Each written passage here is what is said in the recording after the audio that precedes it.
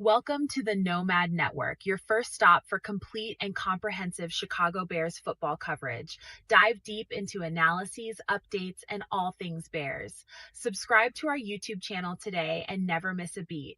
Thank you in advance for your support. We promise to bring you the best because together we're unstoppable. Go Bears!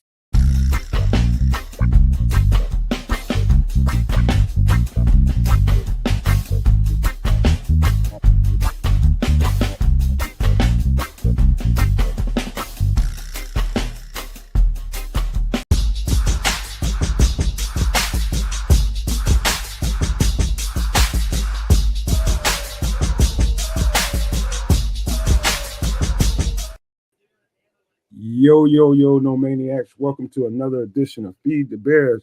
Well, I'm not the only one here on Feed the Bears. We got my guy Trips that busted up in this thing for this preseason game number 1. My guy Kids has got something going on, family situation he's trying to rub the kinks out of. He said he might try to get back here at some point a little bit later. We hope everything is good. Hope he gets back to the show, but more importantly, everything is good with his family. Hope ain't nothing too wild and crazy, man, but peace and blessings to kids. Hopefully everything is good. How's everybody doing, man? We finally got some football going on today, and I've been waiting on this, man. I've been waiting for how many months? All this stuff we did in the offseason, all the preparation, all the talk, all of it is for this, what we're about to start seeing, man. I got to watch some football this weekend. I had my grandmother had an 89th pre-birthday celebration. She wanted it turned into like a family reunion. So I was out most of the day. So the guys that were people that were looking for content, sorry about that, man. It was just obligations, man. Obligations. And so we'll make up for a lot of that. But without further ado, let me quit talking for a second. Welcome everybody in here. Pass it on to my guy, bounce pass my guy Triple R, man. See how he's feeling today. Right on. Checking it through the legs, doing a little crossover, and then with the up and under, and then pow, like that. So it's like it's motherfucking game day, people. It's game day. It's time for the Bears to show and prove on the field all the I would say hype. Ben Johnson, first-time head coach, taking the field, taking the reins of the team. Dennis Allen and his defense, are they going to be dogs? Is it going to be like, as Tripp would say from Sports Chicago style, a rainbow cone kind of defense with so many different flavors coming at you from side to side? You don't know what's what, as opposed to that just plain ass vanilla. If you like vanilla, that's cool, but vanilla don't win. Rainbow will win. So yeah, it's time for that, and something that I really enjoy, and some of you freaks understand because some of you all are freaks like me. Not like that, no Diddy. But the back end, no Diddy, of the roster, and those young guys that we've been studying, the rookies, the UDFAs, the 1-2 year free agents coming in that are trying to make a name for themselves and make this team. What kind of effort will they show? What kind of knowledge of the system? Will they be in the right positions on both sides of the ball, all positions? And so it's like, yeah, it's here. It's like a few minutes away, and they're gonna start popping. And Miami's gonna complain about the popping, of course, but that's to be expected. That's how they get down. They soft like that. So let's go Bears, and let's have a little dolphin meat for brunch, if you will. Amen to that. You know what? Let me go ahead, and because Bearlissimo is already in the chat. Shout out to Bearlissimo. He says Bears first O-line and warm-up is Braxton Jones, Luke Newman, Ryan Bates, Chris Glaser, and Theo Benedict. So let me just go over let me share my screen right quick. Let me get it together. Share my screen right quick. Check out Twitter. See what they got. See what we got. All right, I don't even have Twitter. Okay, here we go. Let me get over there. I don't know what this is doing on the screen. Let me see. Hold on, Trips. Let me find where I need to be. Need to be where you at. It's game day, baby. Let's go. Can you see everything? 52 on the screen. Yeah. Yes. That's Tyson Bagent warming up. Teabag, let's go. And it's a bear walking to somebody's crib. About to take all their stuff and eat it. Coastal Loveland will play today per Hey, Patrick Finley. hey, I don't know what that is. So We got to hurry up and get on past that. hey now. Tyson Bagent starting. We knew that. You know what, man? I think they might. I wouldn't be surprised if they did some just threw a little bit of trickery in this first preseason game just to test some new bells and whistles out. Wouldn't surprise me. There's Adam Johns confirming what Barlissimo says. Jones, Newman, Bates, Glacier, Benedict. Then it's Ozzie Trapillo, McFadden, Stromberg, Newman, and Miles. They trying to figure some stuff out there. See, that's exactly what I'm talking about, identifying the depth on this team, because like it or not, this depth going forward is going to be our developing talent that's going to be replacing Tooney. Is Braxton Jones going to be like, hey, all this talk about this rookie and I'm a guy, yeah, that's nice and all, but this left tackle job, yeah, that's mine. Is that going to be the case? And who's behind him? McFadden, what's he got? Stromberg, he was a baller. Can he stay healthy? It's the excitement of the kids, the up and comers. It's like, can they play, in preseason NFL football? And how do they look?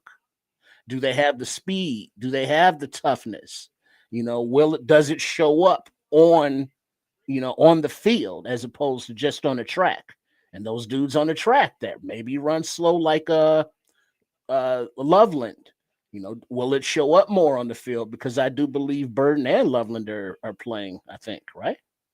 Yeah. I believe I didn't hear anything about Burden yet. That's what I'm looking for, kind of. All right, well, Barlissimo, he got the inside scoop. He says that he believes they are. Okay. Let me jump back in there right quick, see who's in the chat. All right, I got that. Let's see. I gotta do the Canuck thing, and give the love to the chat. What's up to the Immortal? Crimson. You dig? You do. Barlissimo over there in England, across the pond, munching on some bangers and mash and black beans and figgy pudding. Oh, that's nice. That's nice. Oh wait, Kids is there in the chat, so he's doing something. The Canuck is in the chat. Well, I don't wait. Oh no, maybe you were doing it, it's because it's the Nomad Network. I don't know. And then we got AC Adam. What up, AC Adam? Juju. Let's see who else we got here. Wait, it's jumping around on me. So all the No Maniacs who are participating with this first preseason game of 2025, a shout out to you all. And black pudding, maybe. Nice. Maybe. And but I like his pick there, his avatar. It's a bear with a top hat, wearing a bow tie and a white shirt and a nice overcoat, or what do you call those things? Blazer. Yeah. What I mean? It's nice, because he's prim, he's proper, because it's game day. Governor, might I get a bear down and a FGB? Shout out to Broski Bear, Juju, and who else just popped in here? Everybody that just busted up in here. Welcome. But let me get to something that happened. It's funny, Trips. I think that I need to start. People might need to call me the Hallis Hall Whisperer or something, man, because one of the things I said after joint practice was, what was noticeable about what wasn't reported in the joint practice when I did that show was nobody was talking about the running backs, how good the running game looked. I seen a couple of tweets where it said that DeAndre Swift had a couple of runs, or a couple of nice catches here and there, but nobody else, not a one other running back. And I said that stuck out to me as something to pay close attention to. It wouldn't be surprising to me after that practice if they ran out and grabbed somebody. And that's exactly what they did. We signed Brittain Brown, 6'1", 205 pounds, out of he's been a little bit of everywhere. He's been with the Raiders. I ain't gonna say a little bit of everywhere, at least the Raiders and the Seahawks that I know of.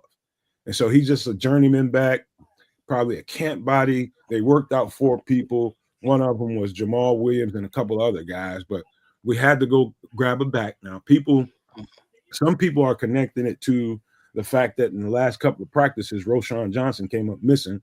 This is post the very physical practice that we had. So a lot of people are worried, like, hey man, what's going on with Roschon? Is he having concussion issues again? All that type of stuff. But this is who we signed, man. So I don't know. I think this might be a precursor to something else. I think they needed to get somebody in here to grab some of his carries. He's he's just a camp body for the most part. Well, from I saw it someplace, but Roschon maybe has like a little foot injury or something. Is it a foot? Yeah, I thought I saw a foot. Unknown how serious, but maybe he should be back for the start of the season. But as far as Brittain Brown, Mr. BB, nice. He has been on the practice squads down there in the Raiders as well as the Seahawks. But in college, he was at UCLA, and he was the 1-2 when Charbonnet was there.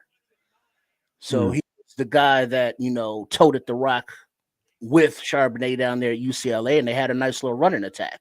So let's see what kind of reps he gets in, and hopefully that it's nothing serious with Rojo. And, we keep it moving. Yeah. Me, Trips, I've been saying for quite some time, man, I'm not completely I'm not over the moon about the running back group. I don't think it's sufficient, but we're going to start learning some stuff today. One guy that I will be paying close attention to, of course, all the running backs in the room, but I'm gonna watch for Ian Wheeler today, man. I'm gonna watch for Ian Wheeler to see what he does with his time on the field. I'm pretty sure if he's healthy, they're gonna give him a nice little chunk of carries. I believe they really want to see what Kyle Monungai can bring to the table. So I expect him to be the first one out of the chute. Yeah, I would from the ribbing and the yelling that running backs coach Bieniemy and head coach Johnson have done on Monungai, I expect to see him get a lot of reps, because it's like, we gonna see what you got, kid. And from all reports, it should be good. And from also all reports, it's something about pussycats and smelling like real bad, like skunk, because they got bad water where they grow up, and it's just a horrible area. Oh, hey, Don Burr. Welcome. What up to FFG Style? He's up in here. He's ready for preseason. And it's like, yeah, Juju, it's all about the Utes today, because the majority of the starters aren't playing, and the starters that will play will be limited reps. So it's going to be a different all 22 study, for the preseason. It's like, all right, who's going to make this 53-man roster? Because unlike the previous 2-3 seasons under Ryan Poles, this is going to be competitive down to 53. Man, yeah. I think most of what you said is what people ought to be talking about. You started off the show talking about this is, to me, the only way you know what kind of team you have is the quality of the depth you have. That's how you know if you're dealing with a quality team or not. And no team is any better than the depth that they have, because especially playing football, those guys are going to get in there at some point, almost every position, maybe except a kicker or punter or something like that. But there's going to be long snapper maybe, but every other position is vulnerable to whatever, what I mean, knocking on wood. But yeah, this is going to show me and going to tell me if I was right about the quality depth of this roster. I felt like this is probably the deepest roster I can remember in 10 years, at least, on paper. But we're going to find out in real time exactly what we have. Do we got some guys that need a little bit of work? Do we need to make other moves because we thought we had something? Maybe we don't. All that stuff is going to start playing out right now. Yes, sir. Yes, sir. Yes, sir. What y'all munching on? I know it's preseason, because I was thinking about, well, maybe I could make some pancakes. Maybe just coffee, or it's like you just starting out with like a shot of like bourbon. Maybe a Bloody Mary, a little hair of the dog from last night. Man, what you doing, Patty? What you? Hey, girl, what you doing this morning? Are you ready for some Bears football? Let's go. Hey, Barlissimo says, I hope Luke Newman makes some pancakes today. Pancakes. If that guy plays out, we talking about a nice quality guy that we can have. That's a 10-year guy. Guard can hang around for a long time, man, if he's a good one. You know what I mean? People don't like, guards move around, but if he's a solid one, I love to have some stability there within the next, 5, 7, maybe even 10 years. Who knows, man? But I would love. He's number 65, I believe. So I'll be watching the trenches hard today, really hard. Well, also I've heard good things about McFadden, that he can move his feet well. You know, Oh, and yeah. I mentioned Stromberg. So yeah, that entire offensive line, bro. I mean, we know that the running back room is, the Manon guys and the Wheelers, the young guys, but the offensive line, Newman, McFadden, Stromberg, the Canadian Eagle, Benedict, how will they look at, tackle being swing tackles? Who's going to be, coming in? How will Ozzy look? It's like, oh, I'm so excited. I'm so excited. Some of the stuff trips, like there's guys like Zach Pickens. I want to see if he plays like a scalded dog. Mm-hmm. I want to see nothing but energy, effort, get on it, act like somebody that feels like you might be on the razor's edge. I want to see attitude. I want to see energy. Guys like him, Dominique Robinson. I would love to see Tyler Scott. They're gonna probably give Austin Booker a nice amount of reps there. You know what I mean? Those guys, Daniel Hardy's of the world, all those guys. You just want to see. I want to see the depth of this team, man, on both sides of the trenches. I feel like I'm good, especially in the DB room, the linebacker room. I feel like we're good at receiver. Want to see how Tyson Bagent, how he plays out today. There's a lot of nervous people as far as Caleb Williams goes. I come from the mindset of, I think you should give him as many reps as you can give him in the preseason. All the amount that makes sense. Not playing him, I don't think is the best idea, but I understand Trips. All it signals to me, him not playing today, all it signals to me is he's just not there yet. The mental, he ain't jumped that mental, he ain't moved around that learning curve yet. I can tell. I was listening to Teron Armstead's podcast last night, and he confirmed exactly what I thought it was. He's just not seeing stuff the way, the mental part from the neck up.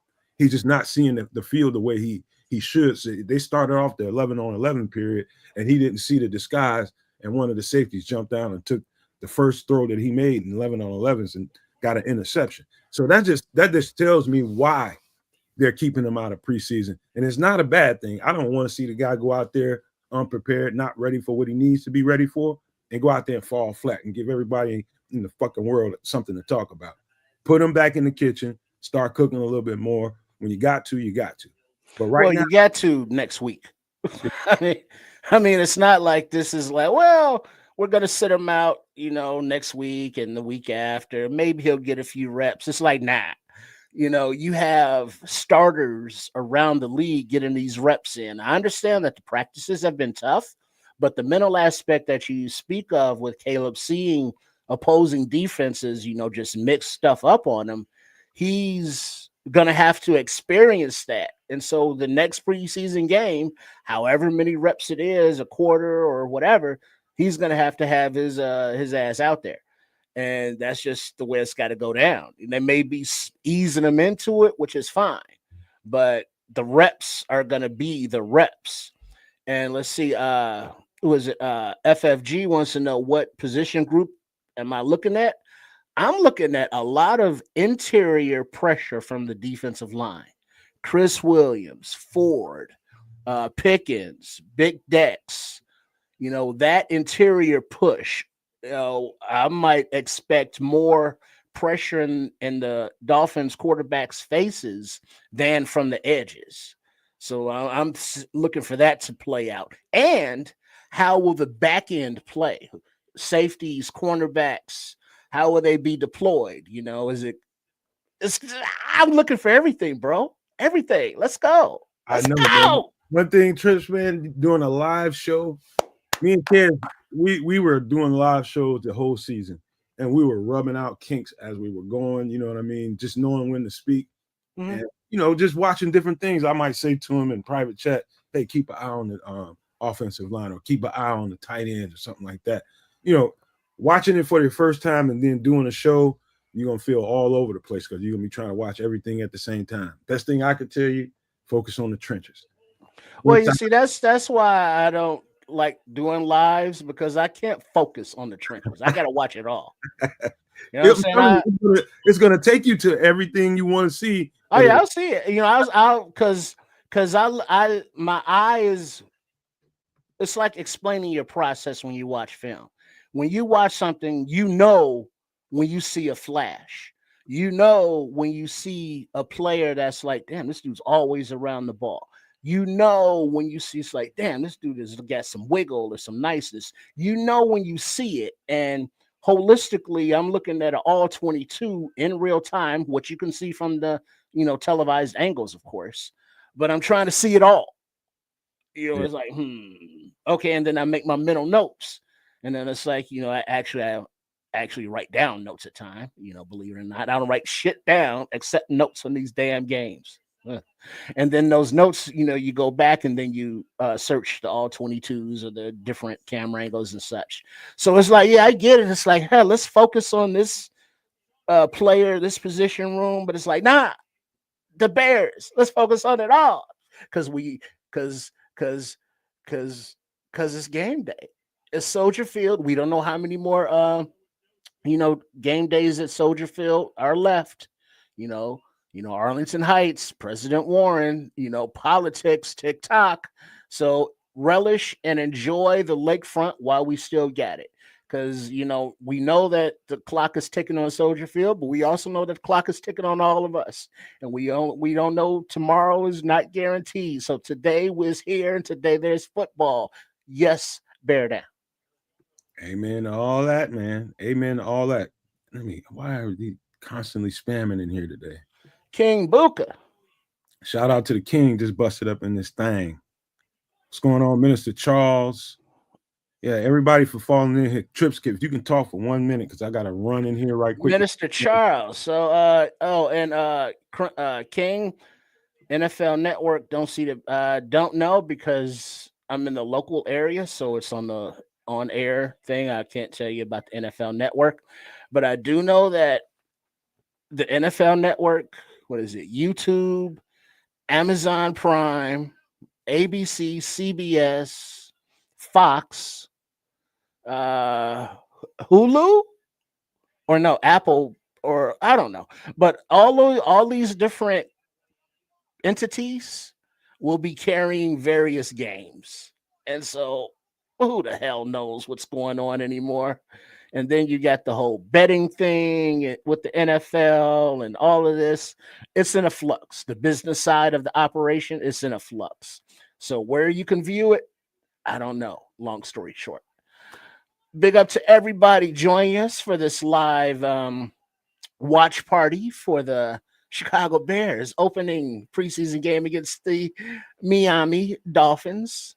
They're going to be delicious. So tender. So yummy. As we start off the new era, Ben Johnson, Caleb Williams, Dennis Allen. Let's go. So make sure you are subscribed. If you are not, please do so. And then there is my channel as well. Channels. Yeah, I went there, plural. Right. Sports Chicago style. That's the main one. Then we're gonna branch out into Trip Kundo and Shea Trips with Chef Trips, and it's gonna be a very content creating, holistic lifestyle, fun sporting experience. Sports Chicago style. All and then Keds the Canuck. He's not here right now, but he will be. And that is his channel for all of you sports bettors and fantasy kind of people. Keds the Canuck. That is the channel on YouTube. Go ahead, Nomad. All right. So how we'll do this, man, because we might be in a different time on as far as the feed goes.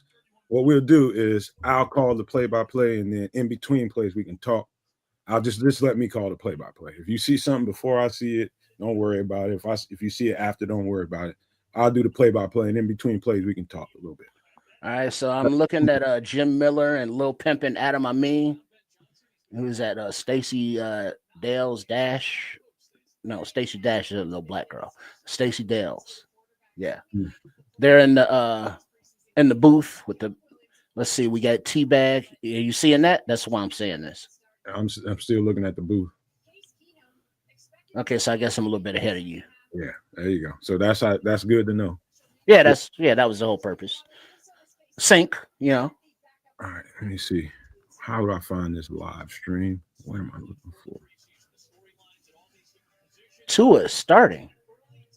Is Cloud it? Chasers Radio. Stop it. That says a lot. All right. That says a lot, buddy. That says a whole damn lot. This will be. I'm about to share my screen, so we will keep track of score live on the screen. Get that on here. Let's see here. All right, let me see. Let me get this screen on.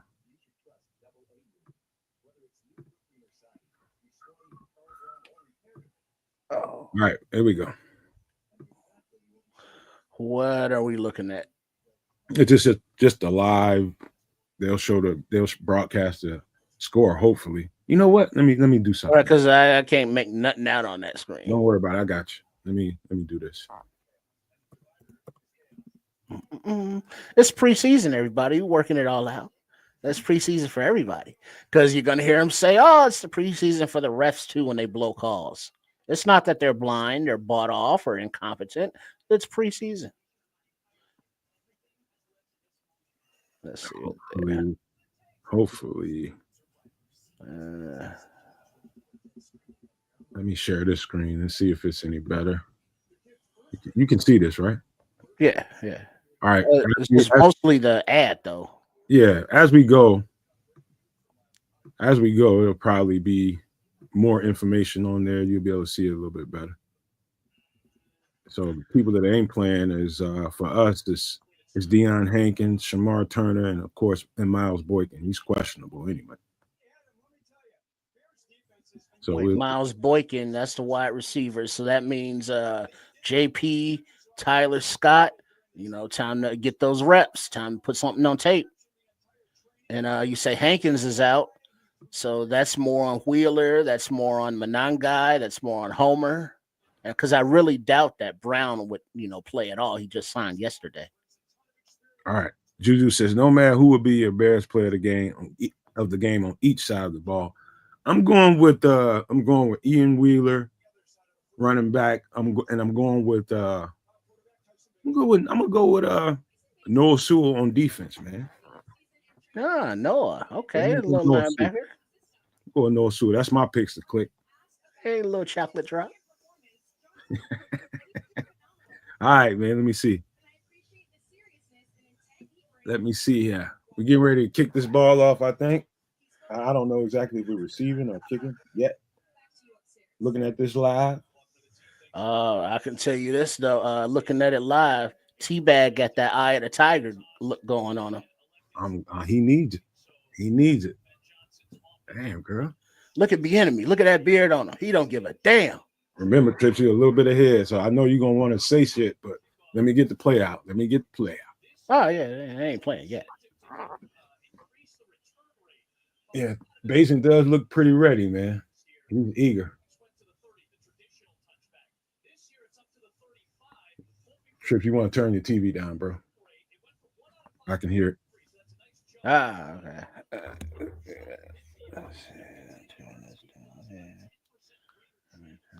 Let's see here.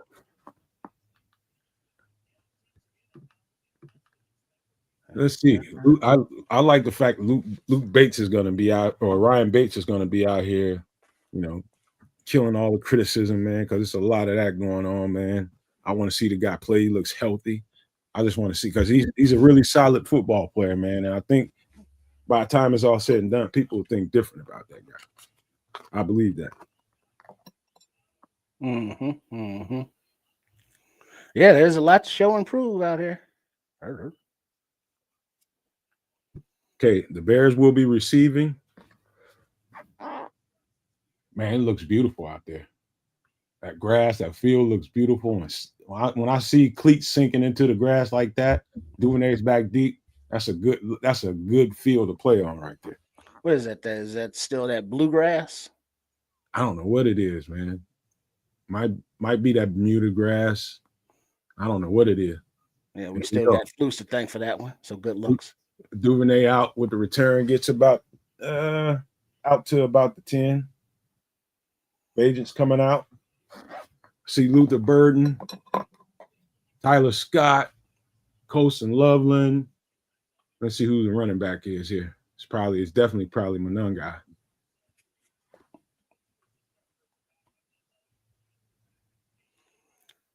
Let me see here. Duvernay's out there. Braxton Jones is the starter. Let's see how they come to the table. Tyson Bagent back in shotgun. Duvernay in motion. Bagent back to throw it. Overshot. Tight coverage to Colson Loveland. Overshot him a little bit. Not bad. Jan Hammer says he expected the Bears to sign Jamaal Williams when he worked out, to be honest. Man, I just don't think Jamaal Williams has enough left in the tank, to be honest with you, man. I've been watching this stuff. His Saint stuff is the best stuff to look at. He's still, I mean, you need a short yardage guy, he might be a good guy. But here we go. Bagent on the center, play action, sack. Let's see where that pressure came from. It looks like the left side. I don't know who I want to blame for that.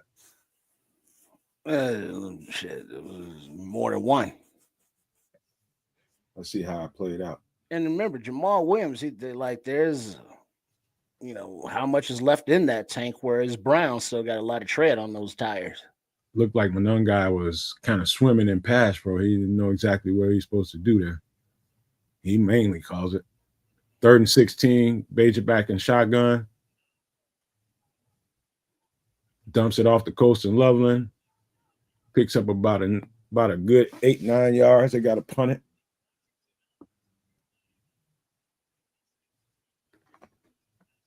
Yeah. Pass pro look good. Whoever 63 is, I think that's Chris Glaser.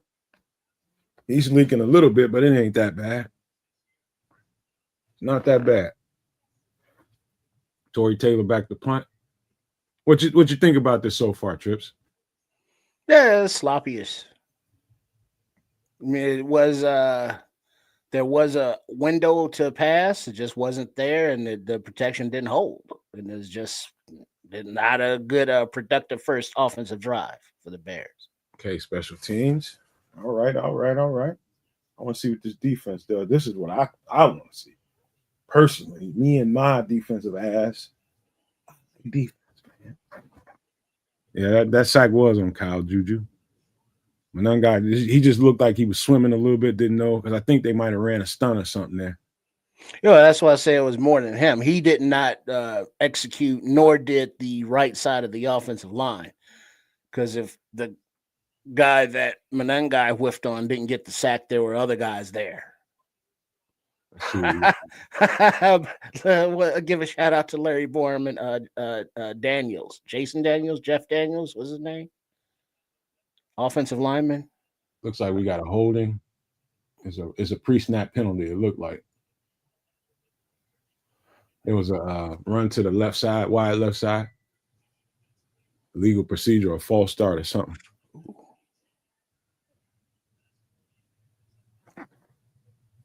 Mr. Charles says, since the starters aren't playing, what does that say to see Loveland out there? To me, I think you just got to give them rookies all kinds of reps. The rookies, I think every rookie should play, to be honest with you, Mr. Charles. It's just rookie shit. Just making sure they get out there on the field. I don't care where you got them. Put them out there. But I'm seeing Noah Sewell, and I think on the first play, I saw Noah Sewell, and I believe Daniels. Right on, Juju. I see Zach Pickens out there. Run up the middle. Tackle by, looks like Jonathan Owens with the assist by Chris Williams. This is when you find out, man. This is when you find out what kind of team you really got. Looking at the depth. Oh, you got passing yos out there getting some reps. I see him number. I just realized he got number 69. Nice. All right, 2nd and 10. Bears look like they might be showing a blitz. Nope. Nice string out tackle. Nice string out tackle by Nashawn Wright. Way the edge rusher strung that out. That's Tano. Tano strung that out, made him go wide. Man, all this spamming, man. Get your ass out of here, homie. Nice job by passing, though, man. Fought through all that traffic to get out there and get that tackle. 3rd and 8. Let's see what Dennis Allen does. It's tight coverage, it looks like. See how they get it. Let's see if we can get off the field here. Let's go. Let's go. Dropped it off. Nice tackle by Josh Blackwell. That's what man-to-man coverage will get you. Off the fucking field. Get off the field. Well, remember, I'm ahead of you, so. Foreshadowing. Okay. Let's see. They're going for it on 4th and 3, huh? Okay. Nice little test for the defense early. No holds barred. I like it. Can somebody make a play here? Let's see. Tight coverage. Showing about 8 on the front. Let's see who drops back in the coverage. Oh, nice throw and catch. Got underneath Nashawn right there. Probably ran some kind of whip route or something.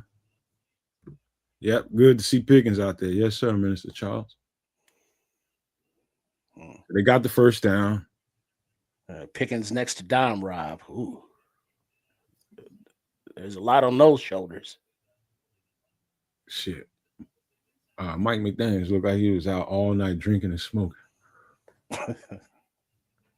All right, here we go. 1st and 10. Still tight coverage out there. Noah Sewell playing middle linebacker. Run to the left. Boom. Nice play by Chris Williams and Noah Sewell. What's going on, Marlon? Let me see. Jan Hammer.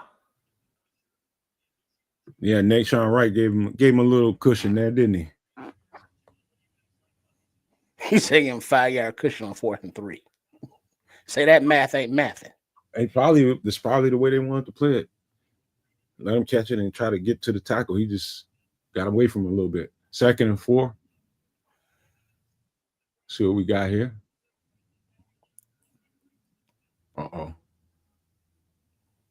Overshot. Nashawn Wright had pretty decent coverage on it. 3rd and 4. Sticky coverage will be a staple of the defense, my guy, for sure, FFG. Shout out to Liberty's Outlook. Bear down, my guy.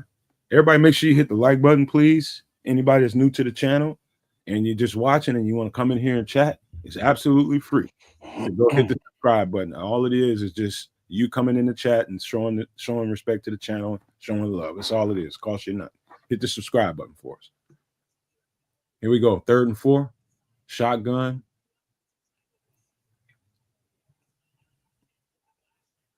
Nice throw and catch. Hippolyte's a little behind on the coverage there.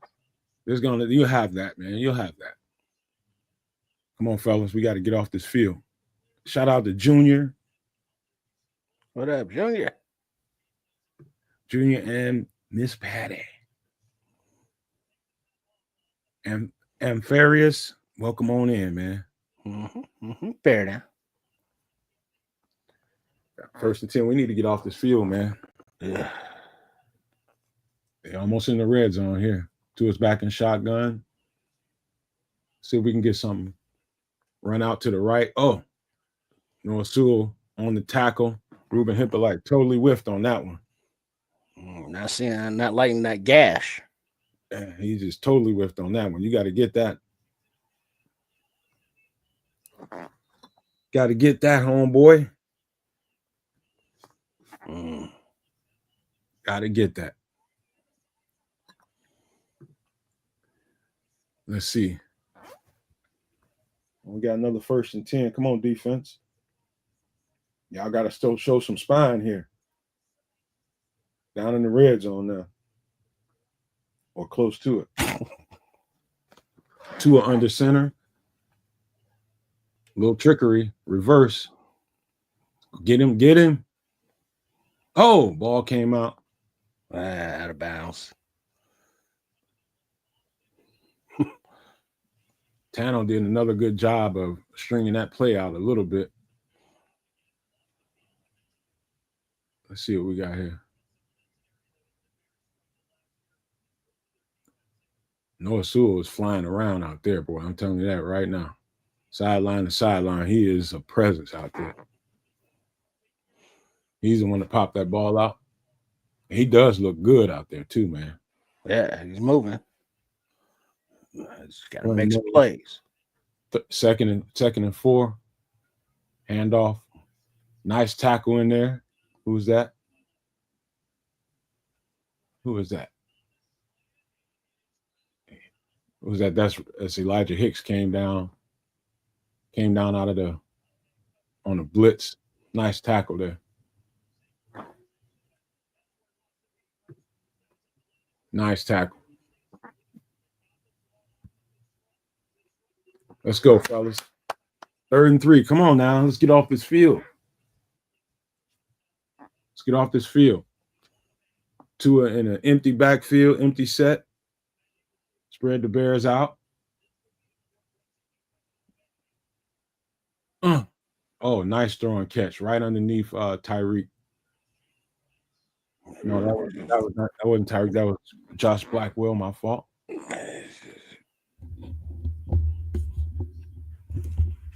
Good coverage, though. I mean, he's on him. It's just a perfect throw. Perfect throw. 1st and goal. Let's get these guys out here. They just subbing some guys in. Let's see if they go with a heavy front. Because I'm feeling like they're going to probably run the ball. I'm seeing my guy Jonathan Ford out there. Plugging up this middle. Zach Pickens. Let's go, fellas.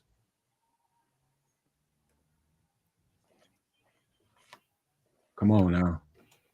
They kind of having their way with you.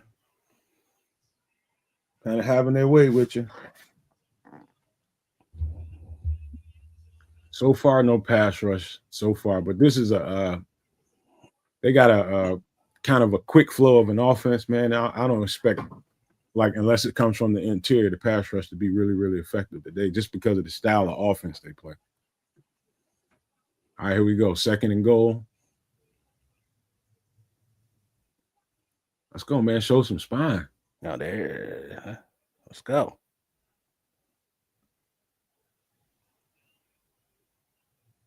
Oh, there we go, Noah. Yeah, nice tackle, Noah. So there we go, Noah. Some backbone out in this motherfucker. It's time for that D to stiffen. No Diddy. Yeah, no Diddy on that. There we go, Noah. Lead the charge, homeboy. So my pick to click is playing so far, even though the rest of the guys ain't with him. Got kids' boy Agbabamiga out there. Let's go. 3rd and goal. Let's keep him out of there. Right, let's go. Let's go. There we get him out. Get him.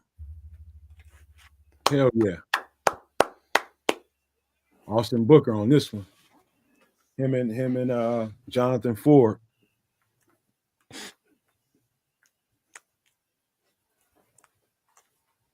And Ruben Hippolyte in there a little bit. But Jonathan Ford, that meat in the middle made the difference. Allow Booker to get in there and get him all the way down to the ground. But that was a lot of Jonathan Ford, that big man, 4th and goal, and they're going for it. Keep him out of there.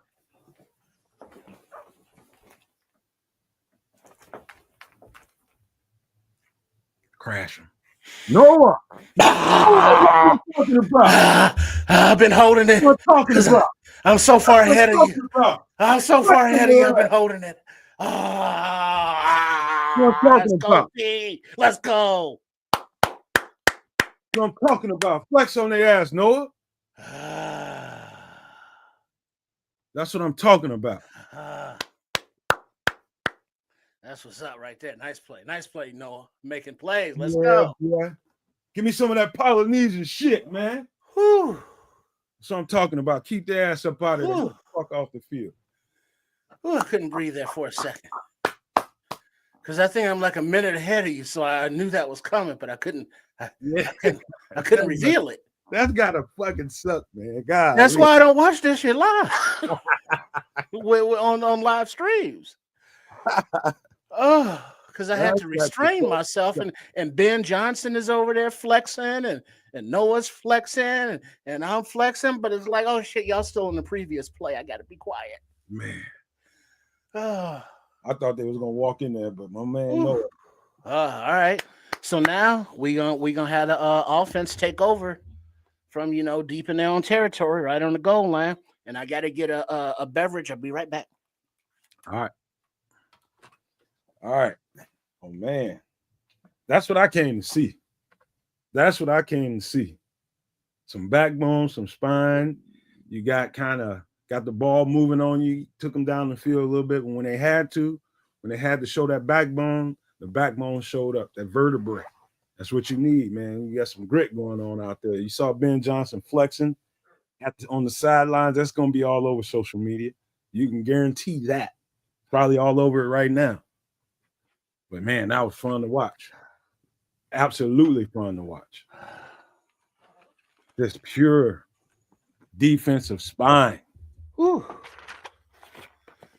these pretzels are making me thirsty. Oh, yeah, they'll have that effect on you. Well, I got something to, sop it down. Cheers, everybody. Happy game day.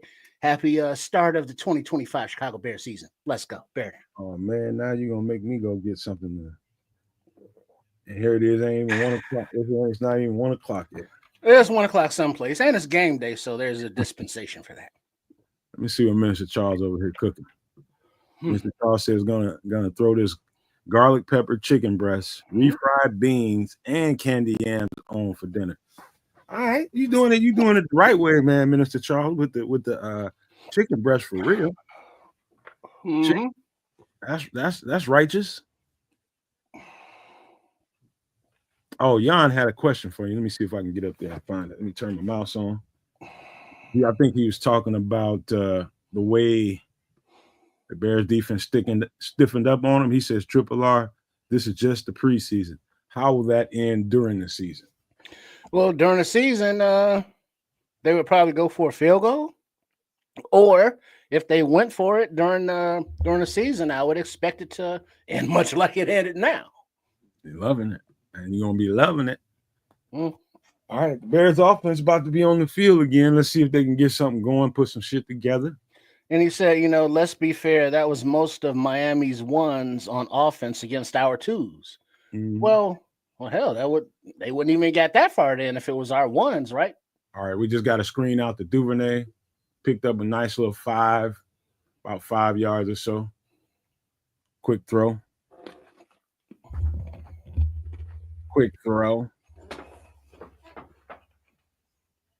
Third and 4.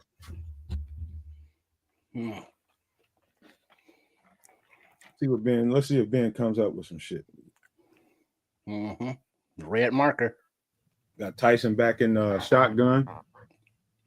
Empty backfield. See how they do this. Let's go. Got some mismatches somewhere. You just Tyson overshot. Who is that? Luther Burden or? Yeah, overshot Burden. But let's talk about your boy 63 again. He was leaking again. Check him out. Yeah, a little bit. I think that's Glacier. Yeah, it might be McFadden. I don't know. No, that's Glacier. Is it? Yeah, he's not having a good one so far. Yeah, that pass was high. It really wasn't open. That was a pretty rough throw. He got to bring that down, and that's a first down if he brings it down. Well, but that's the thing, though. If he brought it down, the guy up front was going to pick it because he was there was, they were closing that umbrella around Burton. So you couldn't make it low. You couldn't make it, it wasn't there. Yeah. All right. I don't like these 3 and outs, man. I need to see some. I know we got a new offense, and they're calling stuff for the first time in real game action, but we need to see some. We need to see them put some stuff together here. Gonna need to see some more stiffness from that defensive line too, because there was just a little toss left, a little gash right, and all that was way too productive for the Miami offense, for my liking. The way the offense is playing right now, defense gonna have to be real tough. They out there in some probably a little muggy out there, a little bit of breeze. I know it is by me, but you smell that? I ain't trying to. Whatever it is, I think it smells like a turnover. Because it's time for the Bears to start feeding. Because they're playing very reactive right now. They're not being proactive, it doesn't seem. It's just they're playing catch. Everybody in here, please make sure you stay tuned for the post game right after the game. As soon as the game is over, we're going to post game mode. We'll be chatting it up. Hopefully, we'll get kids in here and maybe another guy. We'll see. I'll have to check on that at halftime, but we'll see. Make sure you guys stick around for the post game. You know it's going to be live and fun when we do that. Trips is making me want a beer. I know it's early. I haven't even eaten nothing. Eating? What's that for? That's what the pretzels are. Eating. Damn, man. So is it because those late nights, it's like, oh, it's a game day. It's like, oh, let me make some food. It's like, oh no, too late. And so now breakfast is beer and pretzels. Yes, sir. Hey, ATF says that I see JF1. Hell yeah, I saw it, man. He operated real clean, real smooth. He looked like somebody who's the underneath stuff, which he was always trying to avoid and trying to hit that deep ball. You can tell they put an emphasis on him to take them check down. Be check down, Charlie, if you have to, because we got a solid running game and we can kind of rest our hats on that. So he was clean, smooth, throwing the ball right, man. He looked good out there, really good. I like the way the whole team looked, as a matter of fact. I think they set up pretty good. So here we go. What we got? Tua's out the game now. It looks like some other quarterbacks in there. Uh-oh. Here came Josh Blackwell in there to mess that play up.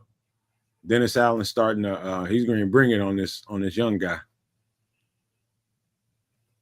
Josh Blackwell came screaming in there out the slot. Forced the issue a little bit.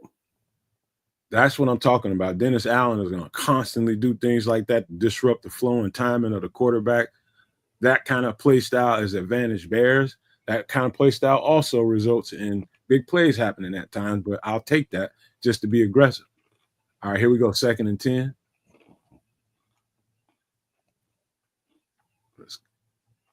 Caught him right over the middle, right over Ruben Hippolyte. It's probably supposed to be right there. Yeah, I hear you, Jan. I didn't realize that was Zach Wilson. I didn't realize that. Bro, definitely quarterback for the Dolphins, Zach Wilson. Ruben Hippolyte was definitely off leverage there. Definitely off leverage. He's got to be better than that.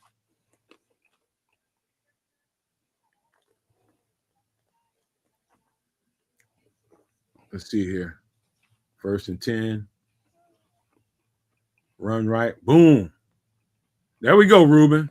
There we go, dog. That's what I'm talking about. Him and Zach Pickens. These dudes are being physical. I know that. Dominique Robinson also in there, man. Don't make sure I put his name in there.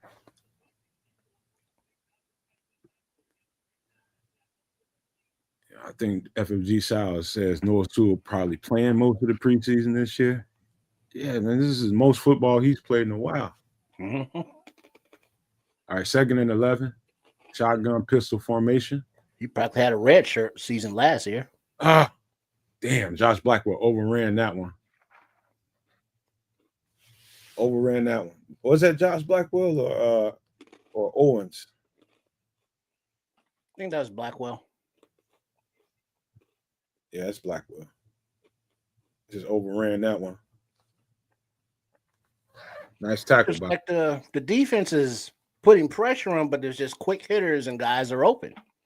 And they're just taking what the defense is giving them and just nickel and diming it all the way down the field. This is the stuff in between breaks and shit that the coach is going to get him on the sideline and start cussing. Like, quit being punks. Get up in there and get physical at the line of scrimmage. They running too cleanly out here. Got to get your hands on them at the line of scrimmage. Don't give them cushion. Be physical and aggressive with them. And trust your teammates.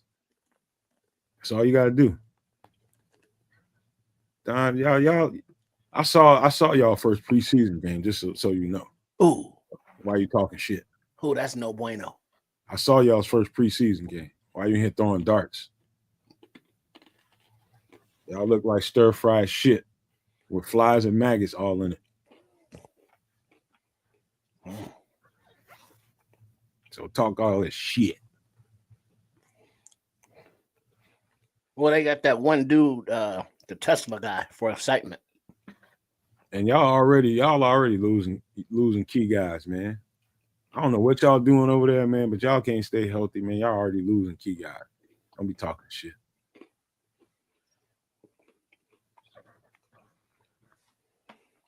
Man, you make me want a beer, man. I'm thinking about halftime, throwing some bread in the toaster oven. Then I got some nice piece of lettuce, some onions, some bologna, some cheese, some mustard, some mayo, and I made some Mr. Submarine oil that they splash on the subs. Oh yeah, might throw some of that on there too. Yeah, that yeah. You got some of that. You talking about some of that red wine vinegar or something? Well, it's not red wine. The vinaigrette is olive oil based. Oh, but I believe there was Italian seasonings and I forget what the hell's in there. But it's their recipe for the Mr. Submarine that splash, that vinaigrette, that oil, not vinaigrette. I'm sorry, the oil vinegar splash dressing that they have. Right. That get all sticky and be running down your arms in the car and stuff. I know exactly what you mean, homie. I know exactly. One time I got a little curious one day. I was making me a cold cut sandwich. Nice little stuff. My girlfriend went out and got some Italian bread. Man, I started thinking, man, I went and grabbed that jar of jardiniere and I put the lid on it and kind of poured the juice over the sandwich. Man, that shit came off well. I would just say that. Yeah, I'm trying to remember what's in there. I believe it's olive oil, maybe juice from like one of the peppers, jardiniere or jalapeno or something. Hold on, Trick. You got third and one. Let's go. Oh, they almost caught pass interference on looks like Trey Flowers. B. John Mustard, big in Atlanta, huh? Damn flags. Say frying up that bologna. Well, I would if I wanted to fry it up. I would do that with like an egg or something. But it's halftime. I don't know if I got that much time. Trey Flowers out there holding. I guess the bologna could be frying while the bread is toasting. Let's see what we can do in this goal line stance here. Can we keep out of there again? Let's go. Let's go, D. Oh, there they go again. Here they go again. Stiffen. Here they go again. Goal line defense. Let's go defense. That was Ruben Hippolyte, boy. Physical on there. Ruben's getting some reps, baby. He's picking it up a little bit. Yeah, he is. Getting his legs under him. Let's go. Second and goal. Oh, play action. Here comes Noah Sewell screaming in there, boy. Come on, D. Noah Sewell with the pressure. Nice. Woo. They play F- with him like that. That's Oregon North Sewell I'm looking at. That's Oregon North Sewell. coming downhill on them. That's the North Sewell I've been looking for the past couple of years. Let's go. FFG said his wife made some ooey gooey cinnamon rolls and they hit the spot. I bet they did. North Sewell out there barking out instructions. Let's go. Let's get these guys Hope out you ain't there. had none of that icing dripping down her bosom. Did he get in there? Don't look like he did. Oh, they gave him a touchdown. Oh, challenge it. Look like they stuffed him. Hippolyte's a little woozy. Uh-oh. Protocol time. Because they don't be messing around unless you're Tua with concussions nowadays. Let's see if he got to the goal line. I think he was down first. Elbow was down first. Yeah, that's what I say. Challenge it. It's preseason. Test it out. Let's go.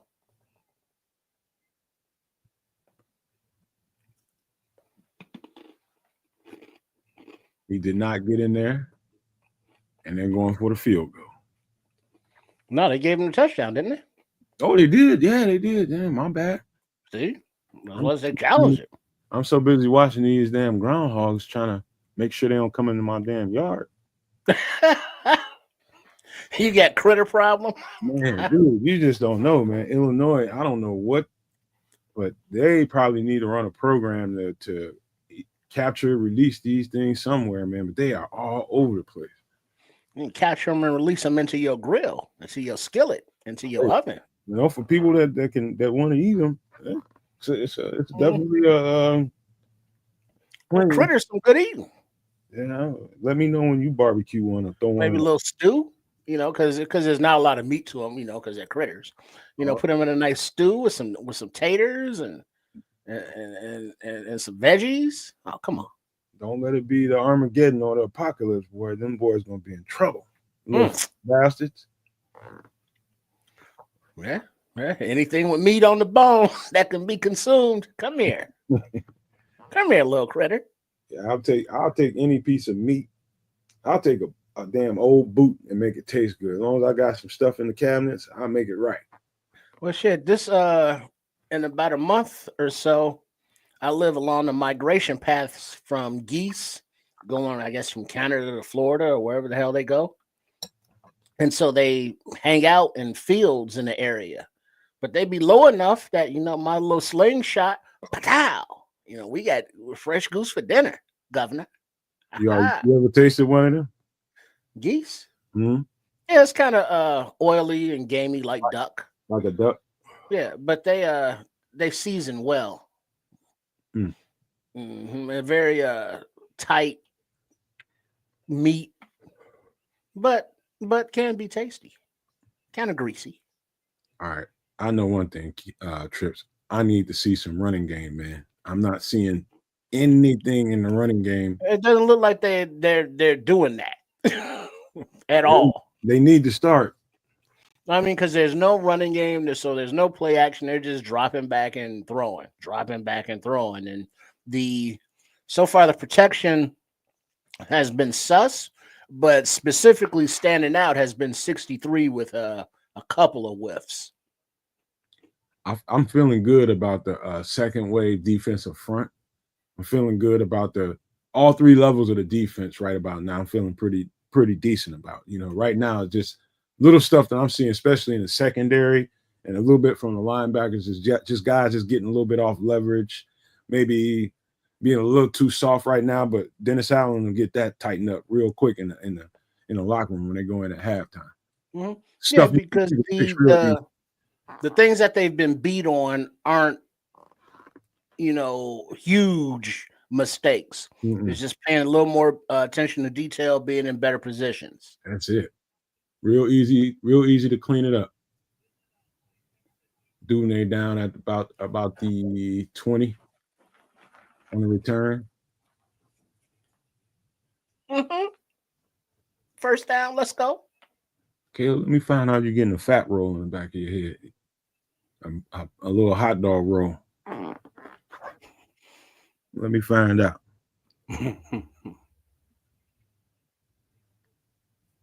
Yeah, I hear you, Dobbsy.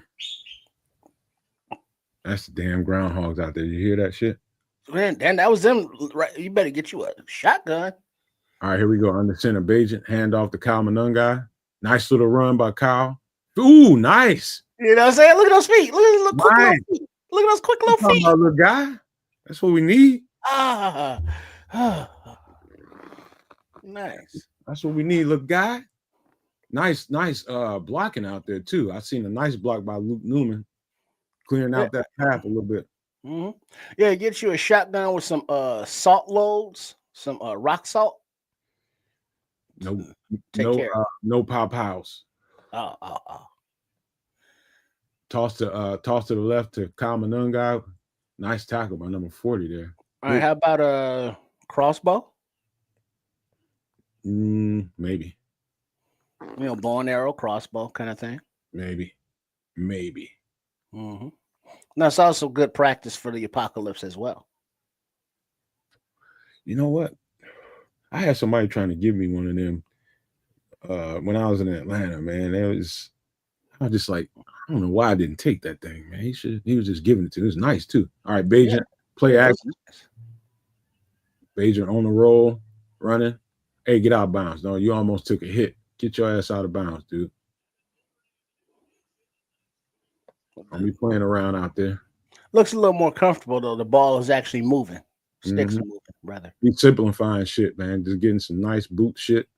It's just I had to settle in a little something. All right, let's see what we got here. 1st and 10. It's like Bajent's going on the center. Think they're gonna settle into this play action stuff. Play action. Nice chunk. Mm-hmm. Nice throw to Devin Duvernay. All right, now I'm gonna say this right now. I understand that Duvernay is listed as a wide receiver, so he needs to get reps, but he is a all-pro because of his returning ability. So why is he out there getting wide receiver reps? Let him on the bench and let Scott, let Richardson, let all these other guys trying to make the roster as a wide receiver get these reps. I don't want our all-pro returner out there just in preseason with, second, third teamers. There's Kyle Manungai picking up about 6 or 7. That's a hard running kid. Yeah, he runs hard now. Holding on the offense. Yeah. Look like an eagle. Look at Mr. Charles says, what do you think the Chargers will give for Braxton since they lost their left tackle? They already signed somebody. I don't think they're gonna fool. I think Ryan supposed to be foolish we need that depth right now. Braxton might be a goddamn starter. We don't know. 1st and 20, backed them up 10. Theo Benedette with the hold. Let's see. It looks like Benedict's at right tackle. Yeah. Braxton's at left tackle. 1st and 20, Bajent back to throw it. Picked up about a good 5 or 6 to Duvernay. Duvernay getting some run right here. Let's go, man. Let's get it together. See, 71's at center. Is that Bates? Looks like can't be Bates. Who's 71? That's Bates, isn't it? Let me see. Because 74 is at left guard. In center, that's not good. Somebody got hurt. Yeah, 71 to center. It is Bates. Bajent back to throw it. Just overshot number 81. Who is that? Joel Wilson or somebody. Ooh, 65 was moving the crowd at right guard. I'll tell you that much. That's Luke Newman. It is Bates at center. McFadden's doing a pretty good job over there at left guard right now, too. Yeah, he is. Yeah, so far, Glazer is the no-go on this offensive line. Weak link, rather. They must have pulled him out. Yeah, he's definitely not in there now. Leaking. And they're not leaking anymore. Nice pass pro. Get that ball out. Nice throw and catch. Luther Burden. Nice. Smooth. Nice pass pro there. They brought an extra blitzer, and he got that ball out right on time. They made a nice little pocket for him back there. Perfect timing. He got that ball out perfectly. What up, Scrolls? I'm with you, Scroll. I think people want something for that. People in their minds want that, some kind of compensation, but I don't think it's smart to trade him. All right, here we go. Bajan on the center. Let's see who's running the ball. Oh, we got Travis Homer. Picks up about 3 or 4. Oh, a Homer sighting. I like it. Jan says, we'll see. They won't carry 4 offensive tackles into the season. Well, we got to find out who that swing is going to be. That's the main thing right now. I think they're probably figuring out who the starter is right as we speak. But that swing guy, we got to get that solidified. All right, here we go. 2nd and 7. See what we got here. Bajan in shotgun. Kyle Monangai back out there. Draw play to Monangai. Nice little hole, first down. Wow, look at little Kyle. Well blocked. Hey, he had nothing but space to run. It was a hole they opened up for him. Mm-hmm. Yeah, you could have got 6-7 yards on that. Settle down. Oh, yeah, I know I could. I'd be hurting the next day. 6 or 7. All right, I'll get you 2. A cloud of dust. Be hurting for certain. Woo! It's a collision sport. 1st and 10. Bajan on the center. Draw the Monangai. Kind of got smoked back there. All right, guys, let's go.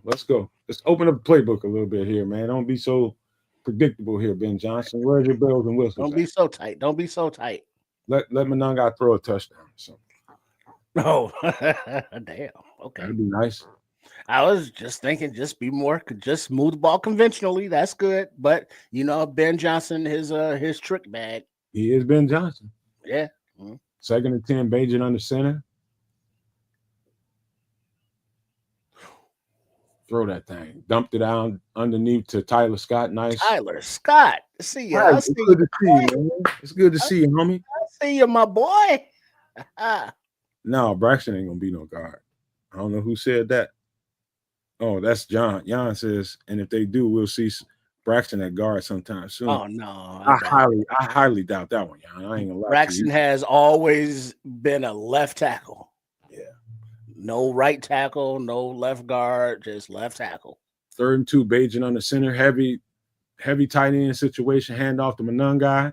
Monangai running that thing. Vision. First down. Vision. They went like 2 or 3 tight ends to the right side, and Kyle Monangai flag on the play. Fuck. Vision. He got nice feet. He has nice vision. Face mask on the defense. Look. Hey, keep it going. Let's go. Go ahead and let him finish this rock off. Put him in the end zone. We got an injury on the field. 22 Campbell from the Dolphins holding that knee. Oh, he's locked up. I can see his leg. I can see that cramp. He's locked up. Speaking of seeing the cramps, a shout out to the good Dr. Mason West, as he was on with Nomad at Night last week or the week before, breaking down some of his thoughts there with the injuries and the Bears season. Yeah. To that, that was cool, man. We're definitely gonna have the doc on, hopefully periodically throughout the season. That hopefully not too many injuries happen.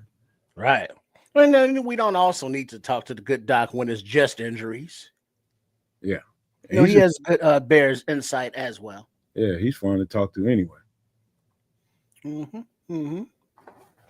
So that's just some of the guests that come through, whether it be on Extra Sauce, which is Wednesday nights at 8 p.m. Central Live, or on demand whenever, as always, whether it be on Nomad at Night on Sunday night, or any other fine programming from the Nomad Network. So make sure you are subscribed and liking and sharing and participating as the No Maniacs do by becoming members and sponsoring some of the fine content and programming on the channel.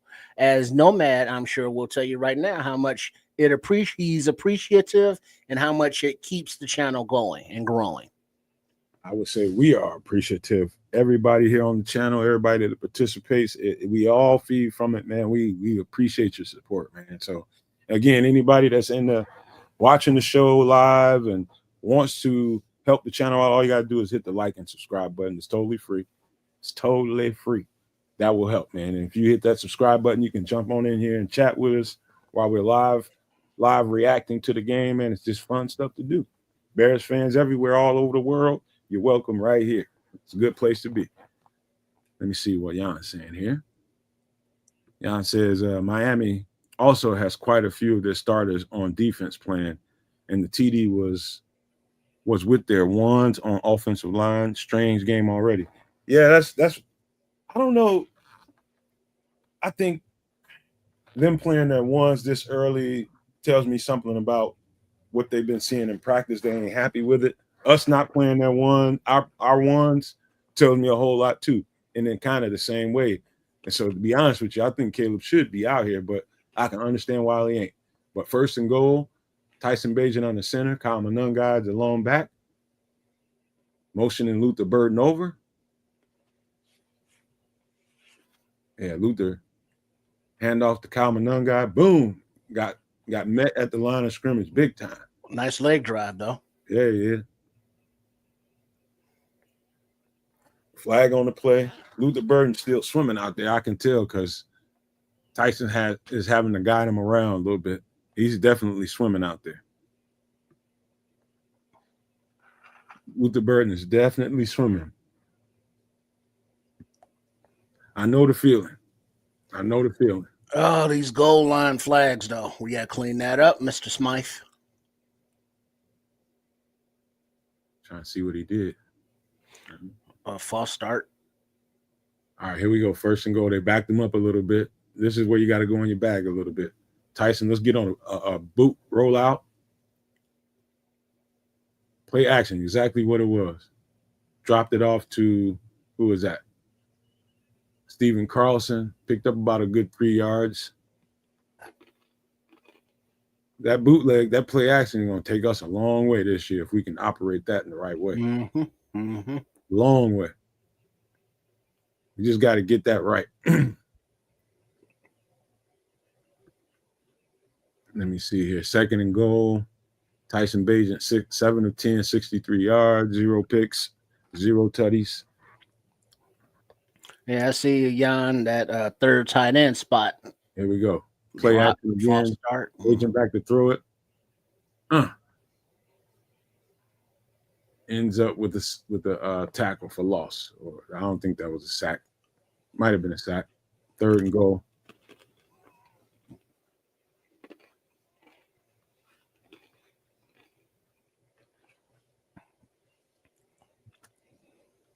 Who's the wide receiver, number 13? Is that Maurice Alexander? Yep. That was a coverage sack right there. Let's go. Somebody's got to get free. Right. Agent back. He had time. He had time. Screen pass out to Alexander. Short of the goal line. He's going to have to kick a field goal. Or if I'm them, I'm leaving the offense out there. Let's put a tutty on the board. And it looks like that's exactly what Ben Johnson is doing. Oh, he's cussing on that thing. He's not happy with something. Lack of execution. Somebody probably receivers out there running the wrong shit. Yeah, he is pissed, Scrolls. All right, here we go. 4th and goal. Let's see what we got here. Oh, that should be a touchdown. Oh, nice. Nice tutty. Let's see if that sticks. Well, Trips, you can tell me if it. Oh yeah, that's nice. Toe tap. Okay. Got in the eye, as they say, by Mr. Alexander, the aforementioned number 13. I'll tell you right now, Braxton took an ass whooping on the inside. Got beat him on the inside move. So it's a good thing Tyson got that thing out. Yeah, top shelf, back of the end zone. Nice throw by Tyson, right where it needed to be. Great way to go up there and extend that catch radius and get it by Alexander. I can breathe again. breathe again. Brent Johnson was a hot ass tea kettle on that sideline, boy. Yeah. He don't like the lack of execution, mistakes, that whole thing. That's he don't cotton to that stuff. That'll have a coach with hot ass breath in your face on the sideline, boy. But that makes for a team that strives for perfection. Shout out the Titans and Denzel and them. I'm gonna try to keep his mouth closed, and I don't want to smell his breath, man. You ain't gotta say nothing to me. I'm gonna do my job. Mm-hmm. Yeah, Braxton did get. He took that inside. He got that inside swim on him. That'll happen. Yeah. He was obstacle enough for long enough. That I've been watching Braxton for the last couple 2-3 plays, and for the last 3 plays, I think the whoever's on that side has been giving him an outside rush, been going around him, trying to go around him, and it was a perfect time to give him that inside move. Perfect timing. So now, for those amateur, watchers of who do we think should be the players? We've seen Glazer be leaky, as Nomad would say. We've seen Bates at center. We've seen Newman out there clearing the way at guard. And we've seen Theo, Canadian Eagle, at right tackle, holding up kind of decently, for a backup, up and comer. Give me now. Give me now, like 30 seconds. I'll be right back. So now we got to look at Ozzie and or Karan, if they get a shot at left tackle, how they look compared to how Braxton looks. This is kind of the process. Everybody's got their 2s and 3s, maybe a couple 1s on the bubble on either team. But yeah, this is the excitement that you find in the preseason. It's not always about the victories, wins, and losses. It's about what of these young players can add to the team for depth and future talent. So, it's preseason, it's football, and we all here together because we love the Bears. We love this sport. Bear down, y'all.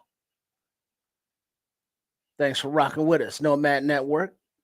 Kids Canuck will be back in a little bit. Shout out to the dude, as always. And we are in the second quarter. What is that? About almost 5 minutes remaining in the second quarter. Score is 7-7. The Dolphins visiting lovely Soldier Field on this beautiful August Sunday afternoon. All right. So, I don't know what the timing is, but he ain't here. So kickoff was kind of leaky there for the special teams, but it's all good because as we line up on first down, Miami's back to pass. And the pressure, we have Austin Booker with the sack. All right, I'm back. All right, go ahead. I'm about to see what you just saw. You're about to see Austin Booker with the sack. Let me see here. Let me see what you did, Book. Fighting. There we go. He said, I wish you would come out here and try to block me with a tight end again. I'm going to hurt you. Don't you do that. Don't you do that. All right, second down. Book says, man, what are they doing, man? Trying to get me with a tight end, man. Come on, man. What did it do? What dude going to do to me? That's how exactly you're supposed to be. You're supposed to feel insulted when they try to block you with a tight end, Book. Here we go. 2nd and 18. Dolphins in the shotgun. Trey Flowers out there at corner. Uh-oh. Oh, Book almost had another one. Almost had another one. Linebackers there to clean it up. Somebody's on this. Oh, man, get up, whoever you are. Agba Bamiga. Holding the shoulder. Yeah, look like you got a little stinger or something, maybe. Zach Pickens has been a little bit active today, and I like it. Yeah, a little bit, but not enough. You see, you want that splash play or two. You know, he's been okay, but for his experience, he's got to be more than okay. Here we go. 3rd and 11. Shotgun. Let's go. Get home. Noah Sewell was in there. But damn, that's what happened when you play tight, man, and you blitz a little bit. And don't get home. Somebody's open. But Noah Sewell was back there. They just got to finish. Because, you know, then the secondary is just kind of out to dry at that point. Let's go, fellas. They out there sucking wind, but got to find that second win. Let's go. 1st and 10. See what we get here. Run to the left. Come on. Decent tackle there by Terrell Smith.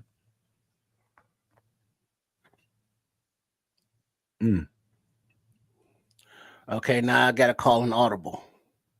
Okay. So it's going to be a fried bologna with a fried egg and some cheese on toast with some jelly. Yeah. So it's going to be, a breakfast fried bologna, cheese, egg, Sammy. I've done that. Pretty good. It's going down. I got some white cheddar in there if I want to do something like that in there too. Blanco queso. Nice. It is nice. You ever tried the queso Velveeta cheese? Yummy. On macaroni and cheese or something like, man. My girlfriend fucked around and discovered that. I think her life is going to be the same after that because she's like a fool for that. But you see, that's when I would throw in a little something like a can of the green chilies. Oh yeah. Up in there, mix it up in there with all that. Maybe a little cumin for seasoning. Give it that little Espanol flavor, if you will. But still being creamy and moist because of the cheese itself. It's like, oh yeah, that's yummy. That's yummy. Cheddar cheese, man. White. Scroll said, "No, man, using white cheddar sound like you from the suburbs." It's easier on my stomach, Scroll. Man. Say, look, got to know your body, man. That yellow cheese. If I eat a little too much of that, boy, you can cancel Christmas for the rest of the day, man. I ain't getting nowhere but 15 feet away from that damn bathroom, bro. Like all the bubble guts is real. I had to find some substitute, man, because I like cheese, man. Like cheese. Who don't like cheese? Right? Because, at the most inopportune moments, that turtle be trying to stick his head out. And it's like, no, please no. Or you get that bad cheese and it's like you get all compacted and constipated and it won't flow because all that cheese is just backed up in there and everything's piling up on top of it and it hurts. And it's like, please just go. Why won't it go? And then when it goes, it's like, oh, Lord, get the plunger and clean the toilet. It's all about moderation, my dear boy. All about moderation. So anytime I'm going to eat something like that or just enough of it to where I might have that issue, just make sure you eat a bunch of vegetables, man. So good flow. Keep that good flow. I mean, because cheese you can eat raw, hard when it's cold. You heat it up and melt it. You heat it when it's creamy. It's all kind of different stages you can enjoy cheese. Crimson said some cheese. He said, I hate cheese people. Well, cheese people hate you too. Give a damn. Hey, man, you know what? I might be breaking all the rules, but whenever I go to Wisconsin, I come back with some cheese, man. That's what they do. Yeah, man. I'm trying to tell you, man. It's all about the cheese up there. The curds. Let's go. 2nd and 5. Let's go. Oh, nice pressure. Daniel Hardy. 92. They sent a 0 blitz. And it's like, we're going to slow you motherfuckers down one way or the other. 3rd and 5.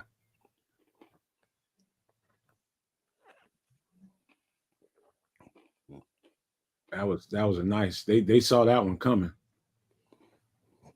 Zach Pickens was back there too. Let's go. I would love to see a good game by these guys, Zach Pickens and Daniel Hardy. Here we go. Yeah, the depth. Mm.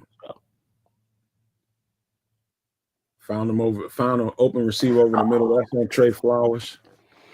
Oh, we got to tighten that up, secondary, just a wee bit.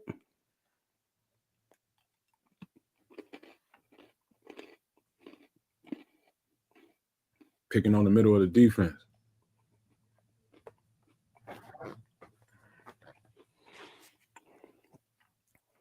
All right, so if I'm gonna do this, I'm gonna be dipping and I'm gonna be out for halftime cooking. Then I'll be back. Oh, it's all good. It's all good. I'll be back with my toasted breakfast egg, cheese, and fried bologna sammies with the jelly, and underneath the toast. You know how jelly do. Uh-huh. Hey, there, folks up in Wisconsin and such, man. I ain't lying to you, man. Wisconsin and Minnesota, I met some of the nicest people I ever met in my damn life. I didn't know people could be that goddamn nice. Because coming from an area where I come from, everybody's standoffish and kind of, like, all right, gotta watch your ass. You come to the Fish Fry and have some beers with us, don't you know? Man, they're nice as shit up there. They nice as shit.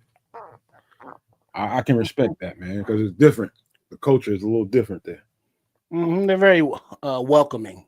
Mm-hmm. I'm just trying to help you with everything. I got a little twisted around when I was up in Madison, taking one of my kids to see his mom. Man, dude, and people helping me. I mean, all I asked was once. It was like in a CVS, I think, or Walgreens or something. And I'm standing there. I'm in line. I asking the lady at the cash register, "Hey, how do I get to here? How do I get to there?" GPS wasn't working, and before she can even really get it out, it's like 5 people. Hey, you just. I'm like, oh, okay. Take that, people. Yeah, everybody be up in the Kool-Aid. It's all good. All right. Now we got to finish out a first half. We got to finish it. You can go and roll out. Go and get you something to eat. We'd be all right. Get you back. Yeah, well, yeah, but yeah. You can go grab you something. Oh, okay, I'm out. I see you in a little bit. Right on.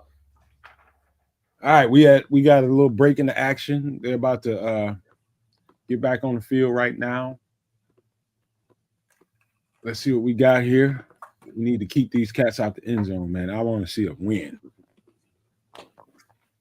Dennis Allen is going through that play sheet. Let's see if they bring some pressure, fake some pressure here. Looks like they're showing pressure. First and goal. Run up the middle. Oh, Zach Pickens, you mother something. Zach Pickens, you got to get that guy on the ground. Zach, got to get that guy on the ground. Come on, man.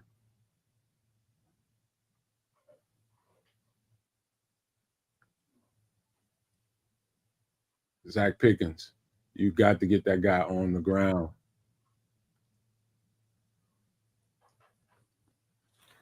Yeah, man. TD Miami. I see FFG. 13-7. You ready to be 14-7 after this field goal.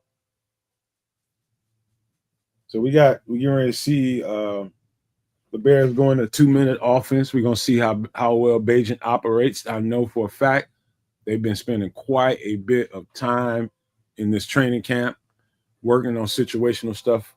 In particular, this is one of the things that actually I've been hearing Caleb struggling with versus Tyson Bajan seems to be a little bit more ahead on that. So let's just see how he operates in this system here.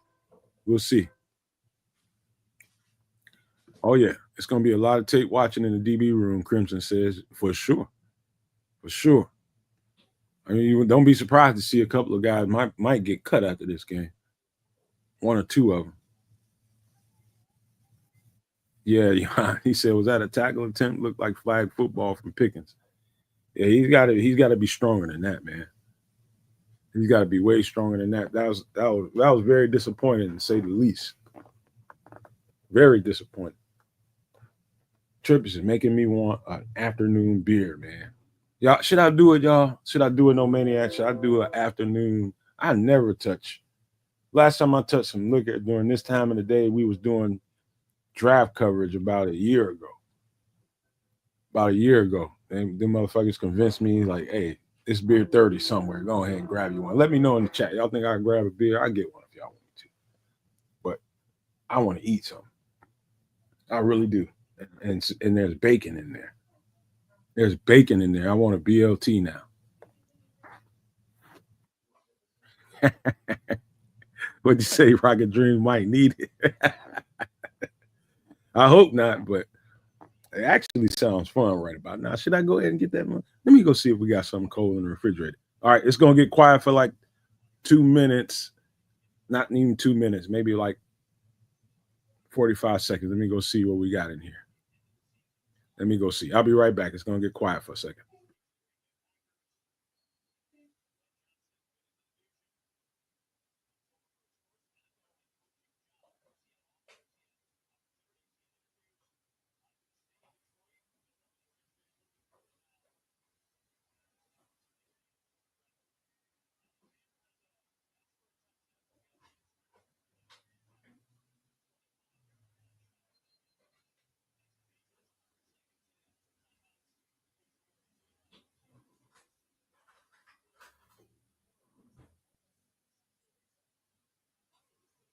All right, that was quick. Lucked up. It's a cold light beer in there.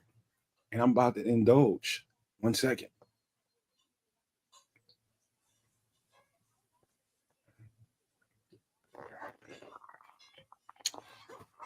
That's not bad. That's not bad.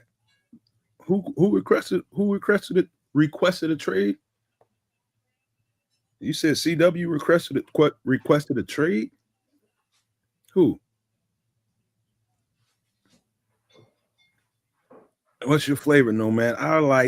I love Red Stripe. I like Stella Artois. Those are my favorite beers, man, right? And I like Mick Ultra. Those are my favorites. All right, here we go. 1st and 10. The Bears getting ready to operate this 2-minute. Bayesian back in shotgun. Dumped it down to what it looks like. Let me see. Who is that? Number 21. That's got to be. Who is 21? That's Travis Homer. Let me mute Trips because I can hear him back there scraping on shit. Incomplete. I don't know what just happened because I was looking down at the. I don't know what just happened. 3rd and 1. Let's go. We got to get this going. We got 1:16 on the clock. And my girlfriend's coming out of the garden with some really nice looking vegetables right now. Let's go 3rd and 1. Bayesian on the center. Let's get this 1st down. There we go. Travis Homer 1st down. Let's get back to the line of scrimmage. Let's get back to the line of scrimmage. Travis Homer hurt his foot somehow, but he's staying in the game.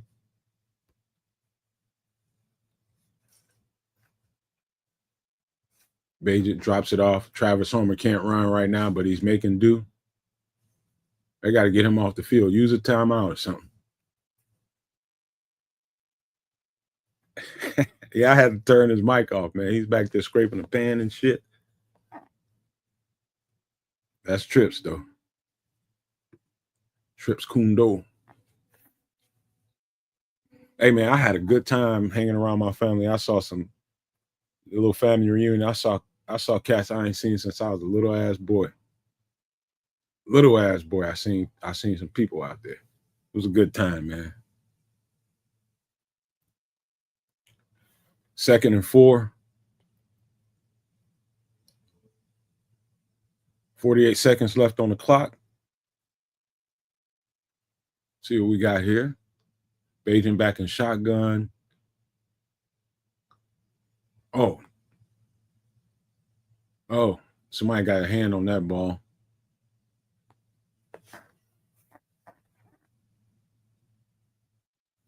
Somebody got a hand on it. But I tell you one thing, Cal Monunga got a nice chip block assist on Braxton Jones's guy, and he laid into that cat.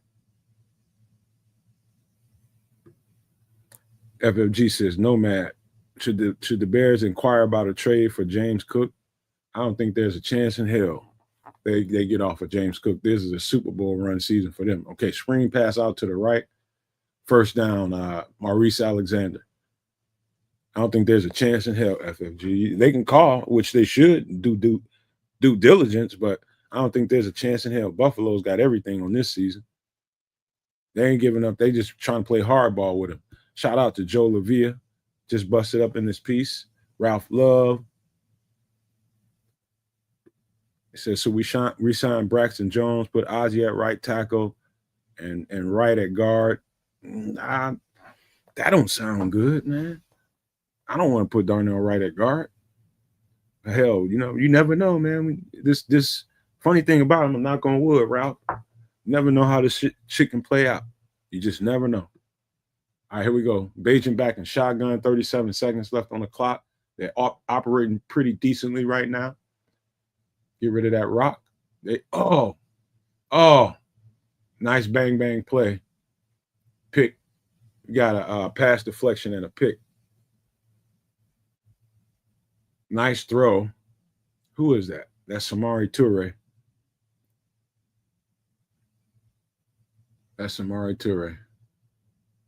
That was nice. Nice coverage by number 27. Knocked that ball in the air and got him a pick. Damn. Crimson says he thinks we're good with what we got in the RB room. I'm not sure. I'm not sure yet. I'm not sure.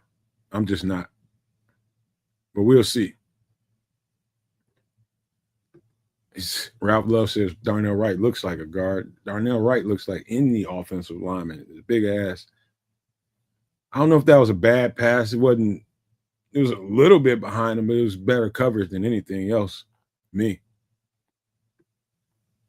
All right, here we go. 27 seconds left. Let's go, Bears. Austin Booker nice sack by Dominique Robinson. That's what I'm talking about. Way to get in there, man. Make a play when you need to make a play. Let me see how he won on this. Just pure power. Just pure power.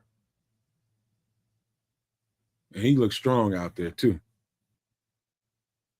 Joe Lavia says he thinks Jamaal Williams would be nice. I got to tell you, I spent some time watching this most recent tape in New Orleans. I would just say if they're looking for a short yardage guy in particular, he's a right guy to go pick up. But if they need somebody that's a little bit more fluid and can be a little bit more, then he's not the right guy. I think he's not the same running back right now. I think he's just a particular kind of running back right now. Austin Booker with the tackle, 14 seconds left on the clock. Yep, young Don Robb sighting. Austin Booker's kind of flashing out here today.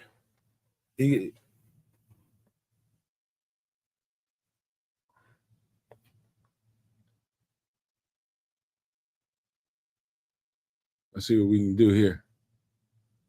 3rd and 6. Let's see if we can get these guys, keep these guys off this shit.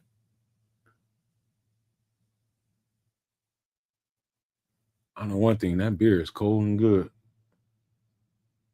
I didn't expect that to taste so well, and I don't even like the taste of beer. Here we go, 3rd and 6. Shotgun pistol formation. Oh, that should have been a pick 6. Boy, oh boy, did Terrell Smith break on that fucking ball. Oh, I just knew that was a pick 6. He broke like a sumbitch on this ball. Oh, nice break. That's going to get everybody's attention right there on the side. You got to catch that dog. You gone. That was a nice break. I forget the fact that he dropped it. the break on that thing was lightning fast. That's a nice showing right there. That's the type of shit that's gonna get Dennis Allen's attention big time. He can break on balls like that. We got something here. He was in off coverage. Here we go. Shotgun 4th and 6. Is that Zach Pickens? Yes, it is. I think it is. But who caused that was probably Dom Rob. I think it was Dom Rob that caused that, forced him inside the pocket. Let me see who came off the edge there. I believe that was Dom Rob. Yeah, Dom Rob forced that, and Zach Pickens cleaned it. That's how it's supposed to work. One of the two.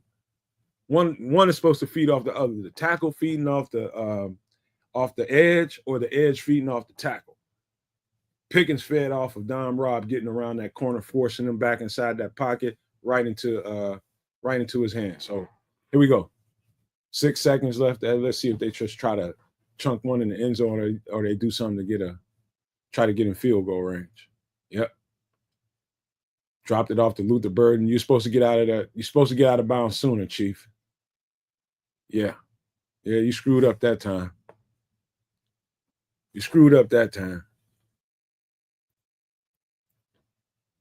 Yeah, Bajan's like, come on. It's like, come on, Luther, you got to get out of bounds. Come on, you got to have better situational awareness than that. Let me see if they put another second on the clock. Yeah, I think he heard something, Jan Homer, talking about Travis Homer. They put 1 second on the clock, so they're going to probably try a long, ugly field goal. I just hope he's all right.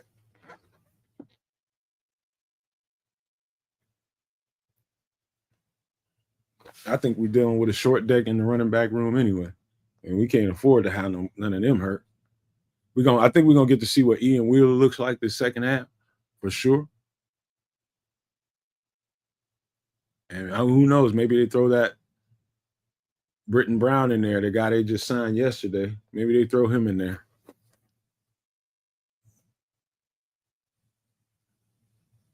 Yeah, I hear you, Joe. He says those conversations that should be had in the huddle. They should have had that. They had time to talk about that, man. Hey, make sure Luther, you catch this thing, you zoom into the sidelines and get up out of here. Nice field goal by Cairo Santos. Hammered that bitch. Scroll says, Nomad, what do you think about Cleveland blowing their draft? Graham looks mid. Junkins already has legal issues, and they literally could have had Hunter. Sanders, another running back. You know what? That's all true. I always thought that Mason Graham was a little overrated, to be honest with you. I always thought he was. I'm just like, I don't see that. Whatever it is in college, I don't see that translating. He's not going to be able to whoop people's ass like that on the next level. And you can see that right away. I did see quite a bit of that game and quite a bit of his rotation. I'm just not. I never was that big of a Mason Graham fan as everybody else was, and he definitely looked mid. Scrolls, I got to agree with that. But all that being said, what you just said here, Scrolls, I think the crown jewel that they have was number 12. They stole Shedeur Sanders. Did y'all see that guy play?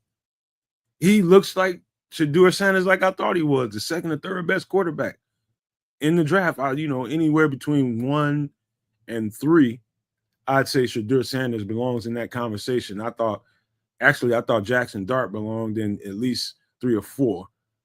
I'd say Cam, Shedeur, or Shedeur and Cam, and then Jackson Dart was the best quarterbacks in this draft. And maybe you throw that nuclear weapon out of Alabama in there, somewhere around 3 or 4 best quarterbacks in the drafts to me. But Shedeur makes all of that kind of, irrelevant, Scrolls, to be honest with you, because he's a player, just like I thought he was. He's a player. Let me see. Rocket Dream says he's so glad we didn't draft him.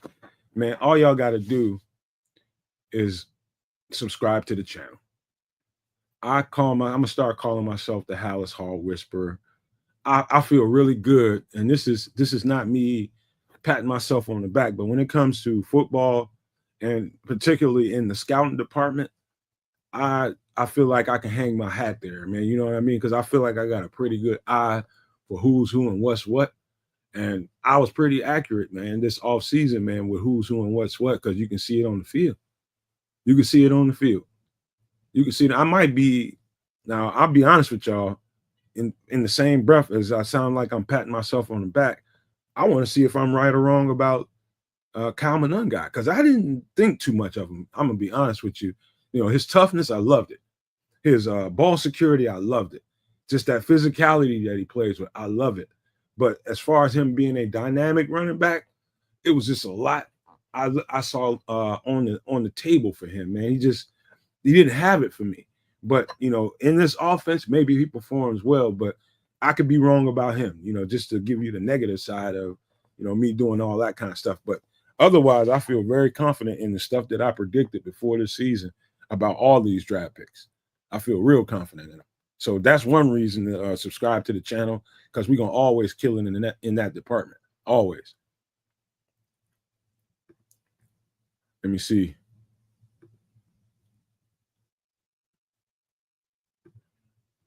Dale Gibson says, hard to critique when not watching the game. Amen. Amen to that. Amen to that. I hang my hat on that, man. Watching film, that's where I learn everything. It's easy to watch highlights on somebody's, you know, status and see what somebody might be worth or what he can do. But until you watch detailed film, until you watch how it breaks down. So, like, even my favorite players in this draft, you know, every last one of these guys, I don't care who it is, whether it's the number one pick in the draft or whoever, you have, even if it's outstanding on the college level, you still got to take that to the field on the next level when everybody you play against is an all-star. There's not a weak player that you're going to run into. It might be a guy that, you know, a team might have an injured roster. You might see a less than admirable NFL player in front of you, but even that player is better than most of the guys you faced in college. So everybody's a projection when they get to this level. Every single person. And until they prove it on this level, all that shit was just all projection. All the shit that I did was just, okay, I think this projects well in the NFL. I think he's going to be a player. But then they have to get here and do it. And so it's all the work. I love doing that work, and it's a lot of it, but it's worth doing it, especially once we get to this part of this off season where we're starting to get in preseason games, starting to see if, you know, any of that stuff is coming to fruition. So it's good. It's good so far, even though, you know, we down 4 points. I feel good about where we are. Trips is back. You done smashed that sandwich already? Oh no, I just wanted to share. Oh, let me get you up. Let me get your feed up in there. Now, let's see what you are witnessing right now. Got some whole wheat toast. You know, toasted that up, and you know, a couple smears of butter, of course, on there, and then top that toast with some apple jelly. And then on the underside over there, you got some fried up bologna, thick, of course, pieces. And in that skillet with the bologna, I threw in some sliced onions. And so those are kind of sauteed under there on top of the bologna. And then the fried egg, you know, I seasoned with a little garlic pepper, a little onion pepper, a little black pepper. And then topped it with slices of American cheese, covered up the skillet, you know, let that soak in. And so these are the preseason official breakfast Sammys for the day. So, yeah, I'm going to be over here muted and munching away so you don't hear all the crunchy, enjoy joy going on. And then I also refilled the beverage. So, cheers, everyone. Bear down. And I do believe that I saw this recipe on one of the editions of MFer in the Kitchen with Chef Trips. And he gets down like that in the kitchen. So any little tips that you can pick up from him, make sure you are tuned in. I believe it's the last Wednesday of every month on the Nomad Network on some extra sauce. It's Shea Trips with Chef Trips, MFer in the Kitchen. And so, yeah, as we are down at halftime, it's competitive.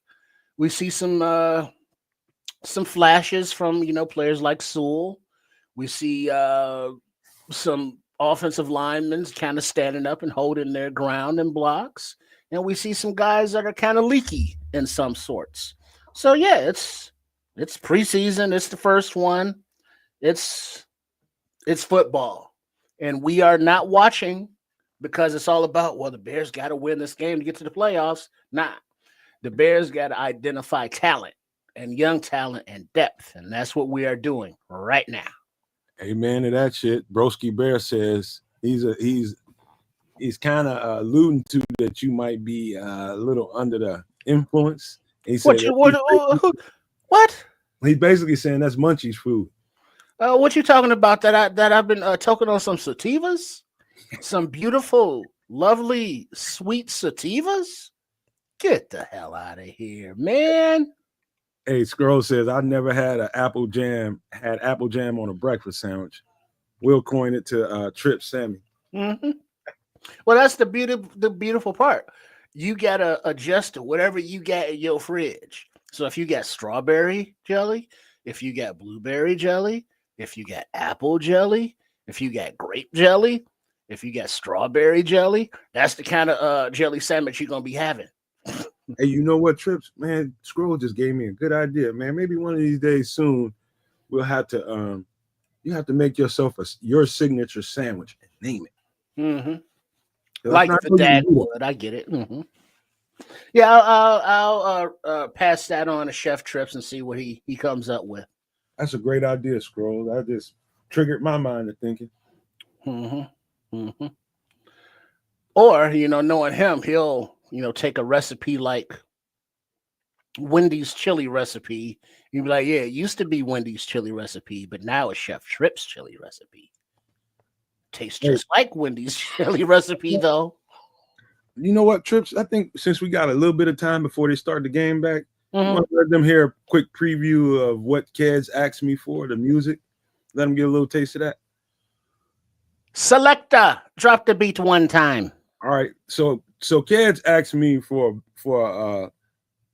basically a track that kind of featured Game of Thrones and he likes strings, he likes horns and all this kind of stuff, but with a hip hop feel to it. And so I was like, all right, let me go to the wheelhouse, man. I had to get a little creative on this one. So I'm about to play what I'm a preview for Keds when I see him. So you guys will get the first here. Trips heard it first, but you guys will get a chance to hear it live. So I'm gonna rock this right quick. Stay tuned, you guys. Oh, let me see here.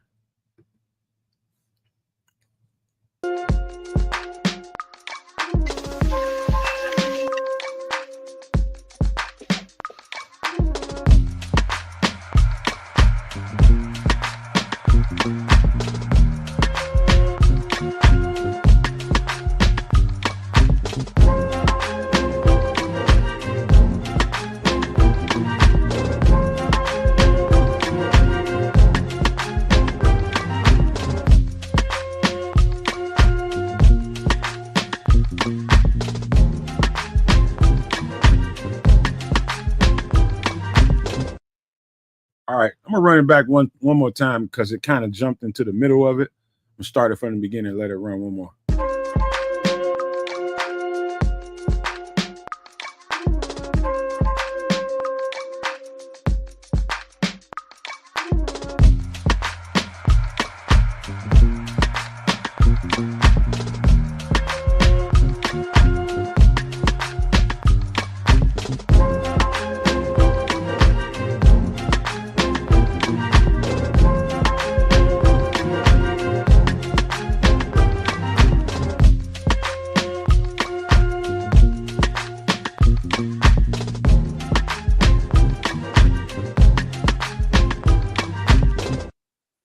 All right, that's it for now until I go back to the well, because Trips gave me the idea that maybe you should put a couple of bells and whistles on it, maybe some scratching in it or something like that. A little zigga.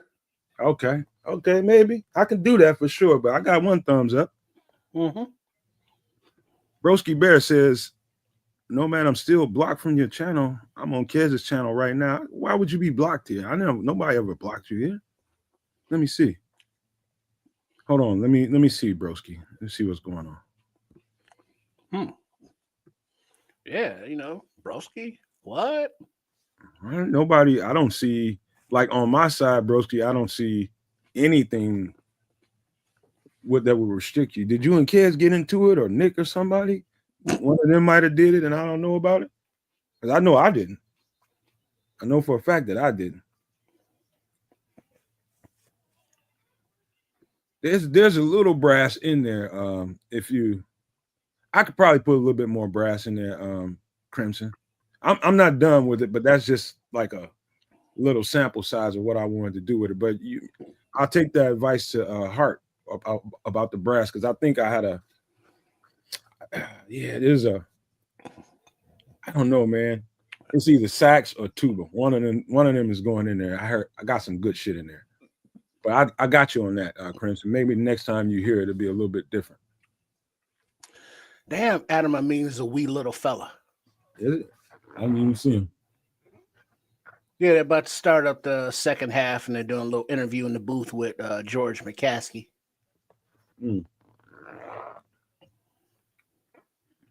that beer was good, man. I'm gonna have to go put another one in there, in the freezer or something. I'll be right back. Smooth, that first one, don't it? Yeah, I'll be right back. I'm gonna throw one in the freezer. All right. So as we start off the second half, the Kim of Jonathan kicks it deep. And so we got a little touchback action going, I believe, there. Is that what happened? I missed that end of it. Because we are on first down. They pick up a yard. The Dolphins, that is. Okay, now joining the action here. Second down. Little toss to the left. Oh, no, run to the left, rather. Number 43. Who the hell's number 43? Is that Trey Flowers? 43 is Trey Flowers, right? No, I think 37 is Trey Flowers. Oh, wait. Who's 43? That's a good question. Because he just made that tackle. That's one of the linebackers. No, that's not a linebacker. Where is it? Yeah, that might be Carl Jones. Okay. Might be. I'm not sure. Well, I thought 57 was Sewell, but I thought Jones had a 50 number for some reason. Yeah, that's Carl Jones, I think. Okay. Well, Carl Jones made that tackle on the running back out of bounds, bringing up a 3rd and 4, forcing Miami into a timeout. I got you, Crimson. That's a good idea, man. I'll go back. I just wanted him. I didn't want to go too far with the track and him not like it, so I just wanted to let him hear it while it's still in the rough stages, so I can finish it off. But you're right. I like the idea about the some more brass. And no, 44 is Sewell, correct, but 43 made that last tackle. Yeah, I think that's Carl Jones, bro. No, I think that's a defensive back because he's too small, and he's out there in coverage. You have a DB named Jones? I don't know of a DB that we have named Jones. Help us out, chat. Who's number 43 on the roster? Oh, I forgot. We need to put this back on the screen. Oh, who the hell was that? That was Booker. Okay, Austin. All right, hold up, Trick. Oh yeah, my bad. Yeah. 3rd and 4.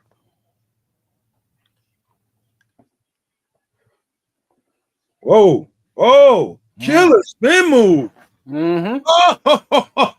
Mm-hmm. What's his name? What talking about, Austin? Austin Booker. That's his name. That's what I'm talking about. All right, Smitty says that's officially Carl Jones.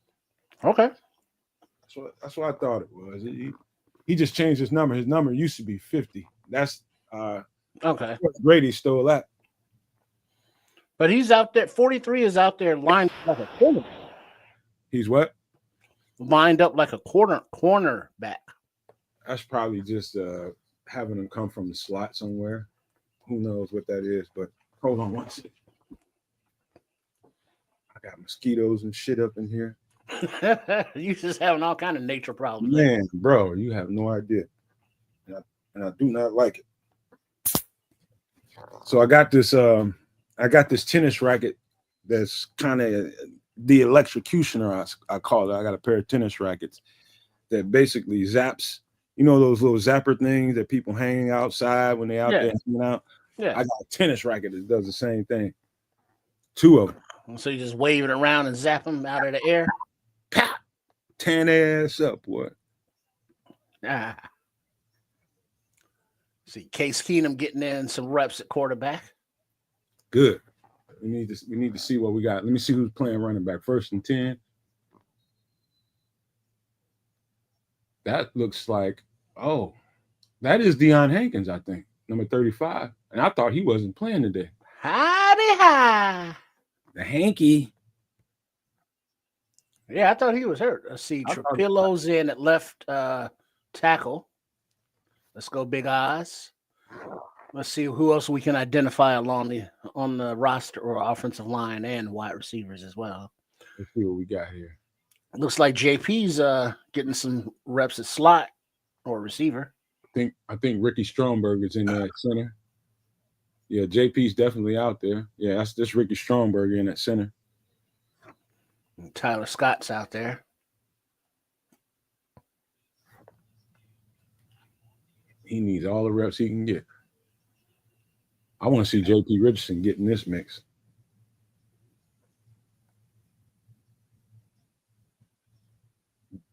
One thing I can tell you for sure, you can pretty much book OZ Zacchaeus as a starting slot at the beginning of the season. Oh, yeah.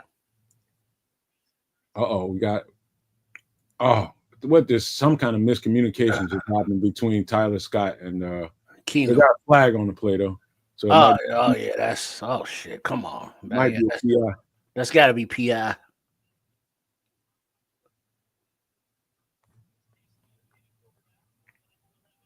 They want to see if we got a deep ball threat in Tyler Scott. They went right to the air on her. Yeah, but dude, he gripped him up from jump off the line. Got hurt in the process. Oh yeah, he definitely obstructed the route. Yeah. They should have threw two flags. There was no way that pass was going to be completed. He tried to wrestle that motherfucker down to the earth. Hand off to Deion Hankins. Nice little run. Uh-huh. Nice run. Nice feet. Oh, nice vision. Ran the space. Hanky. Look out, Hanky. Yeah, that was all pass interference, man. They made that pass look bad like that. Rocket Dream says Braxton's still trash. He might be our starting left tackle. You never know, Rocket. So careful. All right, here we go. 2nd and 2. Keenum under center. Hankins still back there. Or is that Hankins? That might be. Yeah, that's Hankins. Tipped the ball in the air. Almost got it intercepted. Setting up a screenplay there. Yep. Flag on the play. Probably a grab here. See, Wilson's in at tight end. Glazier's back in on the offensive line, number 63.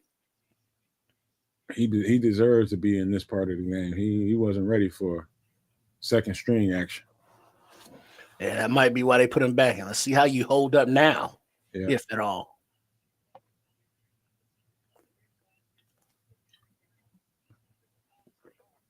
That's just a nice play by 35. All right, here we go. 1st and 10. Keenum on the center. And off to Hankins. Decent little run. And we got a little pushing the pow. Okay, Mr. Hankins. Mr. Hidey High.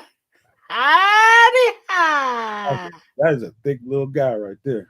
Yeah, he is. No Diddy. Yes, sir. That is a thick little creature. See, that's the name that I haven't heard anything from in camp. Hankins and really Wheeler.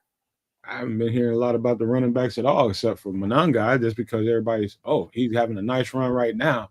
Hankins, yeah, he is. Ain't nobody really trying to tackle that. I wouldn't want to tackle his big ass. He's just built just too stout.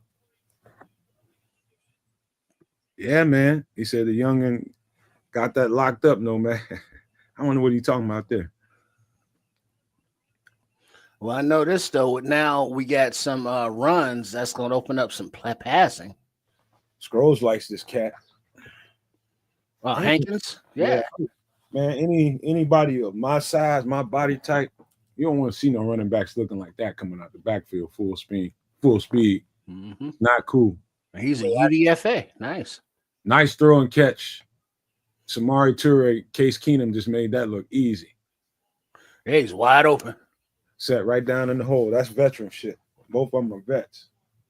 Watch Toure just sit right down in the hole. It could have. Me and you could have did that one. Trips to Nomad combo. Mm-hmm.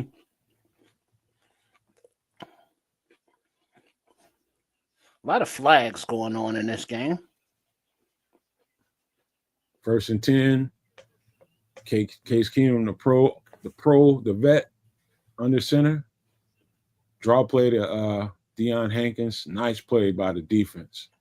He should have ripped for about another 6 yards, but they got in there. Maybe this flag is on them, but they got in there pretty quick. Ozzie must have got. Let me see. Illegal shift by somebody.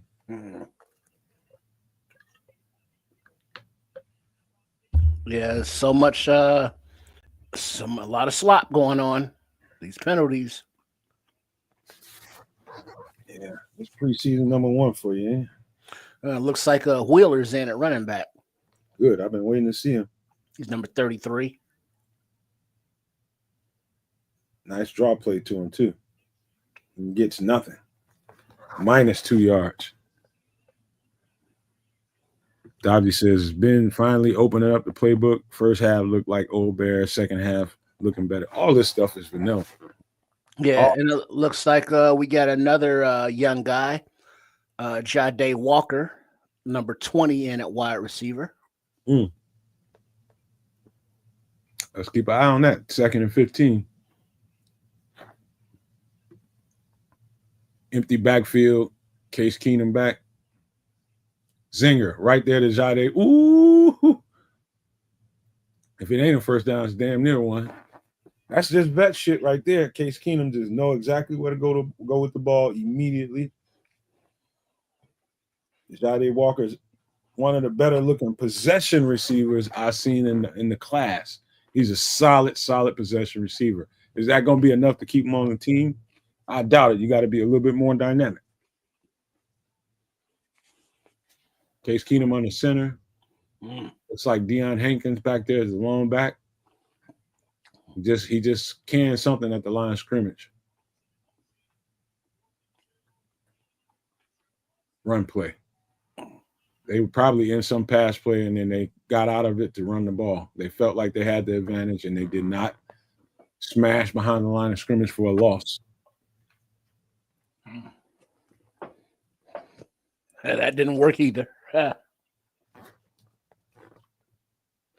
Preseason. 4th and 1. I'm with y'all. Go for it. It's 1 yard. Y'all can't get 1 yard in a cloud of dust. We got problems. Mano y mano. Get him off the ball. Oh!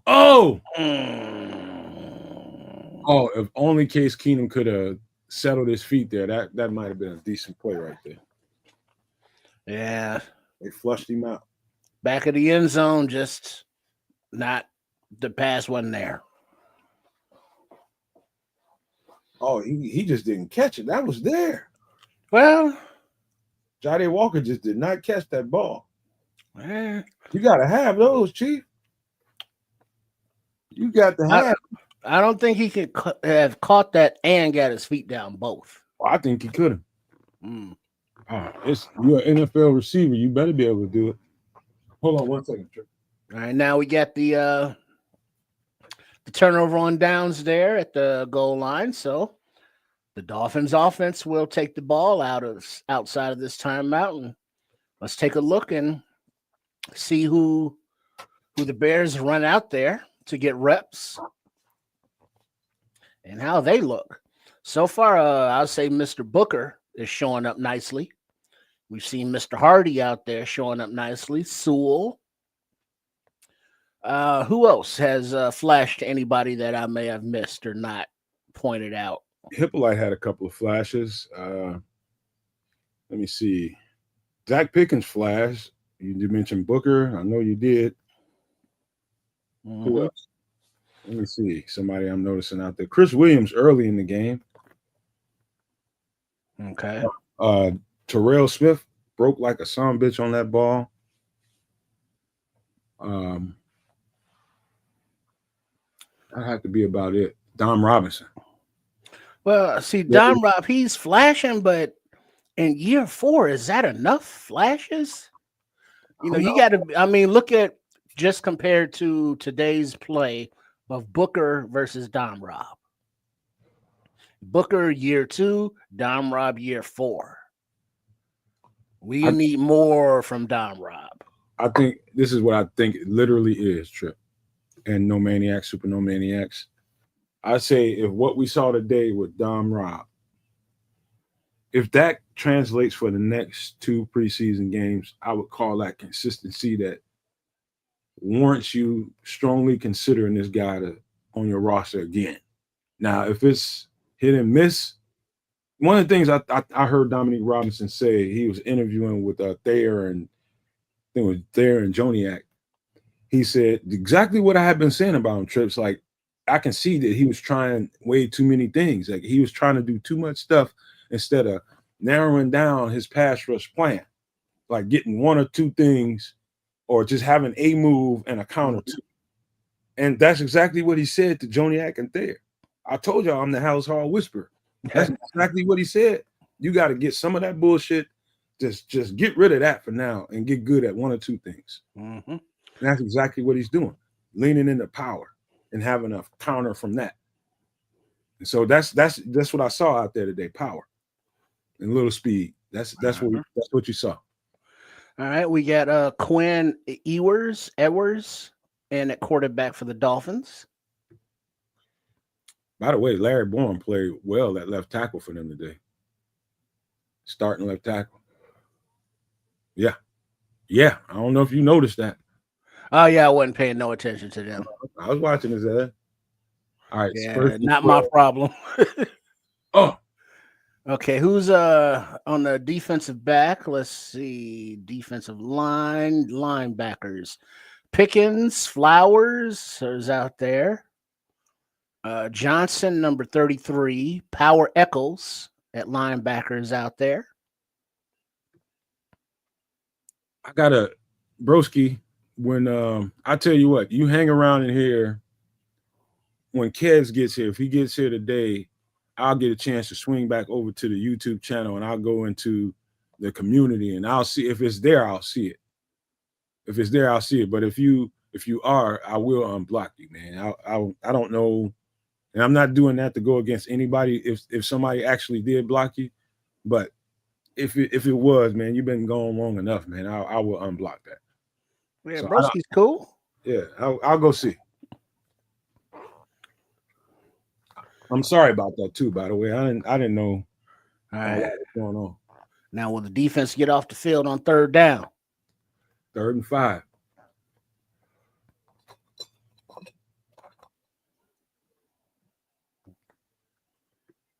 There we go. Get him. Oh, Zach Pickens was right there. Good coverage by who is that?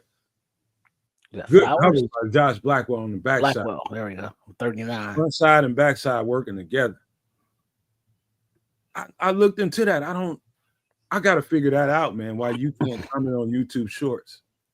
Well, if he's blocked from here, it might just be blocked all the way around for the channel. This is Crimson saying, that's Crimson saying. I know Crimson ain't blocked. Oh, damn. What Crimson do? Crimson, he's a wrench, man. He's not blocked for sure. Huh. I just don't get that. I don't. Sometimes it's just functionality of YouTube. It's a learning process, just like everything, man. You just got to figure out some stuff. It looks like back to returning punch, J.P. Richardson. That's good. That's good. He said he can't even see the comments. Yes, Blackwell's looking good out there. That was great. That was a good marriage of pass rush. Who Zach Pickens was right there, and getting home. I mean, making sure you cover the backside with Blackwell.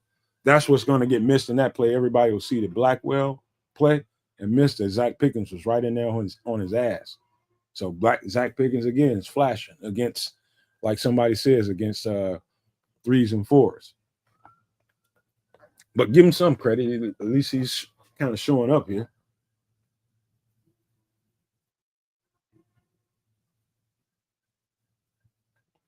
Yeah, but this is good looking, man. I want to get this win though.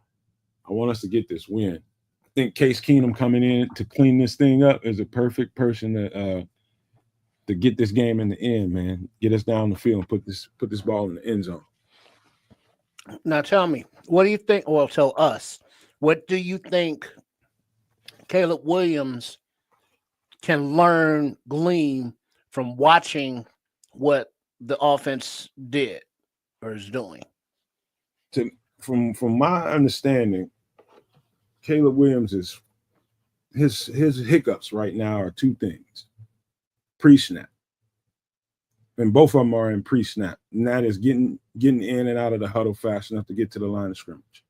And the second thing is being able to detect what the defense is trying to do to him, finding the wild card, finding out where where that angry guy is coming from, that guy that you don't see coming. He's struggling trying to get that together.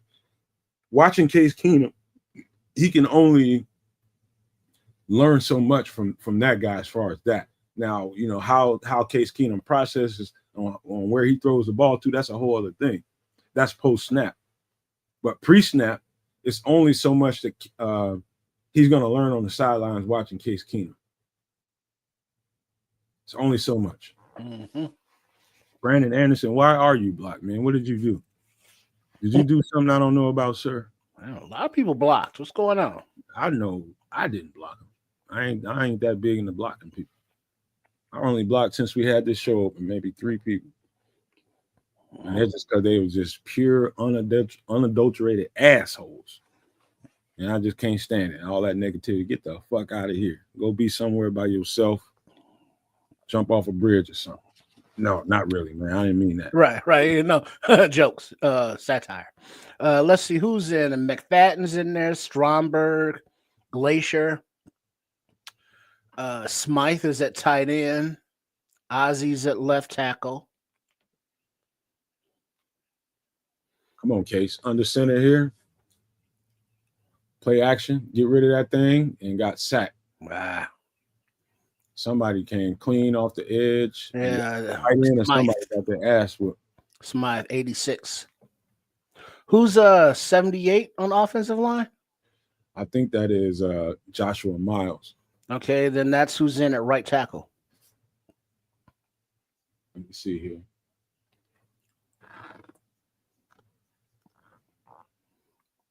Because McFadden's in at left guard, so Miles is in at right tackle. Let's see. Case Keenum back to throw. Got a good pocket. Dumped it down to Maurice Alexander. Nice.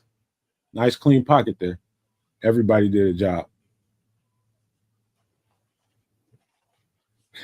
Dodgy said, I'm starting to feel left out. Not because he's not blocked. I don't know, man.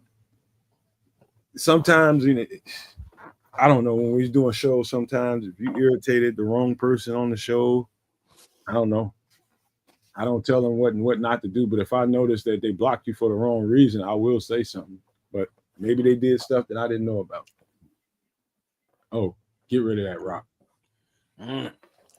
Sloppy. It is pretty sloppy. Got Case Keenum out there running for his life. He can't run worth for shit. Yeah, he ain't built for that. The pass pro was off on that one, big time.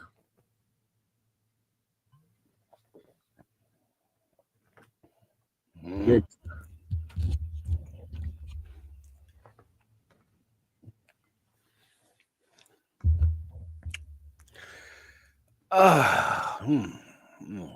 You know how when you eat something and you take that last bite and you swallow it, and then you start sucking your teeth, getting all the little particles out, and it's like, man, you know I ain't ate nothing, man.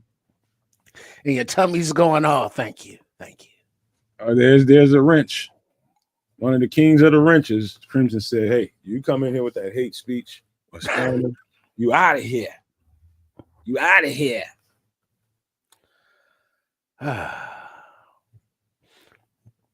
Let's see. There's a flag on the punt from Tory Taylor. You ahead of me? Am I? Oh, yeah. Well, no, the punt just happened, didn't it? Yeah, there's a flag came out. Yeah. I mean, it's not on Tory Taylor, but Tory Taylor's punting, and there's a flag on the play. Goddamn beer 30, huh? Always someplace, especially when they cold and frosty. Even though I hear, like in Australia, they be drinking like beer hot. I have before. Like if you're a person like me, like my I don't even taste the beer for the most part because it never touches my tongue. It goes to the back of my throat and down the drain. I don't like the taste of it, and so I've had to drink a beer hot before. I don't say hot, but like room temperature. Like if you like the taste of beer, then there's no reason in the world why you would ever drink a beer hot ever. If you like the taste of it, I don't switch that shit around in my mouth. I don't like it. No, but I can't. I like if I have to drink domestic beer, it has to be ice cold, baby. There is no warming. There is no nursing it and let it get room temperature. There is no drinking it hot because it's just awful. If it's gonna be consumed, it has to be ice cold. Other than that, give me a nice Stella. I want some imports. You know what I mean? You know what, Tris? I gotta say, man, one of my guys in Atlanta, my guy Hunter, he was always him and his girlfriend like to go to these breweries and shit. There's a lot of breweries popping up in Atlanta. They do all those IPAs and all that kind of shit, and then they like at certain times they do events where they have people, the public come in, you buy a ticket for like a certain amount of money, you come in there and you get the sample. Yeah, that's that shit that Dr. West be on. Yeah. And so my guy was just like, man, I want you to come with me. I kept for I don't know, almost a year he had been trying to get me to do it. And I finally folded. I was just like, man, I don't like beer like that. He's like, you're gonna like this. Man, I went in that motherfucker, dude. I'm telling you, all them old funny tasting ass beers. I don't like it, man. I don't want my beer to taste like beer. Have to expand your taste bud horizons. I don't want my shit to be tasting like marshmallow s'mores and shit. Let's see who's on defense. We got Trey Flowers out there. Let's see, 57, 43. Oh, good play. Who is 94, 64. Is that Ford? Yeah, Crimson likes to taste the beer. I ain't the one. Yeah, the hops, the barley, the malt. Like my pops is like that. My brother is like that. He was like that, but he turned into a raging alcoholic and it ended his life. Oh, that's not good. Yeah, he likes to taste the liquor too much. Well, that's not good. No bueno. Yeah, true. So let's see, big number 64. That's Ford, right? He's in there on the defensive line. Getting some nice run too. He's been in there pretty much since the second. Is Hardy. And then there is, what's his name? Let's see, Mr. Booker. 57 is Eccles. Power Eccles still in that linebacker. We got Tysheen Johnson in at safety. You didn't like Bud and Miller? I mean, it's just beer to me. That's that domestic swill, watered down. Yeah. 3rd and 10. Basically, dressed up piss water. 3rd and 10. Let's go. Who's Get coming? off the field. And he does have pressure. What's his name? Sack, Austin Booker. sack and fumble. Sack, forced fumble, Austin Booker, fumble recovery, Power Echols. Wearing number 57, linebacker. UDFA. So Austin Booker versus Dom Rob. Hello, Mr. Booker. I'll go in there and refresh it right now. Jan, thank you. Let me get in there and get it right now. Let's see. Theo Benedict is in on the offensive line as they come out. Let's see who else is in there. Looks like 65 is at left guard. All right, hold on. We're gonna talk about some beer in just a second. I don't like them thick ass 67. Them thick ass European beers with all that. It's too dark. Oh, the Pilsners and the too many hops or whatever the hell that shit is. That shit too thick. All right, here we go. So that's like no Guinness. I ain't messing with no Guinness there. Hey, here we go. 1st and goal. Hand off to Deion Hankins. They are not blocking on that left side, man. Ozzy and whoever else is over there. I see Stromberg. No, Ozzy's out. Excuse me. It was Benedict, wasn't it, at left tackle? I'm not sure. Can't see them.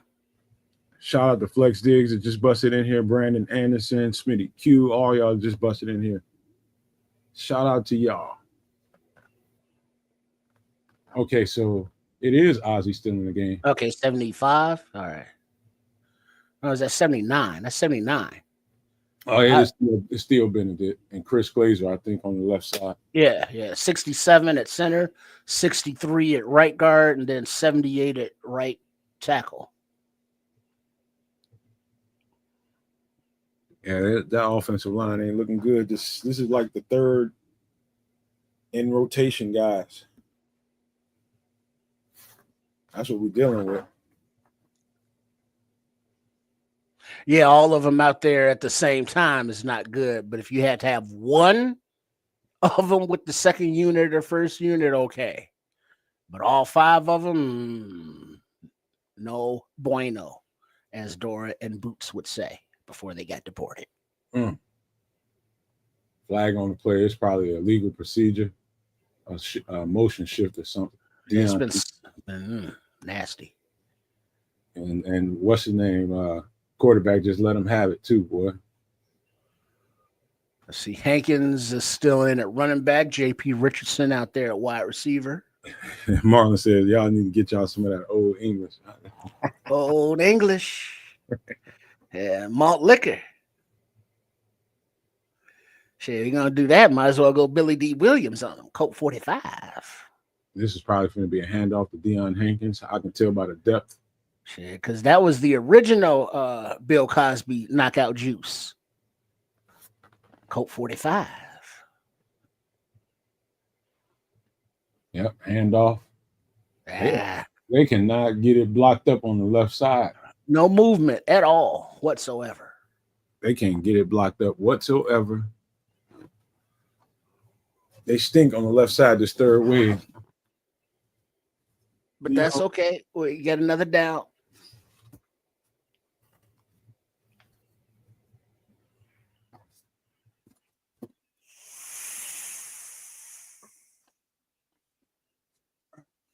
Got 3rd and goal.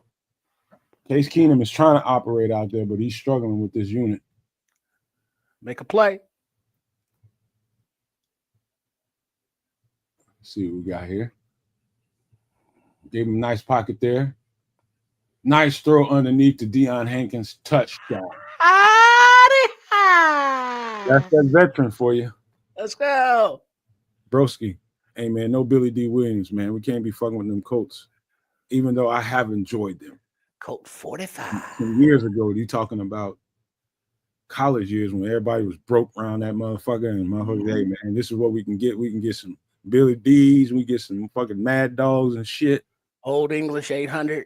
We get some of that good shit. Maybe mess around and get you some Crazy Horse. Oh, I heard about them. That's that rot gut right there. It'll get you where you want to go, but it will take you beyond as well. Crim says that OE is a young man's drink. We don't have the 3 days to recover. Your kidneys and your liver be like, look, man, it's dude, been a few years. Fuck you. We done. We're done. Malt liquor is so, like, the couple of times that I did have it, it is so draining to you the next day. Like if you wasn't drinking a lot of, like, every time you take a swallow, you drink damn near a bottle of water, then the next day you're gonna have this glaze of just distinguished fuckery over you, man. It's just gonna be right. Wake up, mouth all cottony. I can't taste nothing. Oh, you talking like my uncle now, Marlon. That's the T-Bird and Kool-Aid type shit the motherfucker used to be on. T-Bird and Kool-Aid. I didn't heard about that one. Yeah, still nothing like your old school, just straight up great Mad Dog 2020. Or maybe, a little Wild Irish Rose if you want a little half pint to carry around in your back pocket. A little something to sip on. Broski, I heard about Crazy Horse. I don't know if I ever even seen a bottle before. Yeah, that was that cheap ass malt liquor. I don't know when the last time I seen malt liquor. Well, when I say cheap ass malt liquor, it seems like every malt liquor is cheap ass. Kristen said, for real, man, I got to go to work tomorrow drinking all that old. I got responsibilities. I'm an adult, damn it. Oh, man. King George says D.I. Hankins will probably take Roschon Johnson's spot. I see Coach Johnson featuring the kid. That might be a reach. That might be a little reach, King, but hey. Well, hey, Roschon, you can't make the club from the tub. Deion Hankins is out here running the ball and catching touchdowns. Where you at? Hey, ATF. I remember my uncle, he used to run a bar a long time ago. When I was a little kid, I was in there. I wasn't supposed to be in there selling shit. But he was on some gangster shit. Wasn't no police coming in there fucking with him.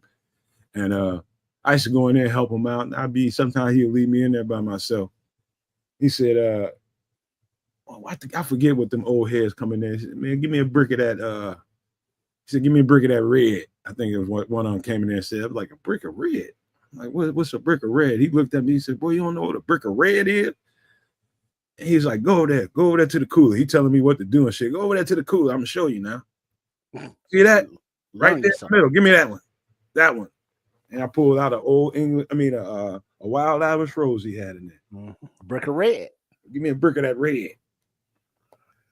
And I learned you something today, boy.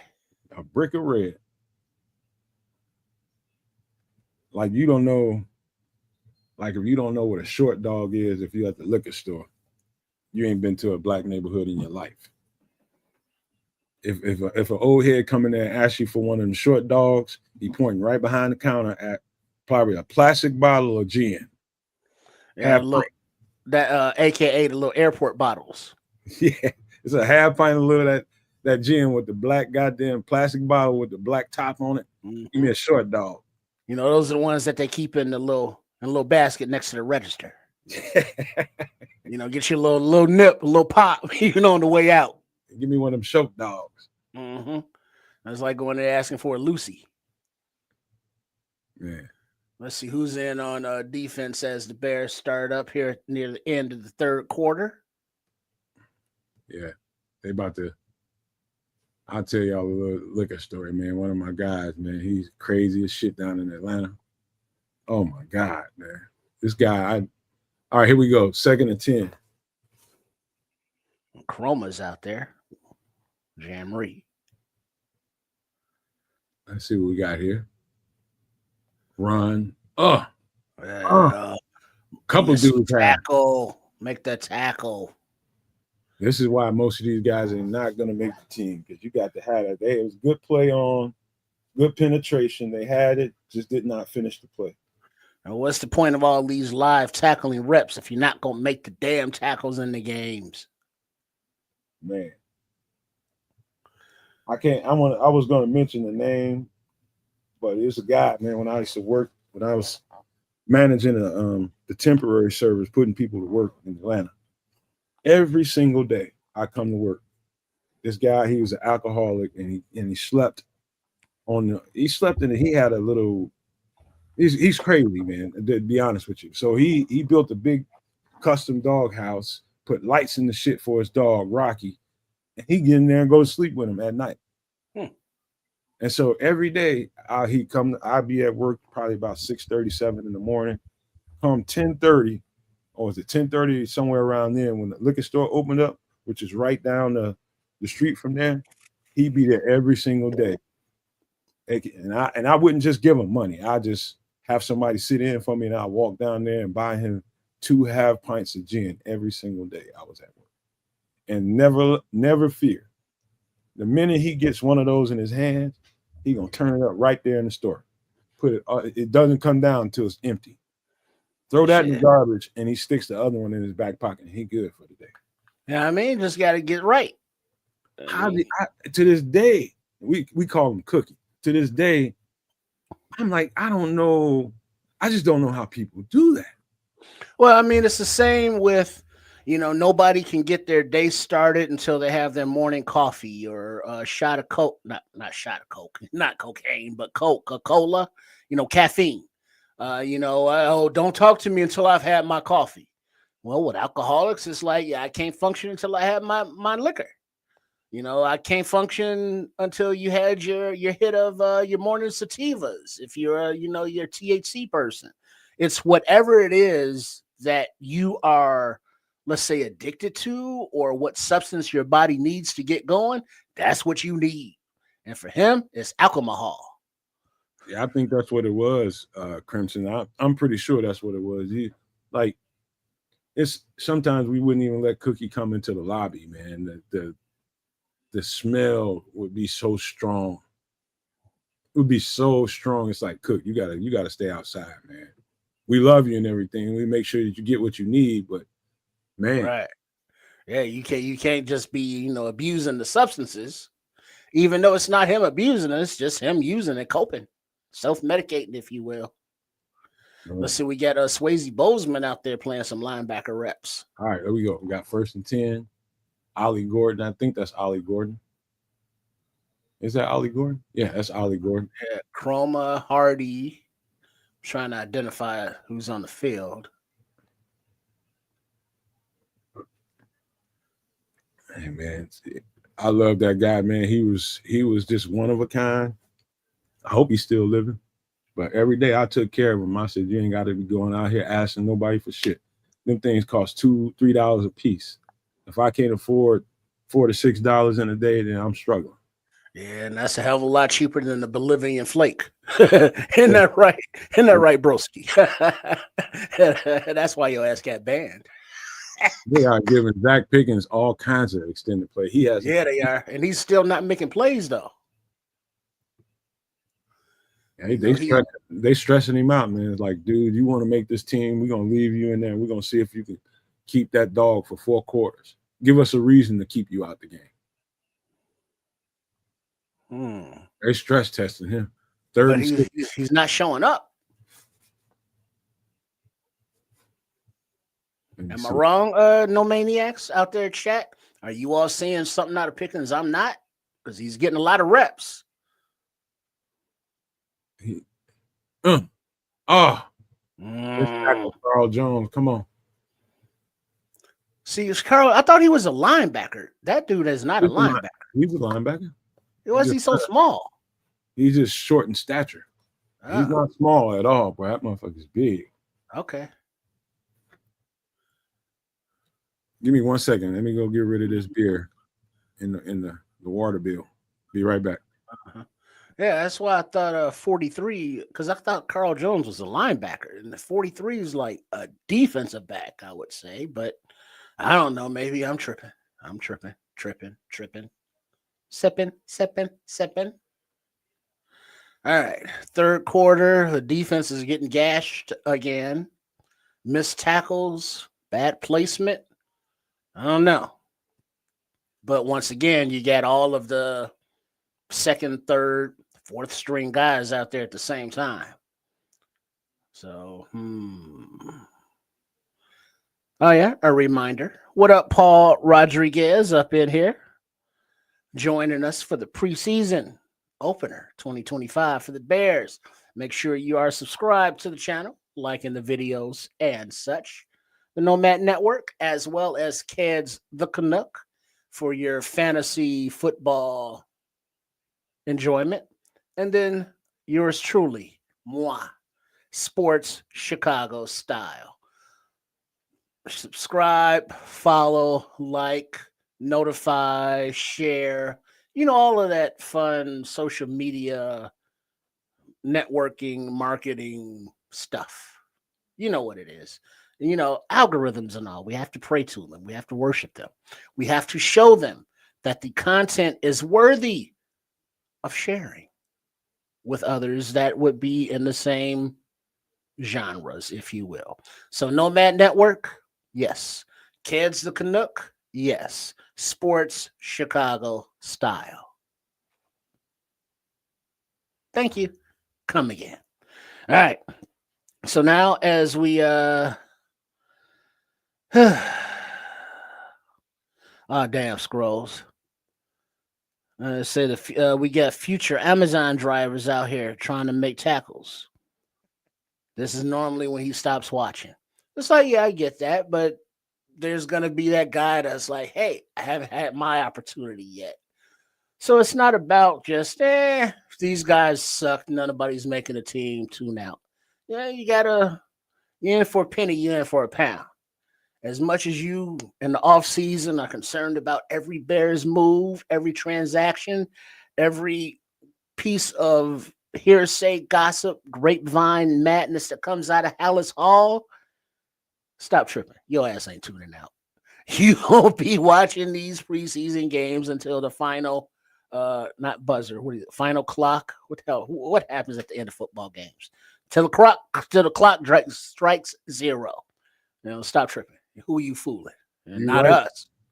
You're right, Crimson, man. It's little things you got to be paying attention to, talking about the effort, the adjustments. They are valuable data. All that shit going on right now. Is some of that shit's determining factors as to what have you learned so far in camp?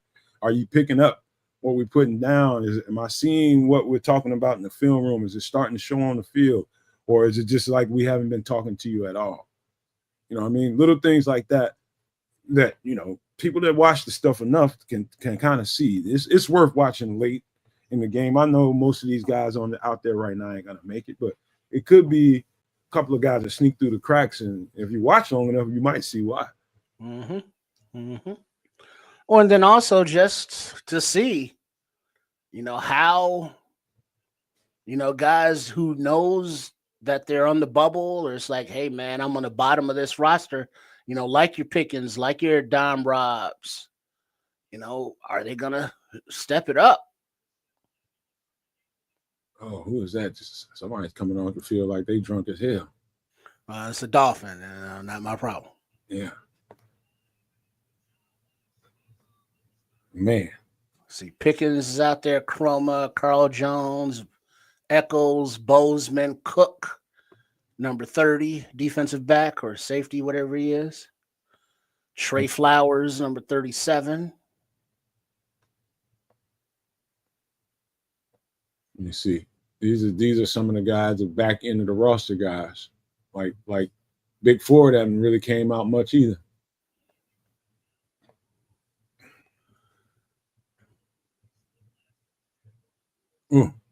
Good tackle, 27. I'm seeing some decent thudding going on out there, though, man. What do I mean by that? Like somebody's down. I just saw. Okay, that's Trey Flowers. Something's going on. Or maybe a cramp. Jerry Cromer just set a great edge right there. Little things like that.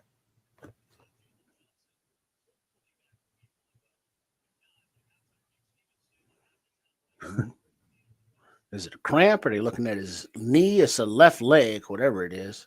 You might, Liberty says, when's the first cuts likely? You might see a guy or two get cut after this preseason game, sometime later on tonight or early tomorrow, just to see if they can get, if they feel like there's a weakness somewhere, just to see if they can get something off somebody else's practice squad, or not, most likely not practice squad. If it's a free agent out there, they might want to bring in for a trial. You might see a couple of cuts tomorrow or later on tonight.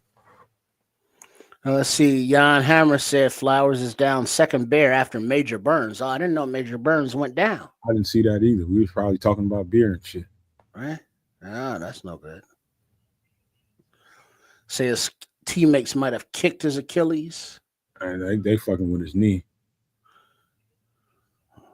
Yeah, it doesn't look serious. And This looks like he's in some discomfort. Hippolyte's been there and gone, George. He played most of the first half. Yeah.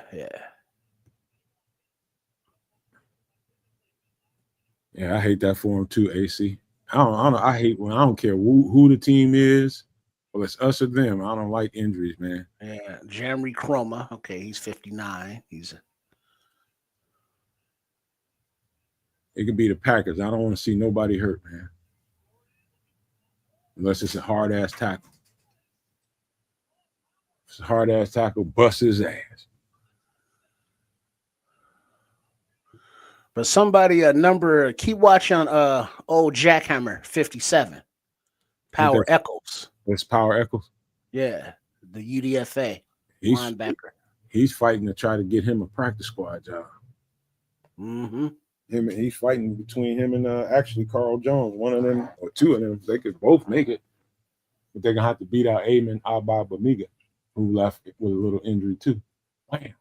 Yeah, we're getting a little nicked up. Who is that? That was a nice tackle by somebody. That's 57. No, that was 57. Good tackle. Yeah. Jamry Chroma. Now Chroma is he's out there, but he's not really flashing or making plays or. Ooh, nice tackle. And Chroma with the finish. Yes, sir. I hope they get home safe and happy, man. There's no reason to be wanting people to get injured, man. I don't want to never see that. Let me go. We got 3rd and goal. Let's see if they can hold it up. Dove in the end zone. They tired, man. These dudes are tired. Yeah, it's different. You know, you're in shape coming into camp, and then the camp is getting you in the playing shape, but there is no shape like actually coming out here doing live reps. You know, they don't do that in camp. Paul Rodriguez says, Nomad, you order your custom 44 North Sewell jersey. He balled out, man. I called it. He's been having a great camp. From what I heard, everybody is telling me they noticing Noah Sewell in camp. And so I don't see why that would change because it's a game. I think systematically is the reason why people were down on Noah Sewell, because he didn't fit the system that we were playing in, zones and playing coverages all the time instead of getting downhill thumping and being the physical football player that he is. It ended up having a bad showing on him, and a lot of the Bears fans don't feel it's like Noah Sewell. He hadn't done shit since he's been here, and I've been trying to pound the table to explain to people why, you know. But now I think people are starting to see it. Anybody that watched this preseason game will kind of see exactly what I was talking about. He was used the wrong way. It's the wrong system for him. Mm-hmm. This is much better suited for Noah Sewell, and you can see the difference clearly right from first snap.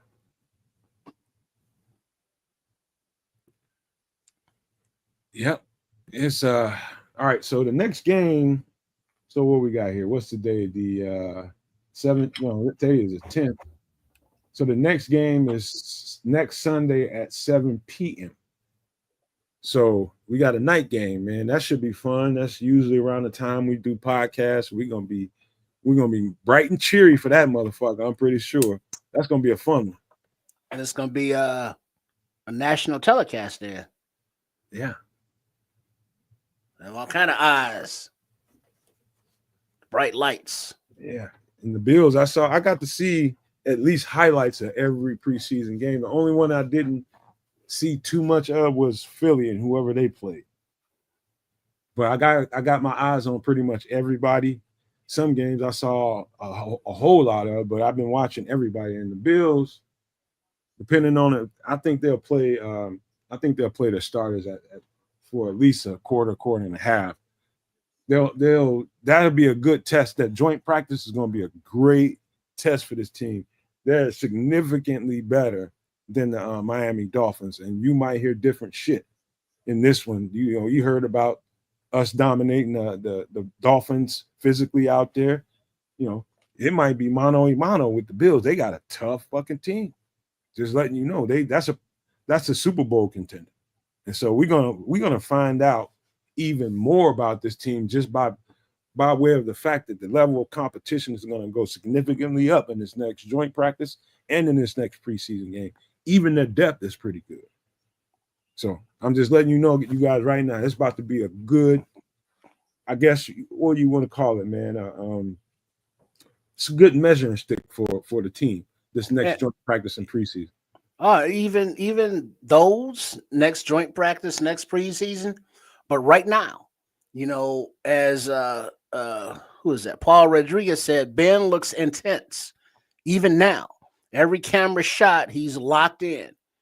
Fourth quarter preseason, he's locked in, looking at who is going to make his team. Yeah, this is a litmus test, man. That's the word I was looking for. Yeah, litmus test. This is going to ratchet up a notch. Next week is going to ratchet up a notch, man. I'm telling you, the Buffalo Bills have a thoroughbred of a football team. And let's see. You got Glazier back out there. You got 78 at right tackle, Stromberg at center. Let's go. Let's see what we can do here. Yeah, I don't know about this Glazier kid. Dump down. Come on. Ian, you got to catch that, dude. Yeah, you do. It's a flag, though. Personal foul. Jade Walker, wide receiver. It was on the receiver? No, that's on it's on the defense. Oh. So first down.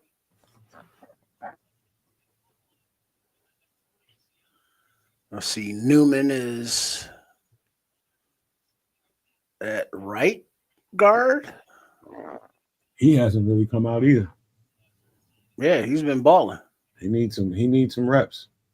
I can't wait to watch this on all 22. Ian Wheel on the wide side, right? Nice little run, nice pursuit tackle too. He's a built little dude, man. Yeah, Dr. Wheels. I like the cat. I just wanted to see if he came back completely healthy. Is he ready to be the Ian Wheeler we saw last year? Well, we haven't seen him really had the opportunity to stretch his legs, but he's running with a little power. He's got his cuts. Playing with 3s and 4s, I think he needs an upgrade. He needs to go out there early in the game like they gave Manon guy with a better offensive line. That's the only way we're going to really see him. He just got a nice little handoff, ran through a tackle, picked up about a good 6 or 7 yards too. Who's 65 offensive lineman? That is Luke Newman. Newman is at left guard. At left guard, okay. They're doing a lot of moving around on that line right now. Yeah, because they put Glazier back at right guard. No, Jan wants to see him at center. Yeah, I think they in the OTAs, I think they ran him through some of that, but they need to look at some of these guys like Stromberg too. They know that Stromberg just moved everybody off the ball. Ooh, nice run. And physical tackle at the end. Ricky Stromberg is just blowing people off that line of scrimmage. Yeah, he's looking pretty good out there. And at least run. I'm liking little glimpses of stuff I'm seeing out here. That's why it's like you got to look at individuals as opposed to the unit. Because right now, while this is the offensive unit, These are about individuals, making plays, who can and who can't. On a rollout. Guess what, you all? We got a special. You know what? I'm gonna just bring this guy on here, man, because we got one of you guys' favorite persons in the chat, Levante Rogers. I'm gonna let him, if he wants to announce that he's a part of the Nomad Network. I'm gonna leave that to you, my guy. But it is so nice to see you down there and nice to have you on the show. But again, man, I wanted you to know that you be welcome right here on the network. I'll let you talk from here, man. How you doing, Levante? What's going on, y'all? What's going on? What's happening? Trust what you got going on, brother. Man, what you got going on? Man, just sitting here watching this preseason Bears game, because we've been talking about this team for a long time, but specifically this team, we've been talking about it since the end of last season. And it's like Levante's always that voice of reason in the chats. He's like, y'all calm the fuck down. Things are going to be all right. Don't worry about this. Ben Johnson will be all right. Caleb Williams will be all right. Not a Nomad. We going to be all right because Levante's up in here. What's going on, brother? Everything's going to be all right. This is preseason. Don't take everything for a grain of salt. That's what it is. They working out the kinks and whatnot. That's all. Oh man, Levante, I hope you're watching it, but 86, who is that? Smythe. He just took a murderous hit. Yeah, he took one. Joel Wilson. My bad. Joel Wilson. He just took a nasty.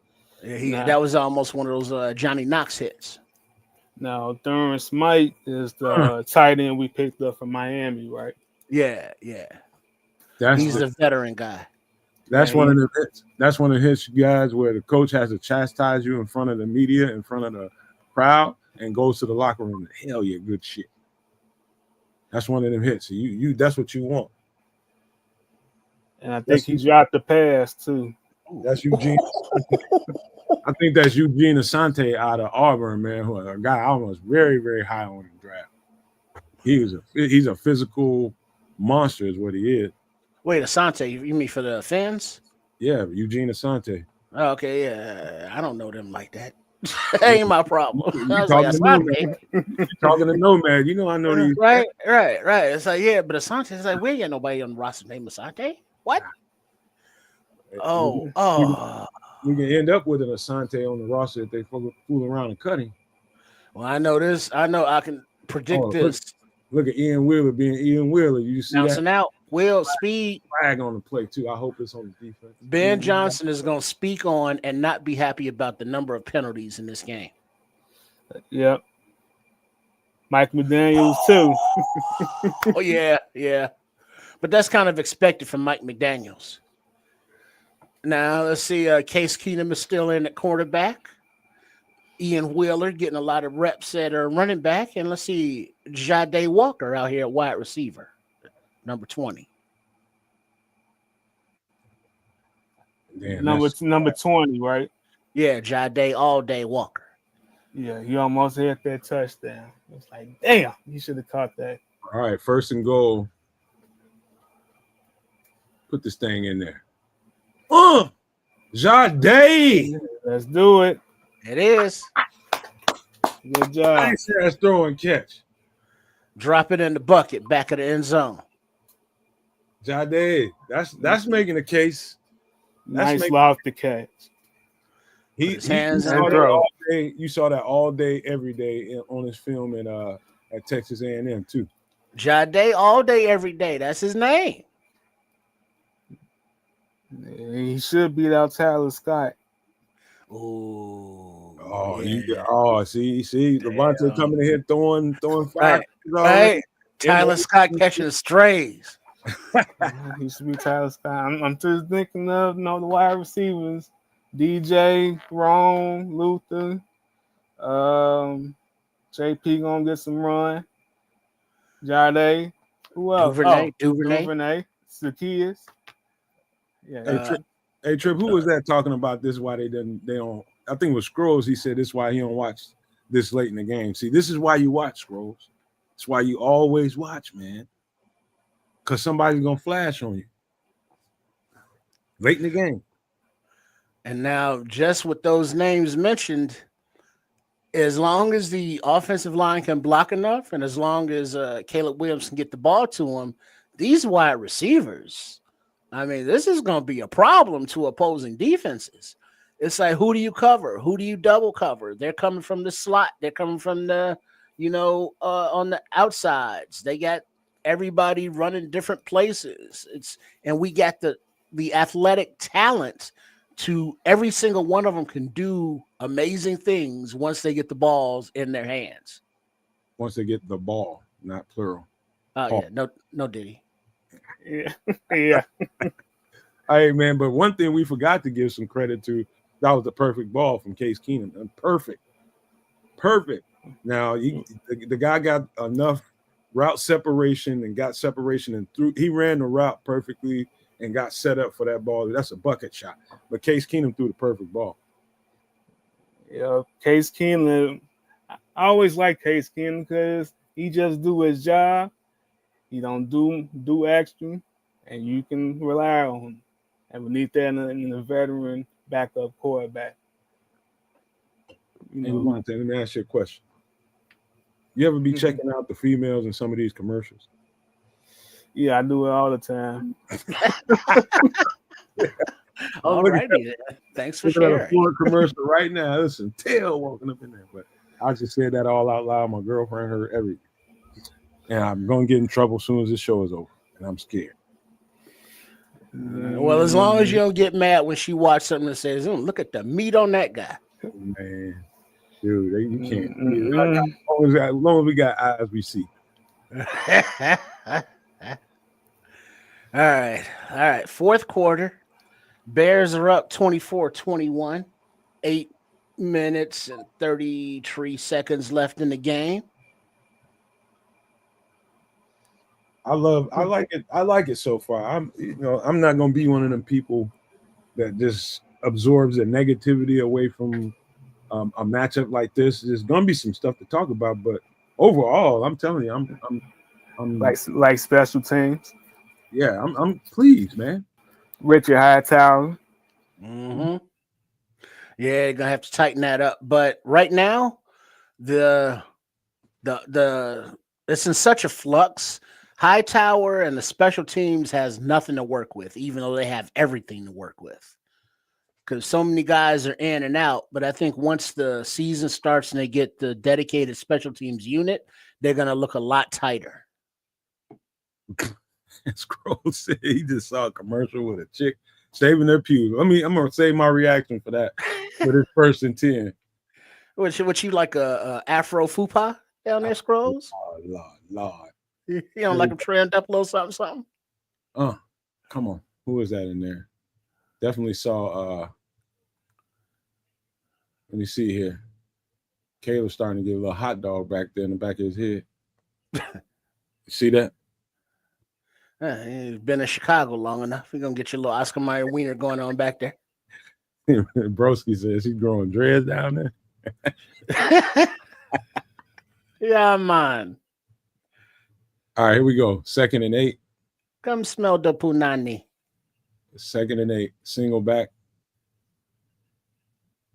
Play action. Ooh, nice throw and catch. Wait. What? Nice throw and catch. Okay. 27. I'm like, why does that number look funny? That's Bozeman out there at 27. Chroma is out there. Power Echols. Carl Jones. Scrolls, why are we doing extra sauce stuff on Nomad on Feed the Bears, man? We what are we doing, man? What are we doing? There's Levante. He just got back in there. Let me see. What you got? Some McDonald's Wi-Fi?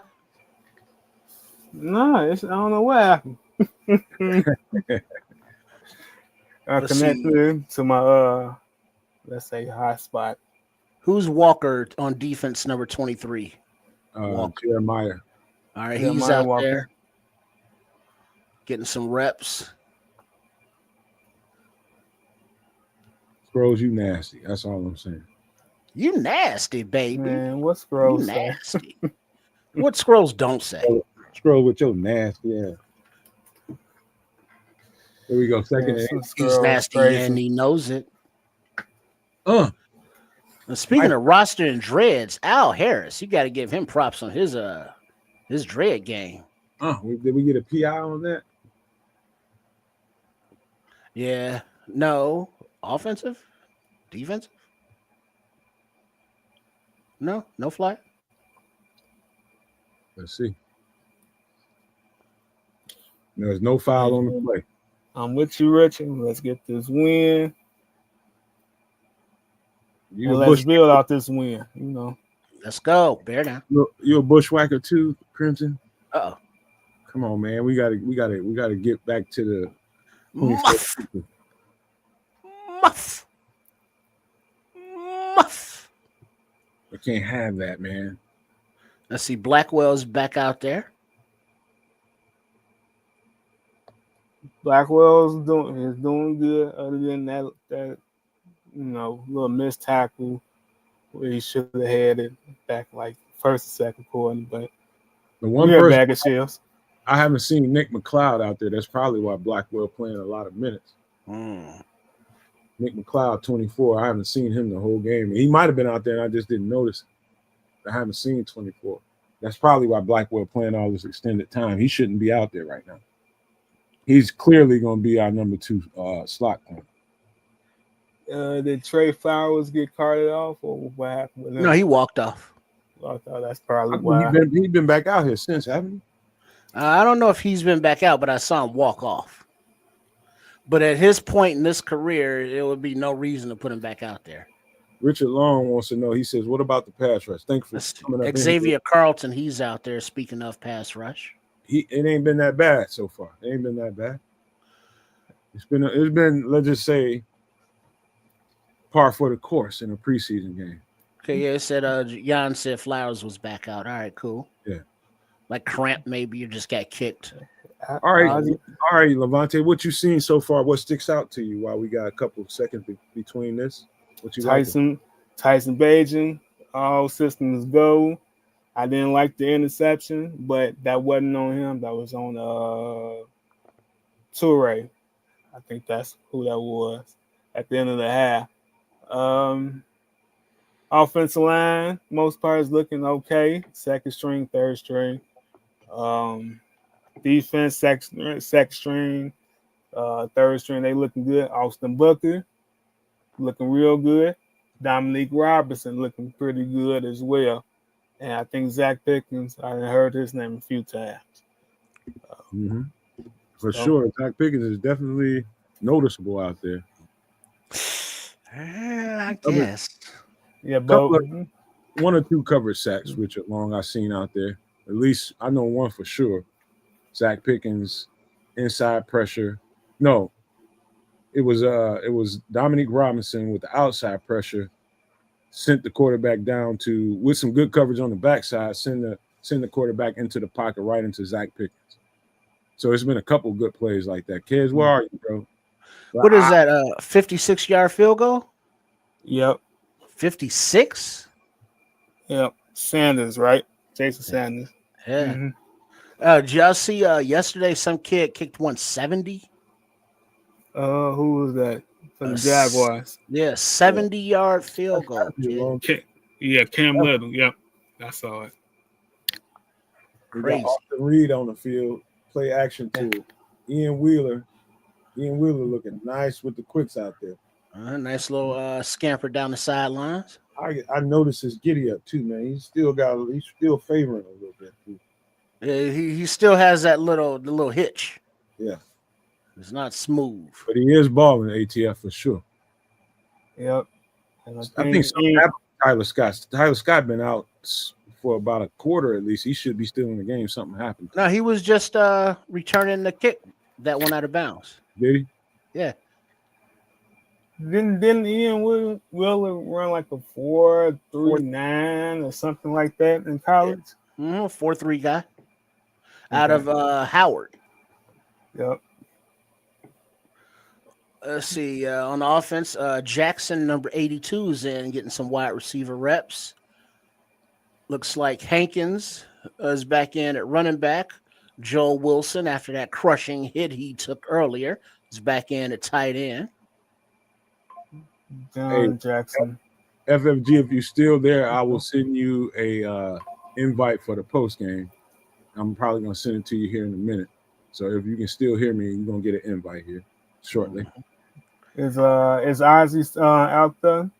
Let's see. Looks like Mills, number 65, Newman is out there. 67, Stromberg. 75, Ozzy Trapillo. Okay, Trapillo, left tackle. And who's I'm missing one. That was only 4. Ozzy, see Stromberg, Newman, Mills. Oh, and left guard is number 74. Who's 74? I think that's Josh Miles. 74? No, I take that back. That's Jordan McFadden. All right, so McFadden's in at left guard now. Okay. I think we picked him up from the Chargers. Yeah, he's if my memory serves me right. He was a free agent. Yep. Okay, yep. Damn, I gotta hold on, FFG. I gotta figure out what your email is. I forgot. So let me ask y'all this question. It's been going on Twitter and all this good stuff. When do you all envision the starters to play the most in the preseason? Typically that's game 3. Because if you have it's still a 4-game preseason, right? Or did they change it to 3? I think it's 3. So it's a 3-game preseason now? I think it's 3. All right, so when it was a 4-season, when it was a 4-game preseason, it was the 3rd game that the starters played the majority of. So if it's now a 3-game preseason, I would think that they would play the majority in game 2, because there's like a week break before the season or something. So, but the point being, you want to give them reps, but you also want to have them have that last week off to, for their bodies, just to recoup and just get ready. Okay. Now remember, there's another joint practice with the Bills this upcoming week. So I don't know if Ben Johnson is going to do the same thing he did with Miami, or put the starters out there then. Well, I think he put the starters out there, but the question is, do you think he's going to want to keep the physicality amped up as much, or does he want to tone that back, you think? I think it all depends on what we hear out the practices, the joint practices this upcoming week with the Bills. If it's like this last week with the Dolphins, it might be the same thing. If it's more Bills, they doing their thing, it might see a change. Okay. Shit. Well, what do you think, No Maniacs? Hit us up in the chat with your thoughts and opinions. Because now, as we are winding up preseason game 1, the roster is starting to come more into focus. Not so much the play calling, but we can tell from just what we've seen, vanilla as it was, play calling, offense and defense, it's totally different from what we've been used to the last few seasons with Getsy, with Waldron, and even with, Thomas Brown's version of Waldron's offense. This offense, we've seen the runs outside, inside. You got some screens going. You've seen some play action. And this is still vanilla on offense. And defensively, we've seen some blitzes. Blitzes in preseason? Yeah, we've seen those. Quite a few. It has to be tightened up, and they have to get home on the front end. And then we see that they have to tighten up on the back end with the coverage. But that's part of the learning process. But just seeing the different vibe in the practice, the more physicality, the different play calls on not the different play call variety on offense and defense. How are you feeling, Levante, going forward under this coaching staff compared to the Flus regime and what we've had recently? You still there, Levante? Yeah, I'm here. Anytime you have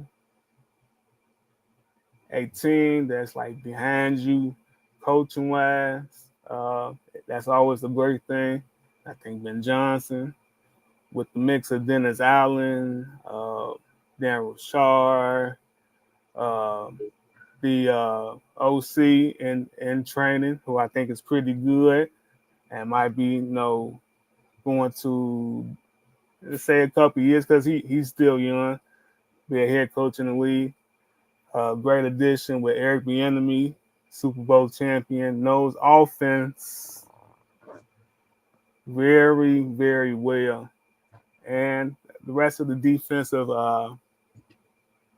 pieces and the coaching staff, I think it's good.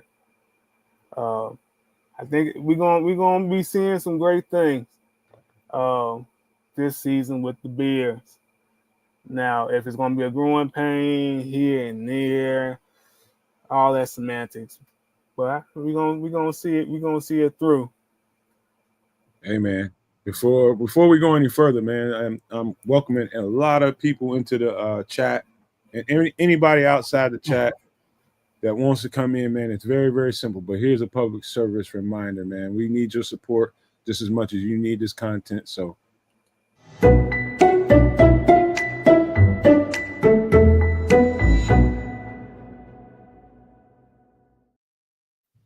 it's absolutely free to hit the like, share, and subscribe. Doesn't cost a dime. I know people out there are dumb as I was when I first got out here, and I thought the subscribe button mean that I was going to have to be spending money. No, it absolutely does not. It's absolutely free. Go ahead and hit it if you like this content and you want to see more of it. Pop that subscribe button. Let's get on the good.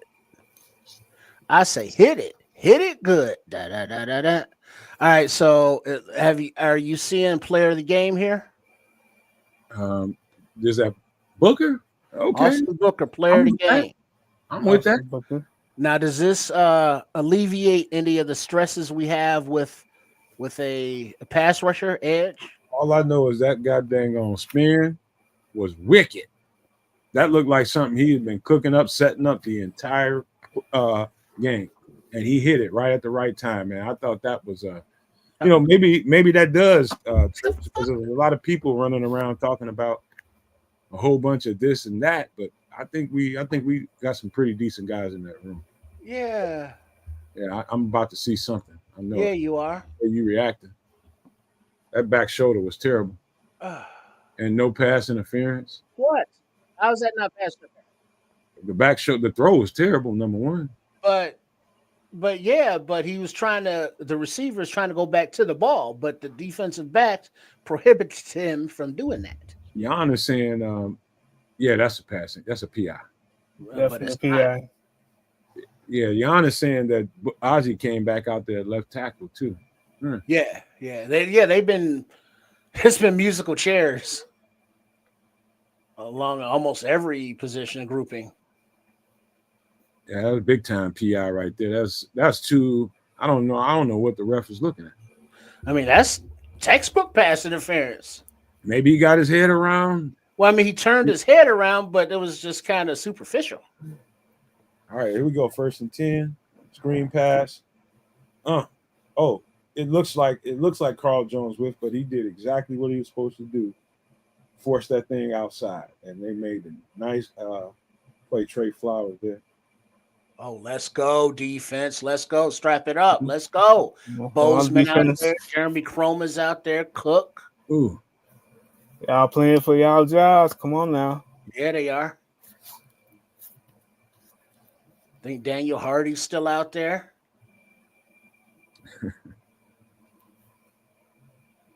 Unblocked origin, huh? Wait, why is it a distraction about how he's It shaving? is a distraction. I don't want to scroll without seeing all that crazy. That's not a distraction. That's kind of a feature. It is a distraction for civilized folks that's trying to maintain out here. Man, civilized. I mean, people that's trying to maintain good Levante, organic relationships that constantly get bombarded with all this old trick bag shit. Don't nobody want to see that all day. Levante said civilized sarcastically. Hey, I'm just trying to have a decent relationship without drama, man. That stuff leaves you have you tumbling down a rabbit hole watching all this shit. A nice fuzzy bunny hairy rabbit hole. Oh Lord! All right, let's watch football. 4th and 5. 1:21 on the clock. Ooh! Yeah. That was some bang bang shit right there. Wait, but isn't there a flag on the play? That could have ended bad for that guy.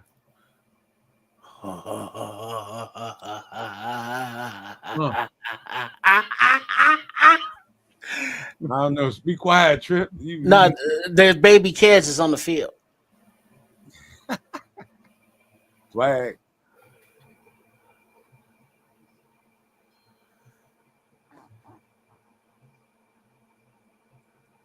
They're gonna try to kick a field goal. Is there overtime in preseason, or does it end at a time? I was just gonna ask that.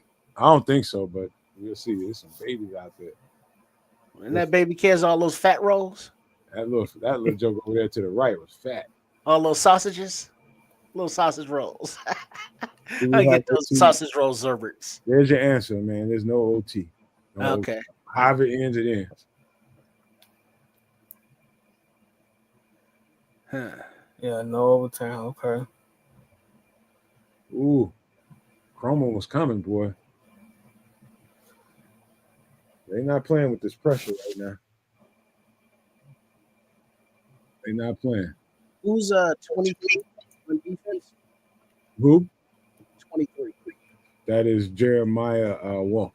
Okay, well, so his name has been coming up. You know, They picking on him a little bit. Standing up. Let's go. 2nd and 15. Don't get out the field. Go rain. Let's get home, somebody. That's probably it. Yeah, Right, no coach. Good. Good.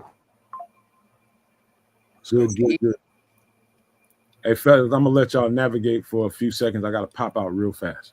All right, we got Carlton in the game, 93. He's a defensive end, defensive lineman.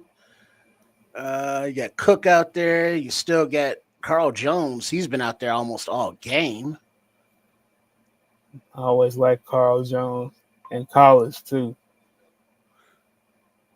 Now he's a linebacker, right? Not a defensive back. He's a linebacker.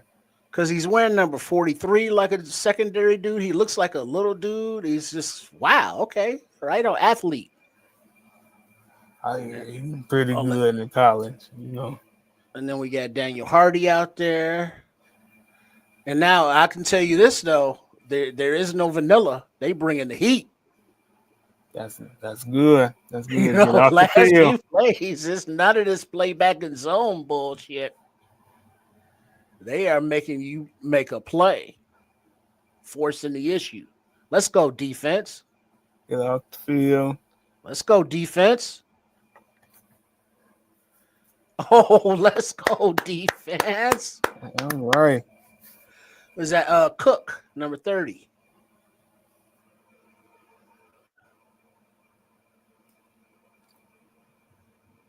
Oh, yeah. It's like, oh, yeah, we're going to turn up the heat. And they did just that. Okay, Dennis Allen called defense.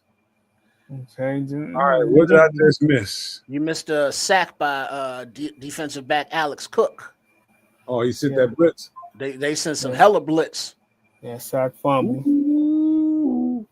He was on him. It's like, dog, you if you trying to get to field goal range, man, I got ways to stop that.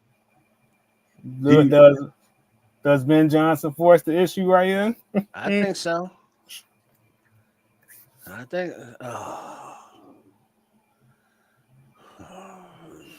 All right, so everybody, so that everybody knows, at the very end of this game, what we're gonna do is we're gonna give you a quick little intro, and then we're gonna bounce into Nomad at Night, just for the record, so y'all know. Oh.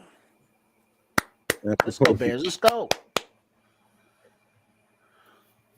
Because this being that there is no overtime, this is it right here. Under a minute left.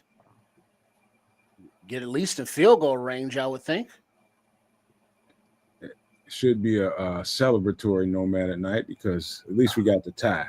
You know what I'm saying? At least we got the tie. Who's wide receiver number 82 again? That's a good question. Because I don't think I've seen him out there all game. John Jackson? Okay. Well, he's out there now in the fourth quarter. Yeah, that's John Jackson.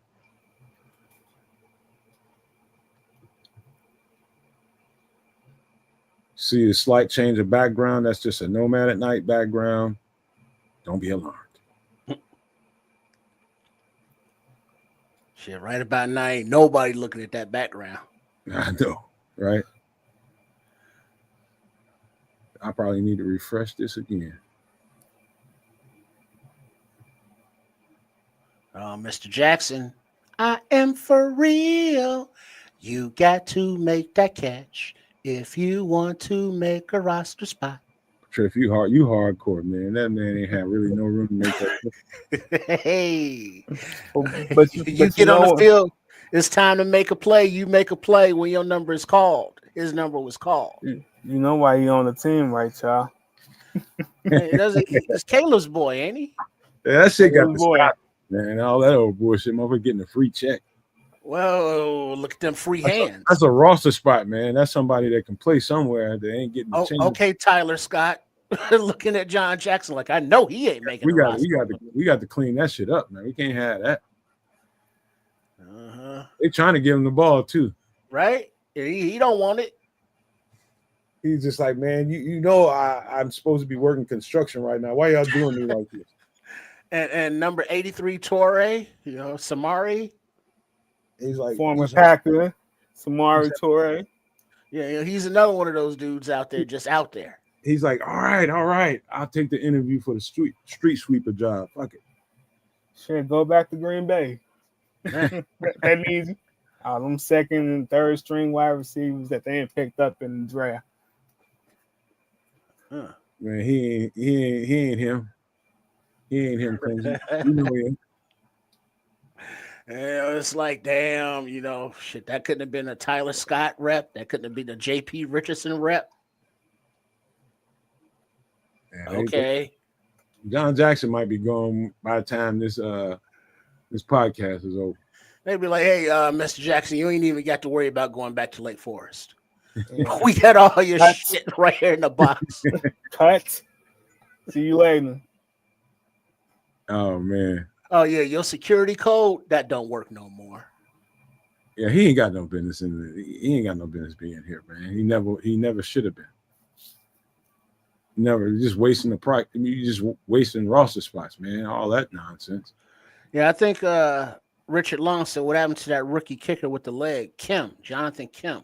I think they were trying to get into some kind of field goal range to let him do one, but it didn't happen because of, penalties and drops and such. But I tell you this, though, fourth quarter, the veins in Ben Johnson's neck still popping out. All right, you guys. Like I said, we're just going to do a quick. Let me get this off the screen. Let me remove this. We are done with that. And just going to do a quick intro while I slide and try to get me a quick beverage before this is over. Don't go nowhere yet. Make sure you're watching. We will be right back. Welcome to the Nomad Network, your first stop for complete and comprehensive Chicago Bears football coverage. Dive deep into analyses, updates, and all things Bears. Subscribe to our YouTube channel today and never miss a beat. Thank you in advance for your support. We promise to bring you the best because together we're unstoppable. Go Bears.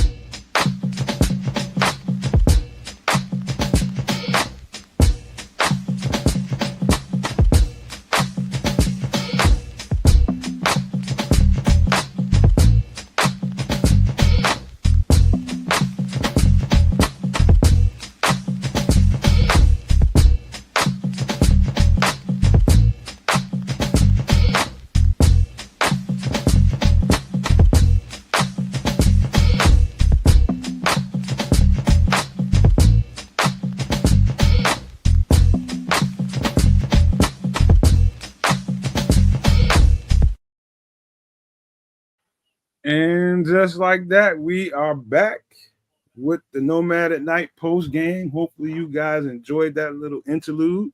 Gave me a little time to sneak in there and get a beverage. The trip got me started with, and I'm feeling good. Peer Feeling pressure. good. And what we're gonna do, man? We're gonna talk about exactly what we saw today: good, bad, ugly, anything in between. We're gonna talk about it and kind of give an assessment on where we think the Bears are. What do we think needs to be done between now and the next preseason game? While we got the Bills on the docket for a joint practice and the Bills for the next preseason game. Number one, let's just start here. Are we pleased? And we'll start there. We'll just say if we're pleased or not, and then we'll get to some of the details of the show. We'll start with you, Trips, and then we'll get to Levante. Execution, piss poor. Penalties, piss poor. Lack of tackling on the defense, piss poor. So overall execution, not where it needs to be. And from the veins popping out on Ben Johnson's neck and the notes he kept taking on his with his little Sharpie there, he's not happy either. So overall, there are needs and areas of improvement, but it looks like just from that attention and the swapping out of players that they're addressing it. So it's what preseason is for, to work out the kinks and get it geared up for the season. Now they have a good base of information, good tape on many of these players to do just that for the scheme wise and individually wise. What say you, Levante? From a X's and O's standpoint, I gotta give the execution of that maybe a 4 out of 10. You know, which is, if you grade it, that's an F. I know Ben Johnson, Dennis Allen, all the coaching stuff has been hammering these players from the first string to the fourth string to get better in their execution, whether it's not having so many penalties, false starts, lining up wrong, running your routes, or running the route tree in the right manner. It wasn't done right, albeit the first preseason game, and we shouldn't take a whole lot from it because it's just the first, let's say, practice where we can see where everybody's doing. But overall, not so good execution wise. Yeah, I tend to agree with that. I'm gonna put it in a little bit of context in my way, and that is just new offense, new defense, play callers on both sides of the ball, new guy running the thing, and you spent the last several weeks installing this stuff even further back than that in OTAs, trying to get yourself ready for preseason football and then the regular season to follow. And what I expected to see was bumps in the road. There's going to be kinks out there that need to get rubbed out. And that's why you do all this stuff in the preseason. That's why they do this stuff, is for you to go out there, especially for situations like we have in Chicago, both sides of the ball with new people, quarterback in his second year. You're going to see some hiccups out there, some serious ebbs and flows. And you saw that today, man. It was, I would say, given the situation, I would just give it about a 6. I think it's better than actually I expected it to be, because I thought it was going to be a lot more than what I saw. The procedural stuff is glaring. You know what I mean? The penalties and all that stuff. Pre-snap, that's the stuff you don't want to have, man. There's just a lot of that going on, and nullifying plays at times that was decent. So I would say I'm pleased with it, and they're a little bit better. Now, here's the thing. Not playing Caleb Williams right now is either the biggest mistake ever or the best thing that ever happened to him, because maybe he's flat out not ready. But the fact that he wasn't out there, knowing that we know, everybody that's anybody in the Bears fan base knows that guy could have used those reps out there. Good, bad, or indifferent. But I think the fact that I don't think they think he's ready, and that's why he wasn't out there, in my opinion. But there's some other stuff that we can talk about in and around that, the offensive line, all this kind of stuff that we will talk about, and we'll just start. Let's just start in the trenches. What did we? How did we feel about that first unit? That first unit that went out there. They didn't have everybody out there, but we got to see the tackles. We got to see some of the subs in there. We got to see some Luke Newman. How do we feel about the offensive line, Trip? I can't say that we really saw the first unit because Darnell Wright didn't suit up at all. Braxton was in and out. What we saw from him was okay, but it wasn't, let's say, a dominant performance you would expect a 4-year veteran left tackle to be whatsoever. Starting wise, who was out there? We didn't see Dahlman. Bates was out there. Stromberg, Glacier. Glacier did not look good. He's not a starter, but he did not look good. Middle, it was starter-wise in the offensive line, we can't judge because not enough of them played, and there was just so much mix-up. But offensive line-wise in general, it looked like there are some pieces there that can be utilized. And Benedict, him as well, and their versatility with multiple positions is going on too. So it looks like there are raw pieces there for Roschon to work with. Starting wise, Ozzie, when he got in, he didn't look like a dominant left tackle, but he's a rookie, never had seen live action before. But left tackle in general, we didn't see Amagaji. So if it's between Braxton and Ozzie right now, I would think Braxton has a little bit of an advantage, but that's not a whole lot. Levante? Talking about the trenches. As far as on the offensive side, I really can't gauge it because we really didn't see the starters. Braxton, he was okay. Ozzie, he was okay. I expect that more so from the rookie than Braxton being a 4-year veteran, just being okay. I think he would know a little bit more, as far as offense, the offensive line.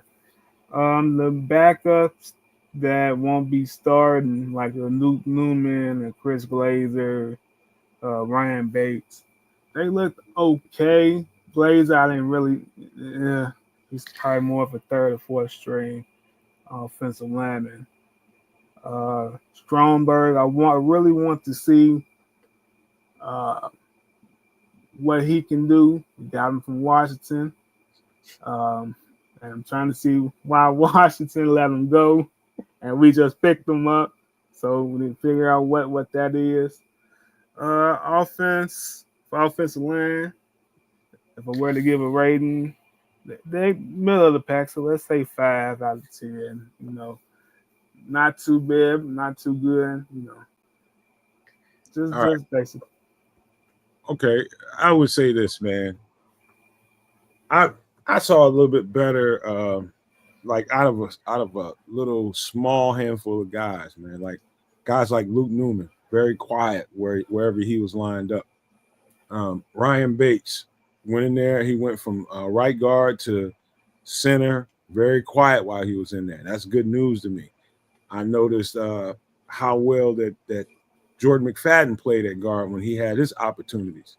And I also noticed, just the fact that Brian Bates went from guard to center flawlessly today, that's something to point out. I'm just trying to think of something. I'm having a brain fart right now because there's somebody else that I really, really wanted to point out. Luke Newman is definitely a guy that sticks out for sure.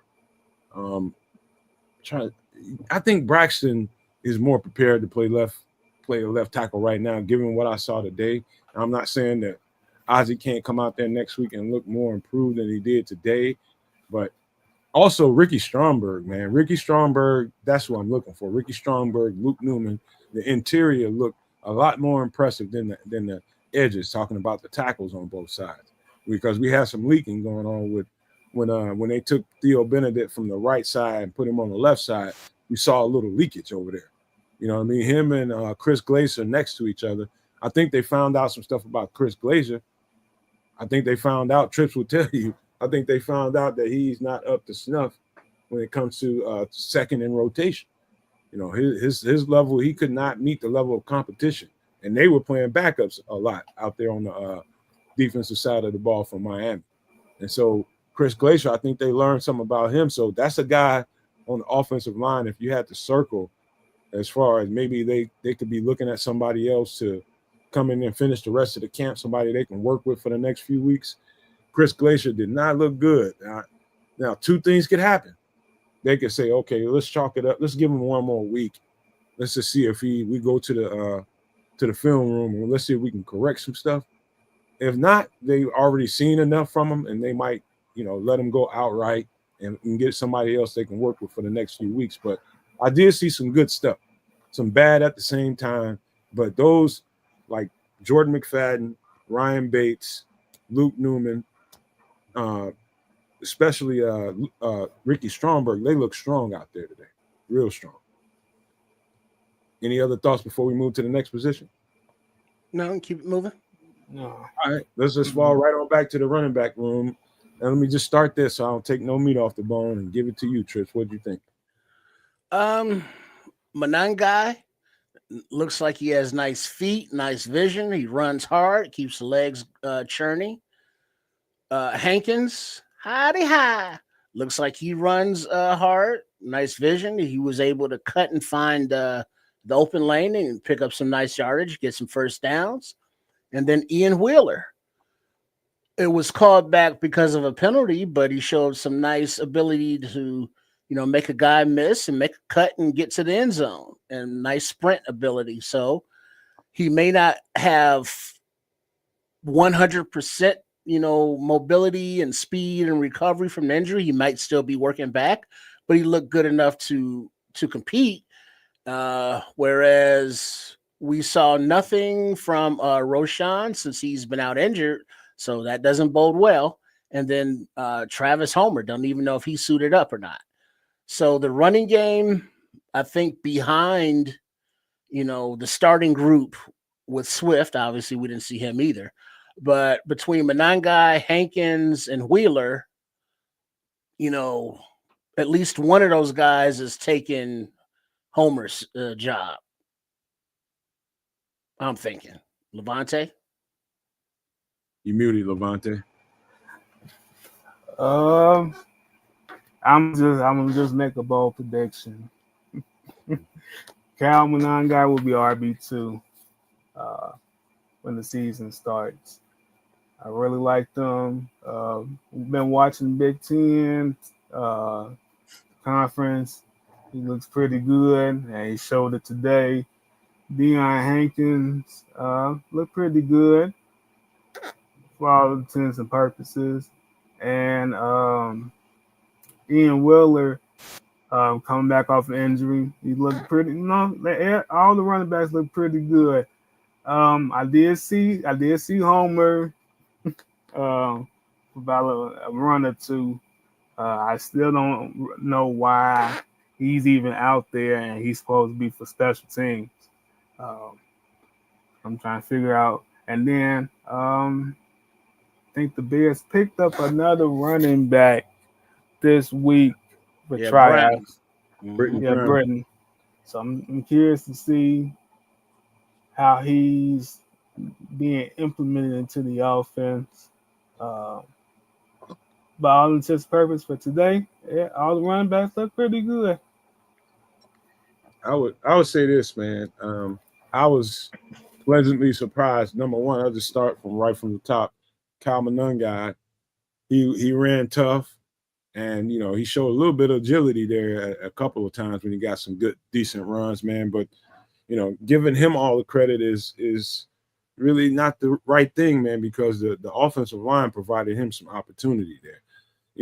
giving him open lanes to run in. So a couple of wide open lanes he can run in, but he made something out of nothing a couple of times just by sheer rage that he runs with at times, man. He runs with some a little tenacity, man. But I like what I saw in Kyle Monangai.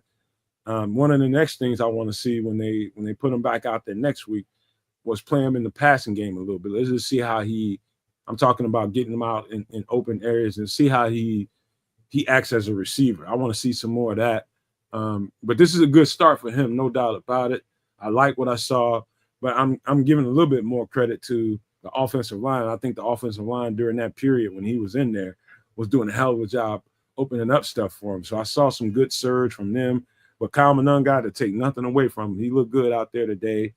The limited reps that Travis Homer got, he did look good before he did get hurt. But Ian Wheeler started off a little bit rocky. He's in there with the bottom of the roster and still managed to eke out some good runs out there and look pretty good.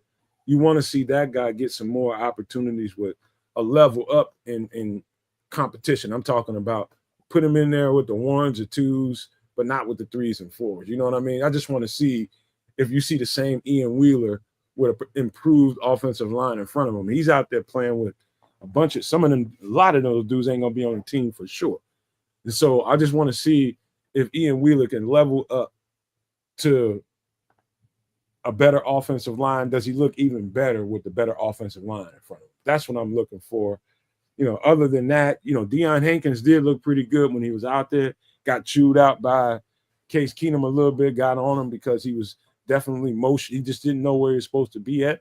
But this is just normal, early, new playbook stuff, man. You're going to go out there and you're going to see some stuff that ain't flattering. And that's part of some of the stuff you saw out of Deion Hankins. But it's just par for the course, man. But I think the running back room was fairly decent today, man. I would just say, the Miami Dolphins is one thing, but wait till we put the Buffalo Bills out in front of us. We're gonna get a good gauge. I don't want to go too far with that running back room just yet.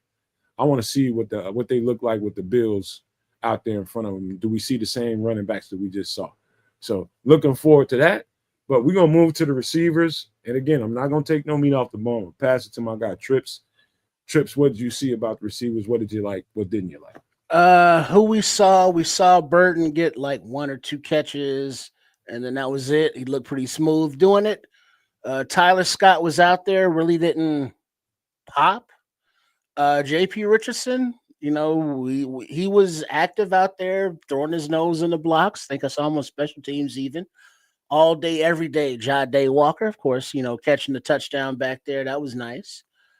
Who caught that first touchdown? Was it Alexander? Yeah, it was Maurice Alexander. Okay, so we got him out there making plays, and then the All-Pro kick returner in Duvernay. We didn't see Zacchaeus. We didn't see DJ. We didn't see Rome. So for what we did see, the talent level that is pushing the likes of a Tyler Scott, for the wide receiver 5, wide receiver 6, or wide receiver 7, whatever the case may be, with Walker, with Richardson, those 2 guys look like they can, do some things out there on the field, especially receiving and, after the catch. So I think the youth in the wide receiver room is looking good, much better than it has been. Hang on a second, Pips. I think we got a maple syrup. I smell maple syrup around here. I smell a maple log. Hey, I saw the Canadian Eagle out there playing well today, though. What's going on, kids? Hey, What up, man? kids? What's cracking? What's happening, Levante? Good to have you on the show. Yes, sir. Wish I was in the building for the whole thing. I missed most of the game today, so I thought I'd jump in and get y'all's take on what went down. I think I saw the better part of the first half. I think we were down it was 14-7, I think, right when it ended. How did we end off, and what did you guys think? I'll run it around the room. I'll let Trips, you go ahead and Well, now Levante gonna kick us off as the guest. Let's start with Levante. Don't think too hard, Levante. I'm trying to see. First show, man. I'll be easy. I'm teasing him, you know. Yeah. As far as the score goes, it's 14-7. I think Cairo kicked a 57-yarder to make it 14-10 in the first half. So I think that's pretty good. I don't think nobody's coming for the kicker position, although I like the young kicker that we got. I do too. Kim, right? I think that's his name. Jonathan Kim. Yeah, I like him. And for all intents and purposes, a tie. It's a tie.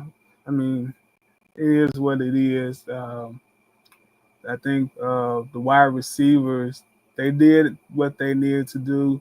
Luther Burden, I was seeing something on X about Olamide Zaccheaus and Luther Burden fighting for the wide receiver 3. Now the future is Luther Burden, of course. That goes without saying. I really, really like Zaccheaus, and hopefully he gets cracking in preseason next week or the week after that. Tyler Scott, I'm gonna just say he need to go ahead and get cut. I don't know why he's still on the team. Just bye. See you later. I saw that piece, right? So I saw Tyler Scott in there. He caught a nice little pass smack in the middle of the field and just couldn't take it for the first down. And he could have put a little something into it. But man, like, this is your opportunity to show that you can do stuff like this, and you still can't do it. Damn, Tyler. I don't know. At least he brought it down. Yeah, that's what he's supposed to do, man. That's what he's supposed to do as a wide receiver. But I think he should be a running back because that's what he played in college. Oh. But just size-wise, that's more running back than wide receiver. But since they're not going to do that, just go ahead and cut them, find a new team, be a farewell. It was nice when you have him. Yeah, we're gonna see, man. I just want to see Tyler Scott get all 3 of these preseason games. I want to see him get targeted. He was targeted twice, I believe. He got that long throw from Keenum that got the PI. As soon as they put him out there, they tried him deep, got the PI on that one. Then they gave him, I think, a short area little pass. He caught it. Then it was just nothing to it, man. Yeah, I think y'all are all right. Ultimately, it's guys that's on this roster that's going to definitely probably push him over the brink. But I just want to see him get every opportunity, so that we exhausted everything that we could to see if this is a guy that we can work with. Try him in some different formations. Try him in some trick plays. Let's just try to put the ball in his hands as much as possible, and let's see. I'd rather see it go down like that. If it's going to end, let it end like that. Well, it's a lot of focus on one young man who, is pretty deep in that depth chart, and that's my 2 cents. I'm glad he got out there today. He was able to get. I only saw the one pass, the one catch he made. I was just sending it to Levante and Tripp, and he could have taken it for a first down laterally in either direction, and he just couldn't get there. And that's sort of where my headspace was. Like, you need to get there now. Now it's do or die, bro. Get that first down. And then if we were to compare it to the one, I think I saw 2 catches from Luther Burden today, but Luther knew where he would, he knew where he needed to be to get that first, at least in the catch that I saw. He laid out, got it across the line, got a couple of additional yards, moved the chains. That's a little bit of the difference between one and the other. Luther was lost out there today too. Remember that trip where he was out there swimming? Yeah. It's he's not a finished product by any means, but his baseline talent is much, much, much higher than many on the team even. Mm-hmm. So with Luther, he's got his roster spot, obviously. Yeah, he ain't going. So, but like you got to look at guys like Jade, like JP, when you come up with like, well, does Tyler Scott retain his position? Did And it's like, did y'all see JP out there today? I didn't see. Yeah, I didn't see. he wasn't really targeted that much, though. right. Okay. But he was out there. I mean, he was. I mean, the funny thing about both sides of the ball, everybody seemed to get reps. You know, not the starters, obviously, but the second team, third team, up and down every room, everybody was out there back and forth. And so JP was out there, whereas Jade, you know, caught a touchdown and targeted a couple other times. You saw Torrey out there, didn't do much. You saw Jackson out there just whiff on balls, you know, that could have, you know, won the game, potentially driving in the fourth quarter. Wow. So, you know, those guys back in. So Tyler Scott has really got to look at the push from, I would think, Walker and Richardson. No doubt about it, man. Go ahead, kid. You got something? I had something, and now it's gone. It happens. It happens. Right. I'm gonna take you to the tight end room, because if I had to point out something that was a little bit alarming to me, man, was the blocking ability of, you know, the second, third, fourth tight ends. The blocking assignments weren't picked up. I don't know if it's a functionality of their sturdiness and being able to maintain a block, or they just hitting the wrong aiming point. There's some stuff that you got to look at on all 22 before you come to an absolute conclusion about how good somebody is or how bad they are, what they look like in a game. Looking at the game on its face, it looked like we were leaking at the third and fourth tight end spot, man. These guys were they didn't look good as far as the blocking assignments went, man. I noticed that during the game. Those tight ends were getting beat, and they just couldn't maintain blocks. You know, pressures was getting in because of them. I'm talking about, you know, there's some Joel Wilson stuff. There's some Durham Smythe stuff that I saw. You know, I can't say that I saw Carlson having that same issue, but there's two more of them that I was definitely like, okay, that might be a situation where you might see a move or two in the next couple of days. You might, I don't know, but it didn't look all that good as far as their blocking assignments go. But that could be just new offense stuff, and these guys just not being exactly sure after being out here with a new team and not practicing against your teammates. All that stuff should be considered, but that part definitely glared to me. They were not picking up their assignments well.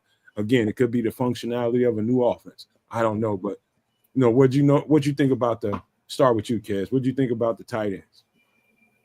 From what I saw, they looked good. I didn't get the opportunity to really focus on their blocking assignment or blocking ability. I thought Stephen Carlson did a good job out there. Same with Durham Smythe from what I saw.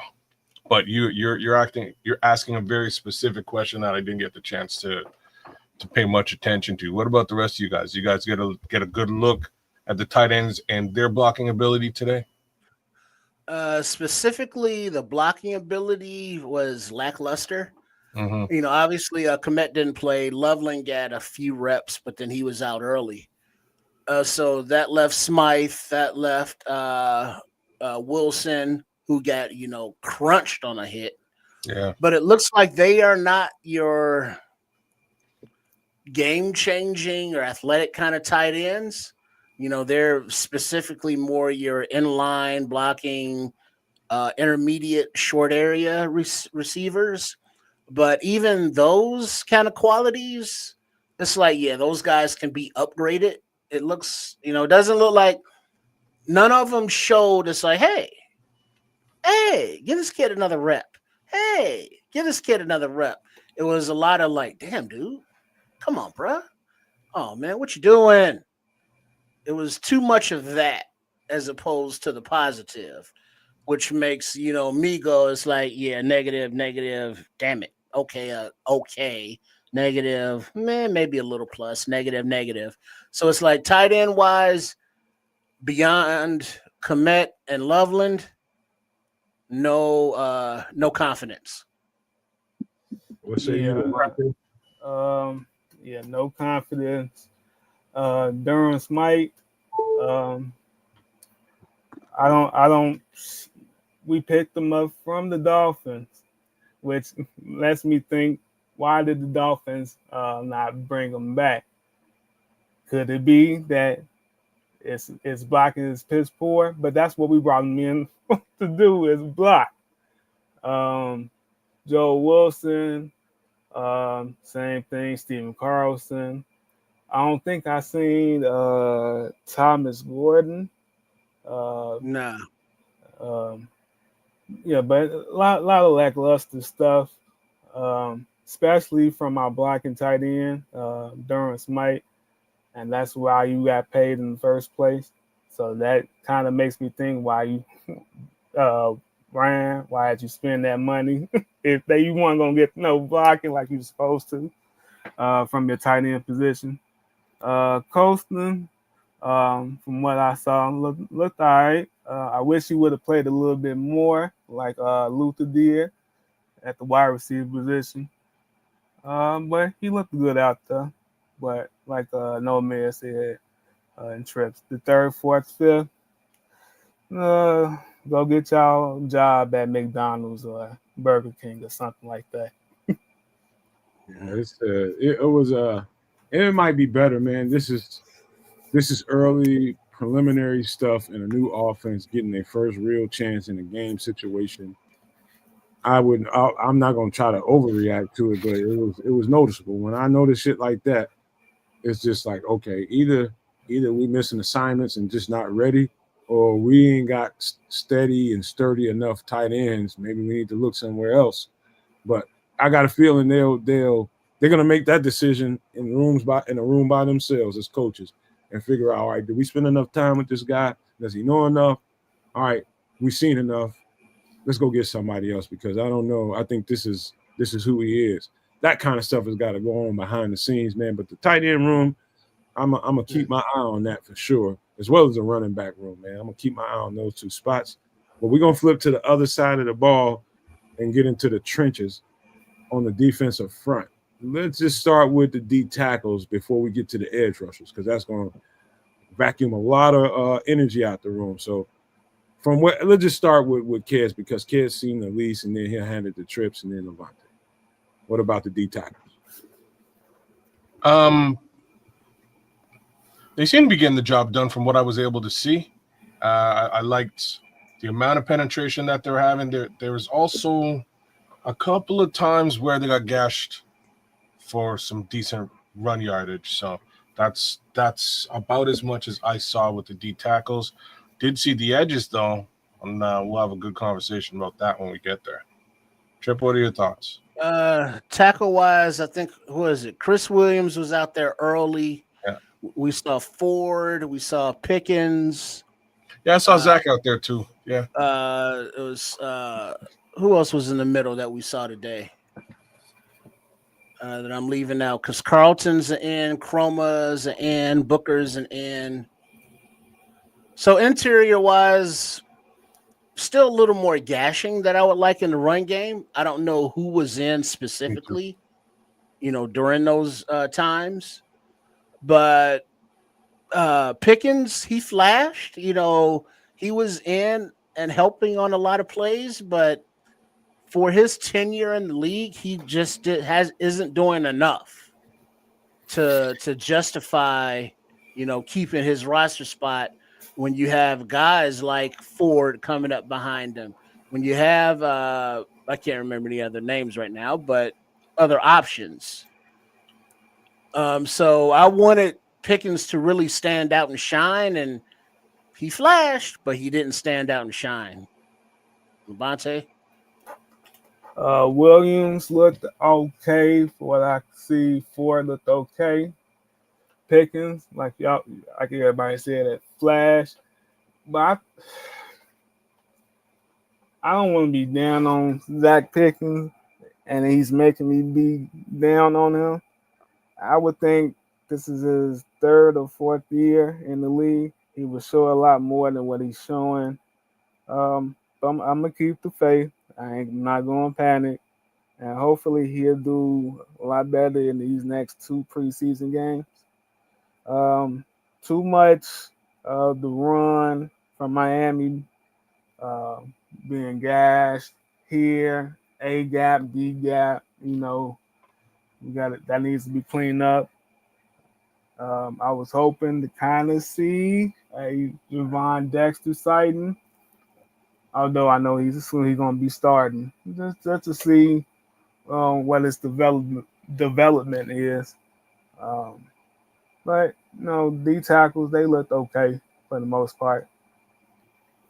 I say I think the D tackles, it told me a lot about where people are on the roster.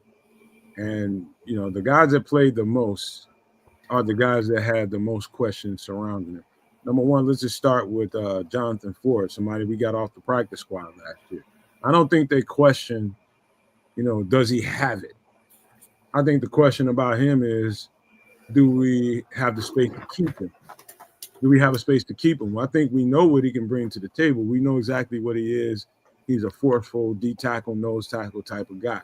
Do we keep that guy on the roster? Playing next to who probably has the biggest question mark, and that is Zach Pickens. Zach Pickens, at times, he missed a couple of good opportunities. Hold on, let me move him. Couple of good opportunities to make some plays out there, and that kind of stuck out to me as far as Zach Pickens goes.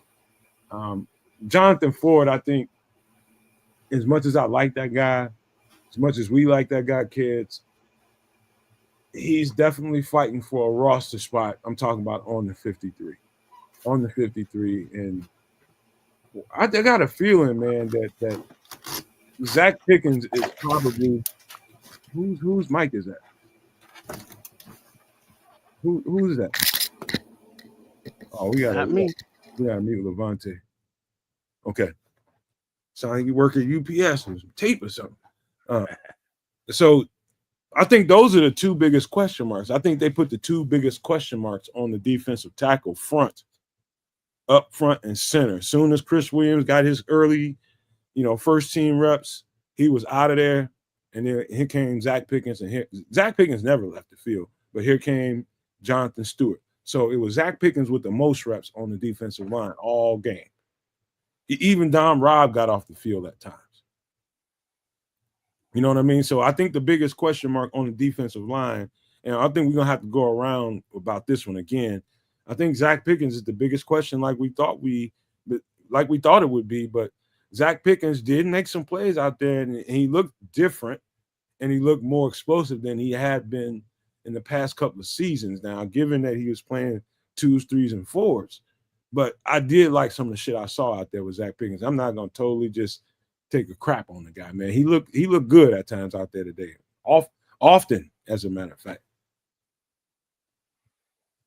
Didn't see him look bad. I'll have to take another full view of this situation, but I'm glad to see him actually getting snaps. I think I smell what you're cooking, and it sounds like, he's sort of under the spotlight, and they really want to evaluate him correctly, so they're giving him all that runway. It makes a lot of sense to me, man. If that's really what it looks like, I would love it if they could find a way to keep him if he's improving. Do what you have to do the due diligence and figure that out. So that's where my headspace is with Zach. It's an uphill battle, brother. You know what I mean? It's uphill battle. We'll see if he can actually pull through. Trip. Yeah, he has like you say, he has the runway, so it's up to him to take off or not. But just from like what I saw today, it's like, really? That's all you got after all this time? That's somewhat disappointing. But then maybe my expectations were too high for him. I don't know. I don't know if they're too high, but if he was with the first team, you know what I mean? It might be a little bit more impactful, and that's like the one thing. Well, no. Well, here's the difference. Now that we're gonna move into edge, player of the game, Austin Booker. He was impactful. I wanted at least some of that, a little bit of that from Pickens, from the interior against going against their second, third string. I guess we got to see more. I guess. I don't know. Because so far it ain't enough. That's the best way to describe it. Is you got to see more. Mm-hmm. Fine, we'll see more next week. Got to see more, man. I did like some of the shit I seen. I'm not trying to. I think I'm gonna be honest with y'all, man, and I think this is a particular situation where we can really screw something up because we haven't seen a whole lot out of Zach Pickens, and naturally, your average fan doesn't see football in the way they should, and that's not looking down on your average fan. They just see results. Is that guy doing what he's supposed to do? Is this a good draft pick? All that kind of stuff. And given the system that he played in, Dominique Robinson played in the same system.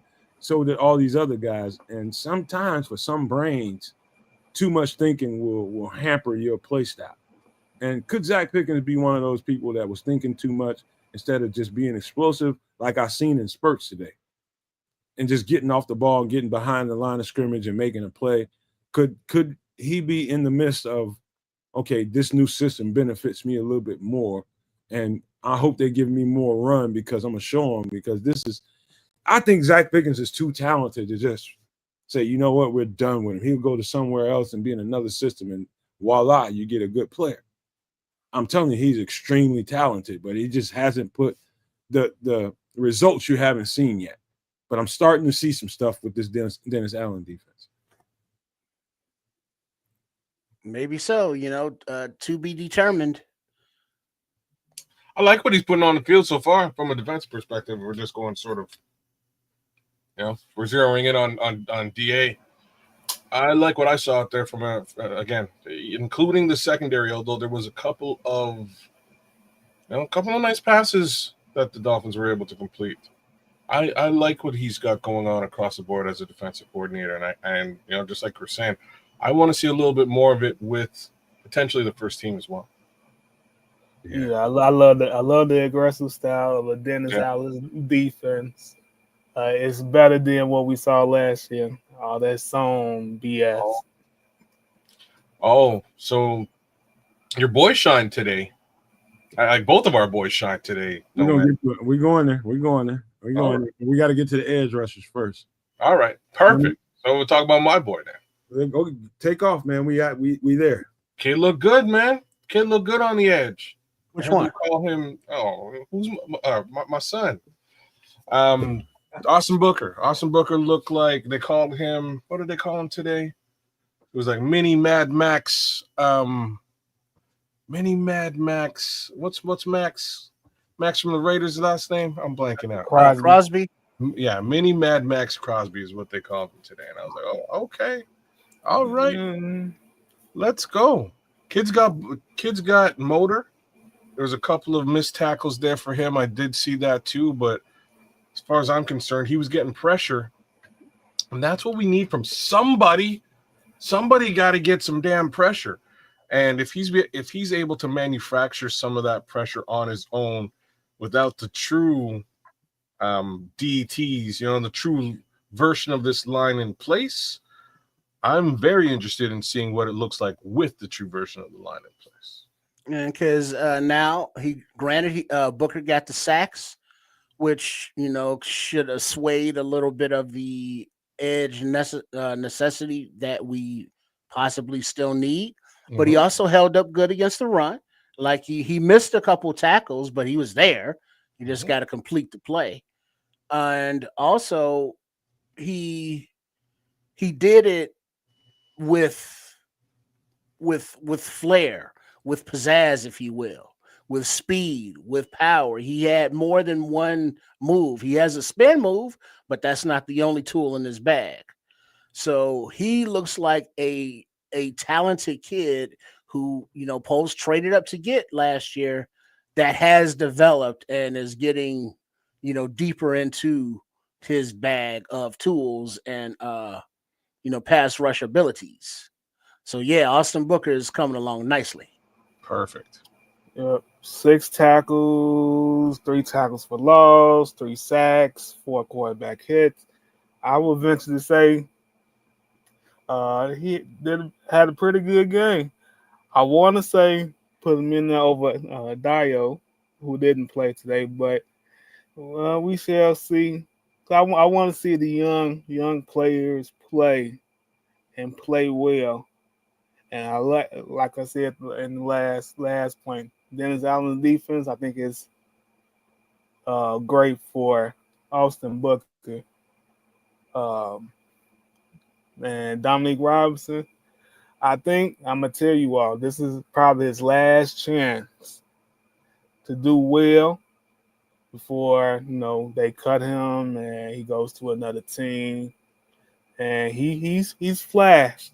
So all the stuff we've heard from Cam with him flashing and bulldozing, the Darnell Rice, the Braxton Jones, and stuff like that, he's looked pretty good.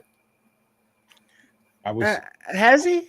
Because I was looking for Don Rob to make some flash plays. He didn't do any of that. He was okay. He was solid, but it wasn't like he did anything that Booker did, causing pressure or that hardcore getting to the quarterback. He didn't.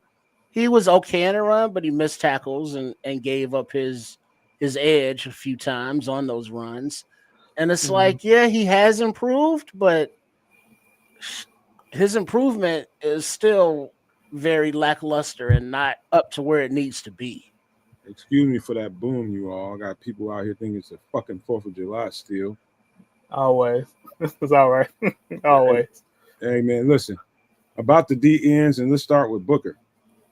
Kids, give me a head nod and or a thumbs up if you remember. And no maniacs, everybody in the chat, give me a thumbs up if you remember me saying maybe why they did not make a move on an edge rusher in the draft was maybe because we got a guy on the roster that they feel like we got an extra draft pick. This guy is in a new system now. He's not playing with the coaches that he had. If you remember me saying that, Austin Booker is a guy, might be a reason why they didn't reach out there and get that edge rusher early like we all thought they would. Austin Booker might be the reason. He might be the reason. You don't remember that, kids? Oh, I remember you saying it. You just wanted me to nod, right? I just want nod or thumbs up if you remember the conversation. I remember the conversation. All right, that's all. I mean, it's obvious to me that we had a high. I thought highly of Austin Booker when we got him. I thought highly of him the whole year, even though he didn't show a whole lot of flashes that he was a kind of a guy. I felt like with new coaches, a new voice to be in your ear and say, you know what, man, don't focus so much on all these different moves and counter moves and all this different stuff that comes with playing edge rusher. Focus on being an impact on that guy in front of you. Win. And don't be trying 2 and 3, 4 different damn moves while you're trying to do it because you're thinking too much. If you're thinking too much, you're going to get your ass whooped. That's just how football goes. Football happens fast, especially on the offensive side of the ball. You need to get back there and make your presence be known fast. And so that's what I saw today. Somebody that wasn't putting a lot of thought into it. He was just getting on people, just straight getting on people. And the move that I saw that I haven't seen since Austin Booker got here. I saw a little bit when he was at Kansas was that damn with that inside spin move. And I mean, it was right on time, so right on time. And that guy, I'm telling you right now, I don't think this is a flash in the pan. I think this is Austin Booker. Austin Booker that we thought we was getting when he came out of Kansas. Number one, I think he is definitely the real deal and the reason why we didn't go too far and try to overdraft some edge rusher. I think we have what we needed. And I think Dennis Allen probably played a role in that. It's like, man, listen, don't go too far with this edge rusher stuff. I like this guy's traits. I like this guy's traits. I think we can put our hands on him and we can do something with him. That's what I think went down in House Hall.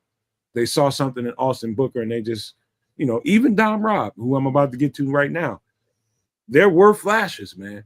And again, this is another conversation that I had. There's shorts out there to prove it. And I said often that all Dom Robb needs to do is stop trying to do so many different things. Focus on 1 or 2 things to do and do it well. And so what you saw was either speed or you saw power. Either one of them, it was working for him. Either one of them. But is that enough to make Dom Robb? Dom Robb definitely flashed today several times. Several times Dom Robb was on your radar. Some of it was, really, really good. Some of it was due to the interior presence of the D tackles. But some of the stuff you saw out there, man, he's not. There was even a play or two. I thought I saw a pick stunt from either Noah Sewell or Ruben Hippolyte that kind of went well for Don Robb. He kind of took he swam the other way and got an inside rush. There was times where he flushed the guy out of the pocket. A pick stunt we'll explain some other time, but that's something that linebackers do. It's like a pick and roll for edge rusher to get home. So the linebacker will set a pick for the edge rusher. He'll go around them and try to get to the quarterback. That's all it is, really. But I saw some good stuff there. I wish I would have saw more Daniel Hardy. He didn't get as many reps as I wanted him to get, but I think moving forward, they're going to have to get him some more reps. Didn't see a lot of them, but when I saw him, he flashed out there. So I think the edge rusher room is better than we thought. Definitely Tano early in the game, Trips, would you agree that he definitely flashed out there as an edge rusher? Yeah, well, he was on the field. I don't remember necessarily flashing as an edge rusher. He made some plays in the run game. Definitely. And like I already spoke about Dom Rob, but like you mentioned, Daniel Hardy, from the reps he got, he was a hell of a lot more active out there on the rush and in the run support than I think Dom Rob was. And so if you got to look to divide up reps, and it's like, all right, Booker's in there. I think he's fine with the second unit. Leave Deo on the first unit with Sweat. And then you have your NASCAR package coming in with Deo. And if you had to pair him with somebody, it wouldn't be Dom Rob. It would be Hardy, in my opinion. That's just where I'm at on it. That's an interesting take, Trips, because I think that's something that we all should, as Bears fans, you can probably kind of get your football IQ up a notch when you understand how pairings, what Tripp has just got through speaking to, is how you pair up guys. How well do they play off of each other? What front you send out there and why? Like if you want that NASCAR package, who do you line next to who? Those kinds of things they're learning right now in practice as we speak. In these preseason games, they're definitely learning. But this joint practice is going to offer a pretty good evaluation with this really good offensive line that Buffalo has. We'll find out some things. Dennis Allen has got to try a whole bunch of different stuff to see what works and what doesn't, what's sustainable, what is not, who to keep on this roster, and who does he think that okay, we can probably improve from here, man. I think we've seen enough of this guy. It's going to be a lot of that going on in the next week or so. You know what I mean? It's going to be guys that might not be here. You know what I mean? It's going to be a tough sled for a lot of people, but I think the true litmus test for this Bears team going into the regular season is going to be this Buffalo preseason matchup. I think so. Any other thoughts on that before we get to the linebackers? Because let's just go there, kids. I know where you want to go. You saw something in the linebackers. I'll just let you guys talk for a second before I get to it. Your boy looked good, man. Also looked good. A nice little goal line stop. As well as a couple more items of note. I think he knocked the ball out at some point.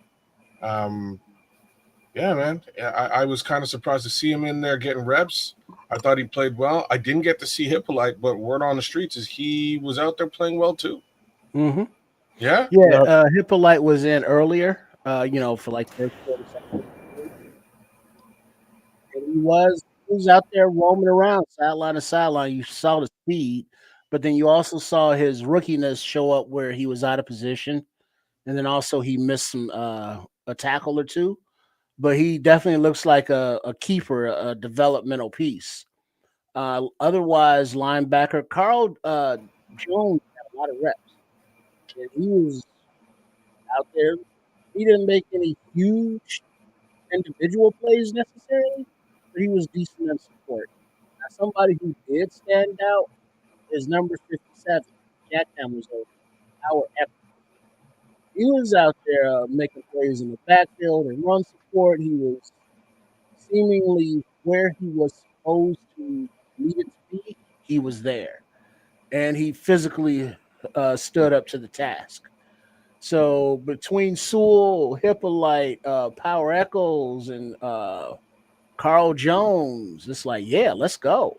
And then Amen, I think he got a Gonna few ask if he got up there, or but I thought I he saw went him out. I get think hurt. he got Did he hurt. get I'm sorry. What was that? Did he get hurt? Yeah, he did. Amen. Yeah, he had a little dinged up or something. Okay. But it looked like he got to the sidelines and he was in pain. But it looked like maybe he had a stinger or a shoulder or something. But he was able to, get up. But I don't think he came back out on the field. All right.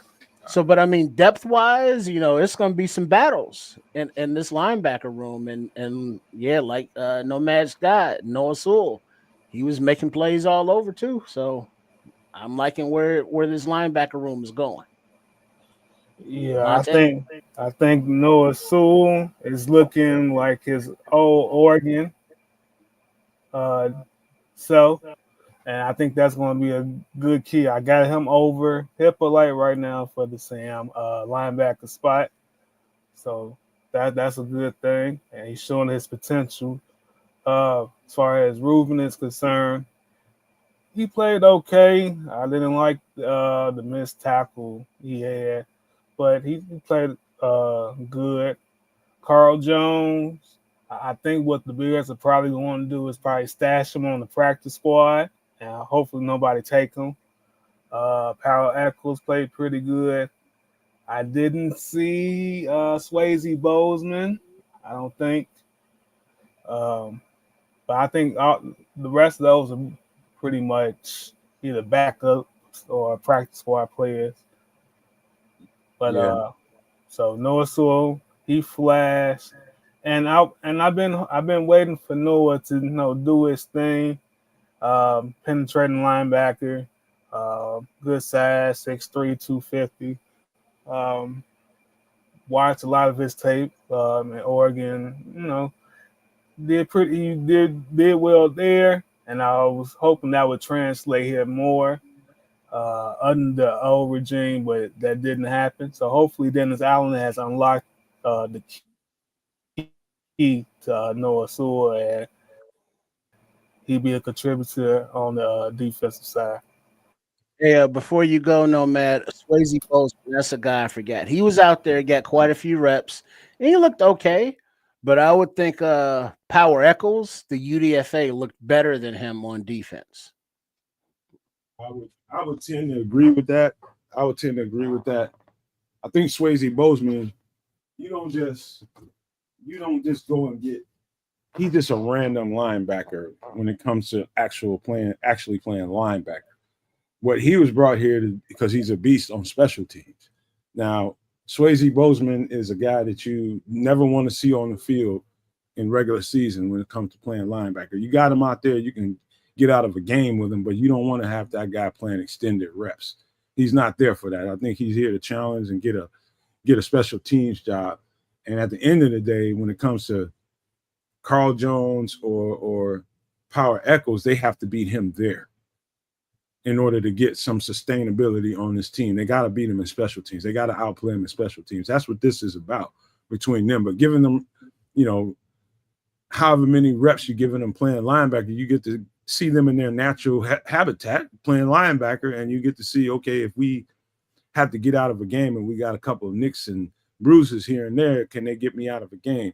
You're going to evaluate that, and then you're going to evaluate how much value they bring on special teams. That's where those guys are, all of them. Now, when you start talking about Reuben Hippolyte and Noah Sewell, that's a different conversation. So Reuben Hippolyte, he started off kind of slow, man. He was missing assignments. He was out of position, missing tackles, missing coverages. It didn't look good at first, man. I was just like, oh, shit, he looks like a rookie out here. And then later on, I don't know who got into his ear, but he seemed to find himself. And you saw a different player start to emerge, man. You saw the speed, you saw the physicality, you saw the whole gamut that he brings to the table. But, at the very beginning, it was like iffy.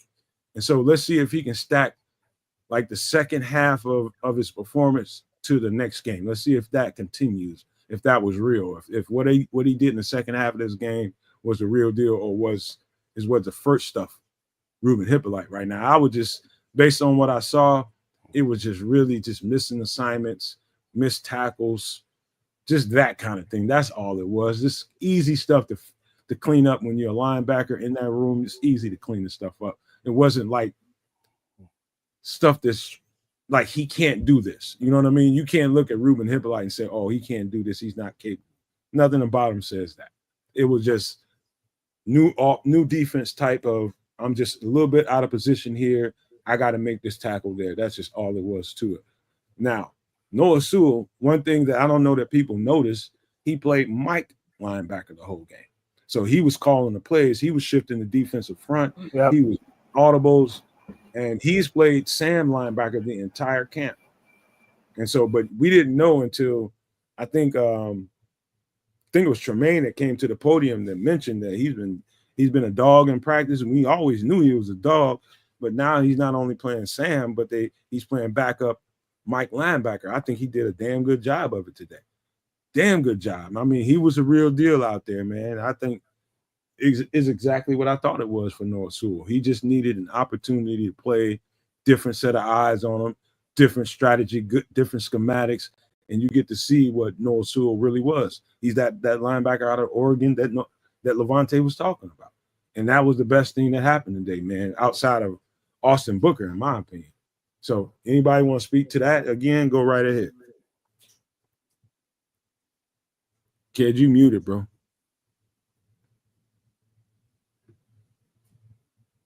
Good catch on that. I'm just glad we got a good look at that linebacking core, at least from a second string perspective. Looks like we have some decent depth there. So I hope that continues on throughout preseason and then into the regular season.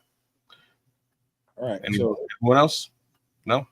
Yeah, it's just depth. You know, if the battles, you know, are now, you know, you're looking at Power Echols, you're looking at Carl Jones, you're looking at Swayze Bozeman, you know, that lower end of that roster. Because Sewell looks like he's, you know, cementing his spot, you know, taking on those added responsibilities and, you know, playing well. So as long as, you know, health isn't an issue, you know, I think that we are good in the linebacker room. It was beautiful to see, because his resume says he's absolutely a good middle linebacker. That's what he did at Oregon for a nice spell, and he performed well out there doing that today, man. You can see him. He was the quarterback in that defense out there. And so I think we got a solid-ass backup middle linebacker, but we definitely have a starter at Sam linebacker. So whenever Noah Sewell has I don't think this was a fluke. I think you're just going to see more and more of that as this preseason goes on. I definitely don't think that was a fluke. I think it was bomb-ass shit. And, you know, I'm not patting myself on the back or anything, but he was definitely my pick to click today on the defensive side of the ball. So that's that. We're going to get to the third layer of the defense. Let me just start with that, kids, and just pass it to you. I'm trying to get in the habit of not taking all the meat off the bone, letting you guys go first before I do it. Nashawn Wright looked well. Like, to be honest with you, I had a little bit of issue with what was going on in the secondary. Saw some decent tackles, not so much in the run stopping variety. But I saw some decent tackle work there. There's a few decent passes that got off that I was a little bit irked by, but at the same time, from a coverage perspective, they did well in coverage. That's my take. I didn't feel a huge drop off from Jalen Johnson, but that's my take today in a big way to say that, because I also hear we may not be seeing Jalen Johnson for a while. Wait, how long is a while? Did you hear? What did you hear? I heard potentially week 4. Oh, damn. So you starting out on the pup. Wait. Hold on, kid. You can't be just dropping shit like that and then not having nothing to back it up with. You got breaking news or something? Like you heard it from where? Who told you? I got birdies and stuff out there. You know what I mean?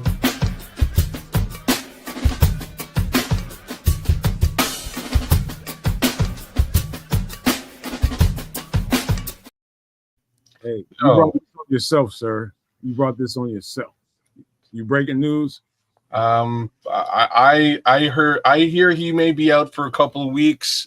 I'm gonna knock on wood and here's the reality. I'm gonna knock on wood and say I hope I'm wrong. All right, I hope I'm wrong because they haven't made any official announcement about this. Do we know if is it an ankle, is it a knee, is it a hamstring? What's wrong with him? My neighbor told me. Tom Burr, my neighbor told me. This is the words that I'm hearing. I'm hearing that he may be out for till about week 4. Huh. So Well, with that said, until we figure out, or not figure out, but learn what it is, what the injury is, if it's true, whose kids, inside sources, and all that fun stuff. Nashawn Wright looked,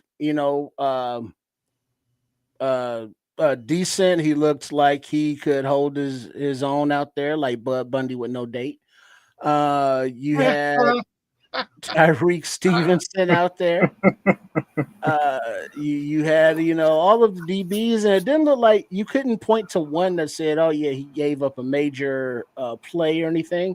But the openness that the Finns receivers had were in zones, and it was during blitzes to where it's like Dennis Allen is sending the house, and it just didn't get home in time, and the quarterback was able to just loft it up to a guy in an open zone. So I mean, other than that, the talent level of the secondary looked, decent. Now, granted, we didn't see the number ones versus the number one, so we can't say that we really didn't miss Jalen Johnson. But today, we really didn't miss Jalen Johnson. Yeah. What's that? Nation Wright stock up. He was pretty good. Major Burns, he was okay, although like what we were saying about the passes being in the zone, I think he gave up a reception, a couple missed tackles from him. But it's preseason, so I ain't gonna be too alarmed about that. I think I saw Jonathan Owens; he looked okay. Josh Blackwell looked good. I'm trying to see if I seen Tysheen Johnson. Yeah, he was out there. Okay. He's number 33. He didn't do much. Yep. And then saw Trey Flowers. He was okay. Cook did it pretty good that last minute sack fumble he had. And I'm trying to see who else kind of. Oh, Terrell Smith. Good in coverage. And he should have had that pick 6. yeah. Hopefully he needed to get on that jugs machine and start, catching the ball. And come on. I thought he was going to send that to the house. I was like, oh, Lord. But the DBs, they did pretty good. Jalen Johnson, hopefully, we figure out between now and the season if he's all right. And it's not more than a soft tissue injury, which I'm trying to figure out where did this soft tissue injury crap come from these reporters. Oh, it's a soft tissue. It's a soft tissue. It's a soft tissue. We need more than that, please. But the DBs look solid. I'm waiting for that solid to become good and then good to great. Amen to that. I do think the DBs look solid. Again, I'm kind of grading this on a different kind of curve because it's a new system, new first preseason game. They've had limited reps against anybody that isn't their teammate. You know what I mean? They just had one joint practice. Now they get to see it live in a preseason game. I think they fared well, but I got to start where AC Adams is starting. Smitty was sticky. That was noticeable. Once he got into a groove, you really start to see him flash out there in the run game, making tackles, just his coverage ability. You saw the player that we drafted. You saw a high-end cornerback, a big cornerback playing well out there. He should have took that for a pick 6. He was twitchy out there.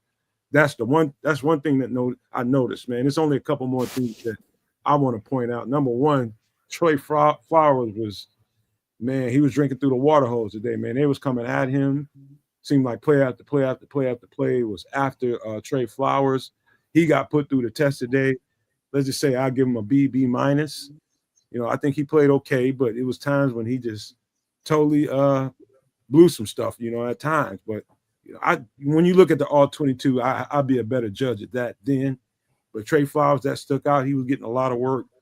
But the two guys that really, really stuck out to me, one, you can see why Jonathan Owens seems like he's submitting himself as a third or fourth safety on his team.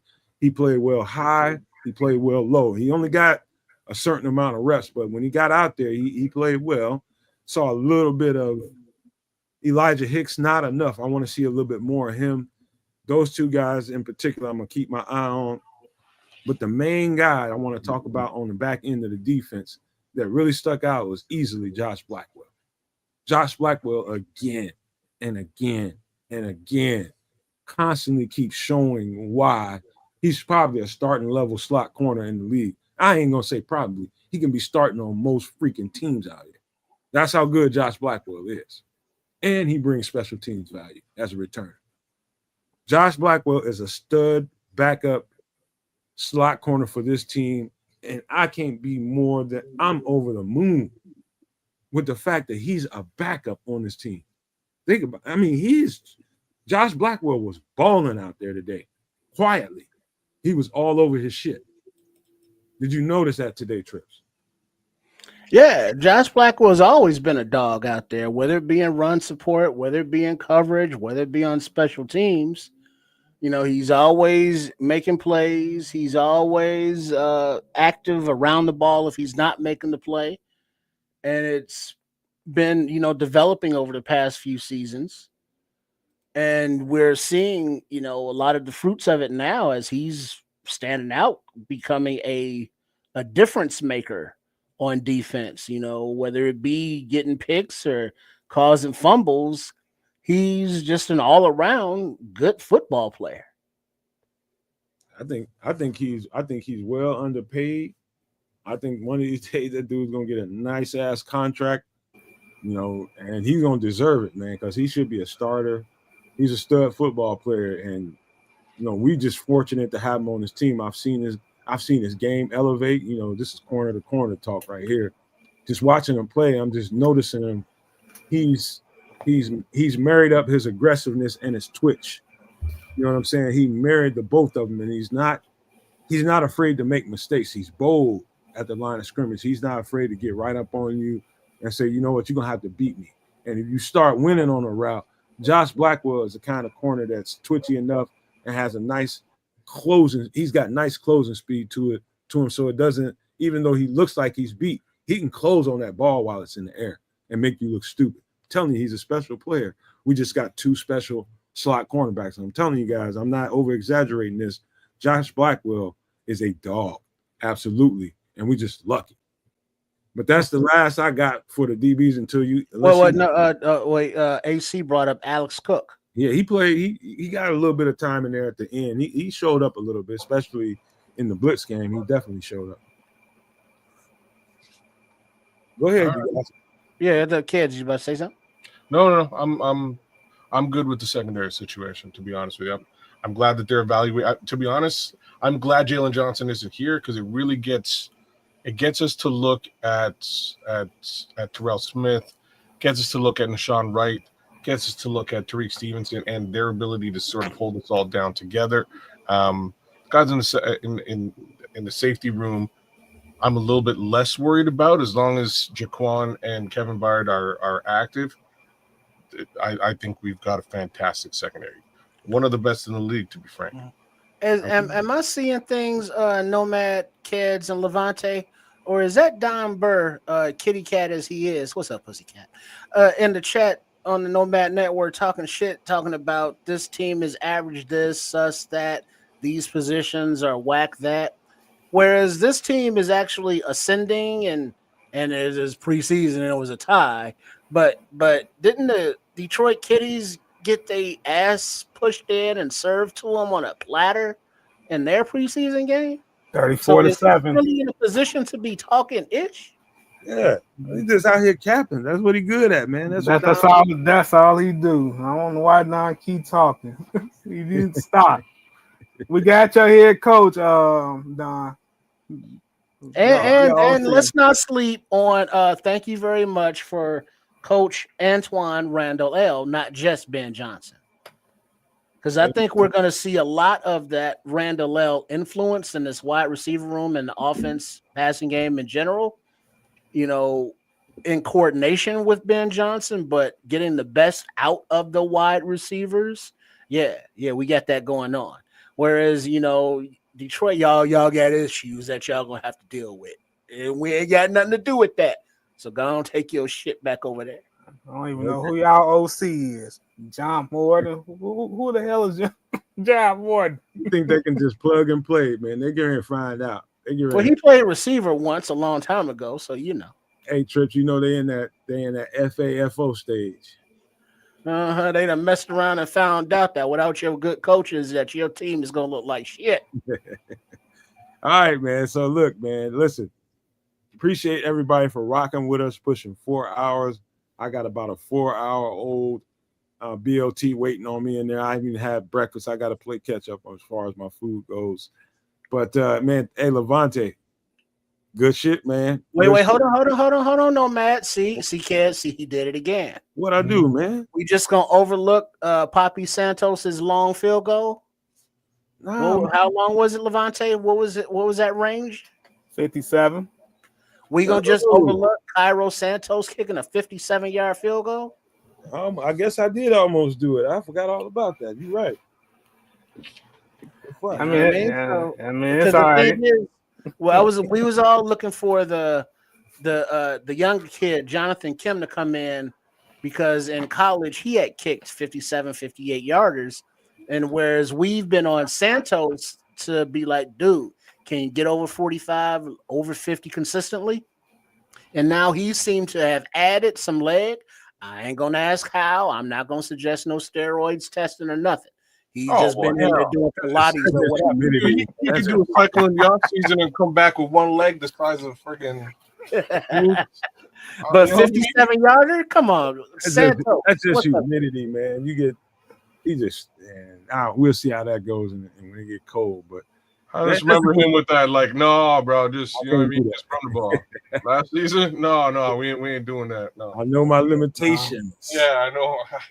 Right, but like Black Rain is pointing out, like we during the game spoke on, dude from the Jaguars kicked a 70-yard field goal. Man, stop doing this to me, man. You already ate your bologna sandwich. Stop playing with me, man. I'm going to get me something to eat. Fuck you. You're not getting me today. He said, "Carol, get that Balco foot." We're gonna give it up, man. We just gave you pretty much 5 hours worth of content, man. If you thought it was worth it, I don't see nobody else doing it like that. 5 hours worth of content. You gotta love it. Hit that like and subscribe if you love what we do over here. You want to see more of it, we would appreciate you. But we're gonna pass it to Canada, bounce past to Canada to see what he wants to do to close this thing out. Well, take that rock and pass it to my Auntie Merle. Big shout outs to you for your birthday. Thanks for having us and the family. Shout outs to my family who are down from Jamaica. Big ups to all of y'all. So did a little family business. Unfortunately, it conflicted with this preseason situation, such as life. Sometimes you do other things. But I'll keep my eyes peeled. I'll watch the rest of that game. We'll chop it up a little bit more on Extra Sauce once I've had the opportunity to really get a good look-see at that second half. But sounds like it wasn't too bad.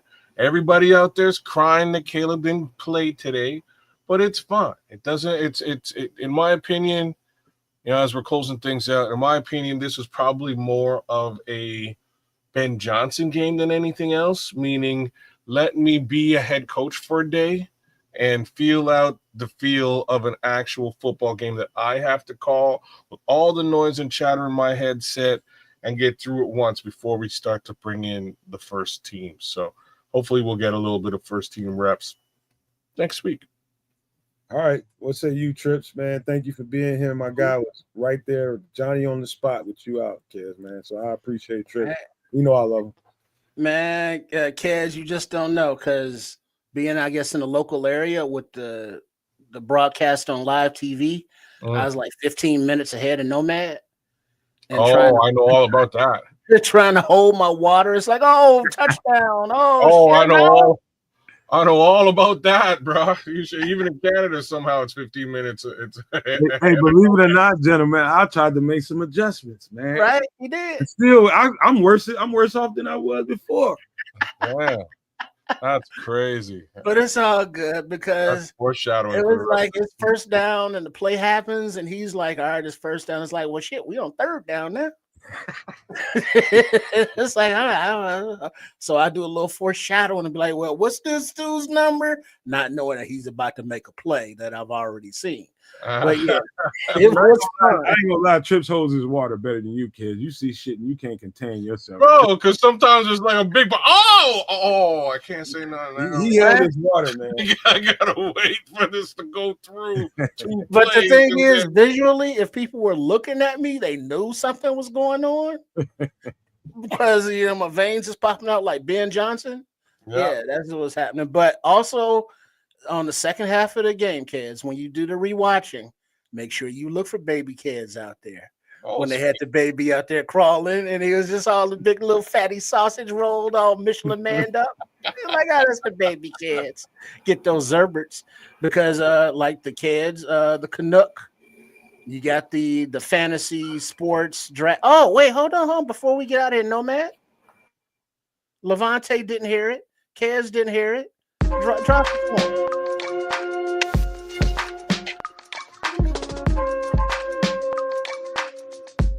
That ain't it. That it?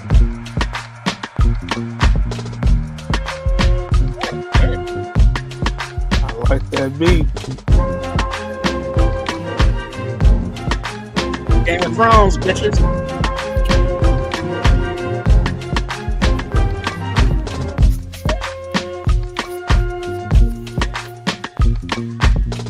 All right. Okay. That's good, real good.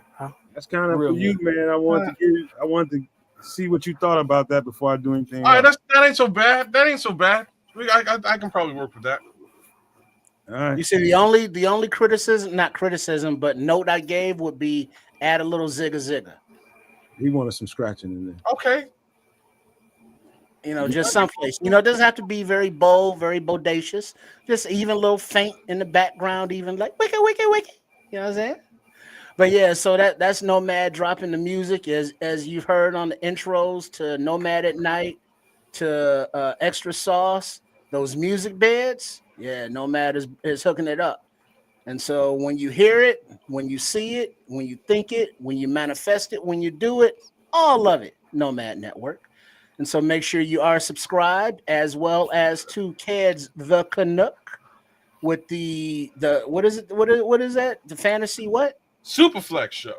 Superflex. There it is. Got to start doing some shit. Got to start getting some advertisements ready for that too, man, for sure. Yes, sir. All right, and then a shout out to Levante for joining us. Mr. Calm Down. Everything will be all right. Relax. Don't worry. Be happy himself. Look at baby kids. I get those Zerberts, baby kids. Get those Zerberts.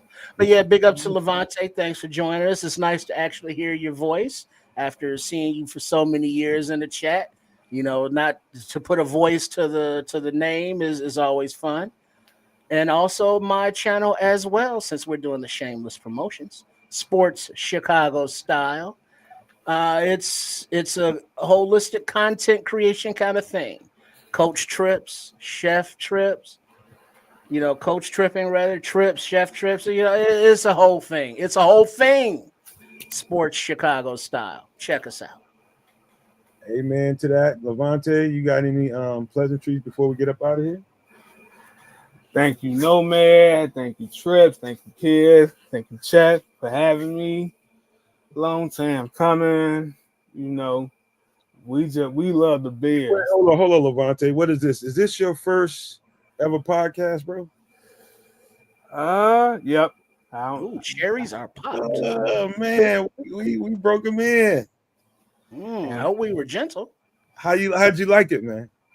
It's pretty good. Another podcast. They trying to ask, for me to be on, all the other pleasantries and stuff like that. But it was good. I've been having people tell me you need to talk about the Bears. You're so knowledgeable about the Bears. So I'm like, all right, let me do it. I ain't got nothing better to do. So let me do that. And all this Don Burr. Oh shit. Don, just go away. Oh damn. Just go away. Y'all suck. Detroit suck. The Lions suck. What y'all got? General Motors, they suck. Who else? Y'all restaurants, they suck. Yeah, the food suck. Just go away. I went in on the automotive industry and everything. Just get out of here. Get that Detroit sticker you suck. I seen a motherfucker in Detroit recently, man, in a pair of Pro-Teds and a Jerry curl. Y'all motherfuckers. It's still 1980 in Detroit. I could argue with that, man. Go ahead, Levante. We messed you up, man. Keep on. And I don't know. Don's just like that.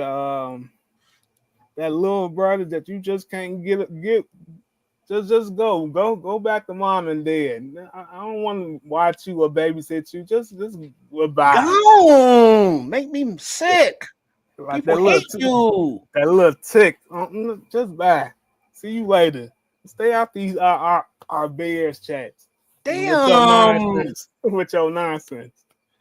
All right. Hey, Levante, I'm gonna just tell you, man. It was fun to finally get you here. I know we've been talking about it for a couple of weeks, but it was a pleasure having you here. In fact, I want to keep you here. And if you comfortable doing Bears podcast with us over here, we have a good time doing it. You know how we are. You've been watching for a while. You fit right on in. If you want to come back and be part of the channel and keep doing shows, you'll have a home here, man. If you want one, it's up to you. Just putting it out there in the open so everybody see it, hear it, they know it. Oh, and one more thing before we go. This is just me, because I want the channel to grow and expand to new heights and stuff. So I've been trying to reach out to different sports folk. I won't give out any names, stuff like that, so they can join the podcast, and we can have a jolly good old time like we always have. And it's always good to hear more voices on the channel and build the channel up. So that's what I'm doing on the side.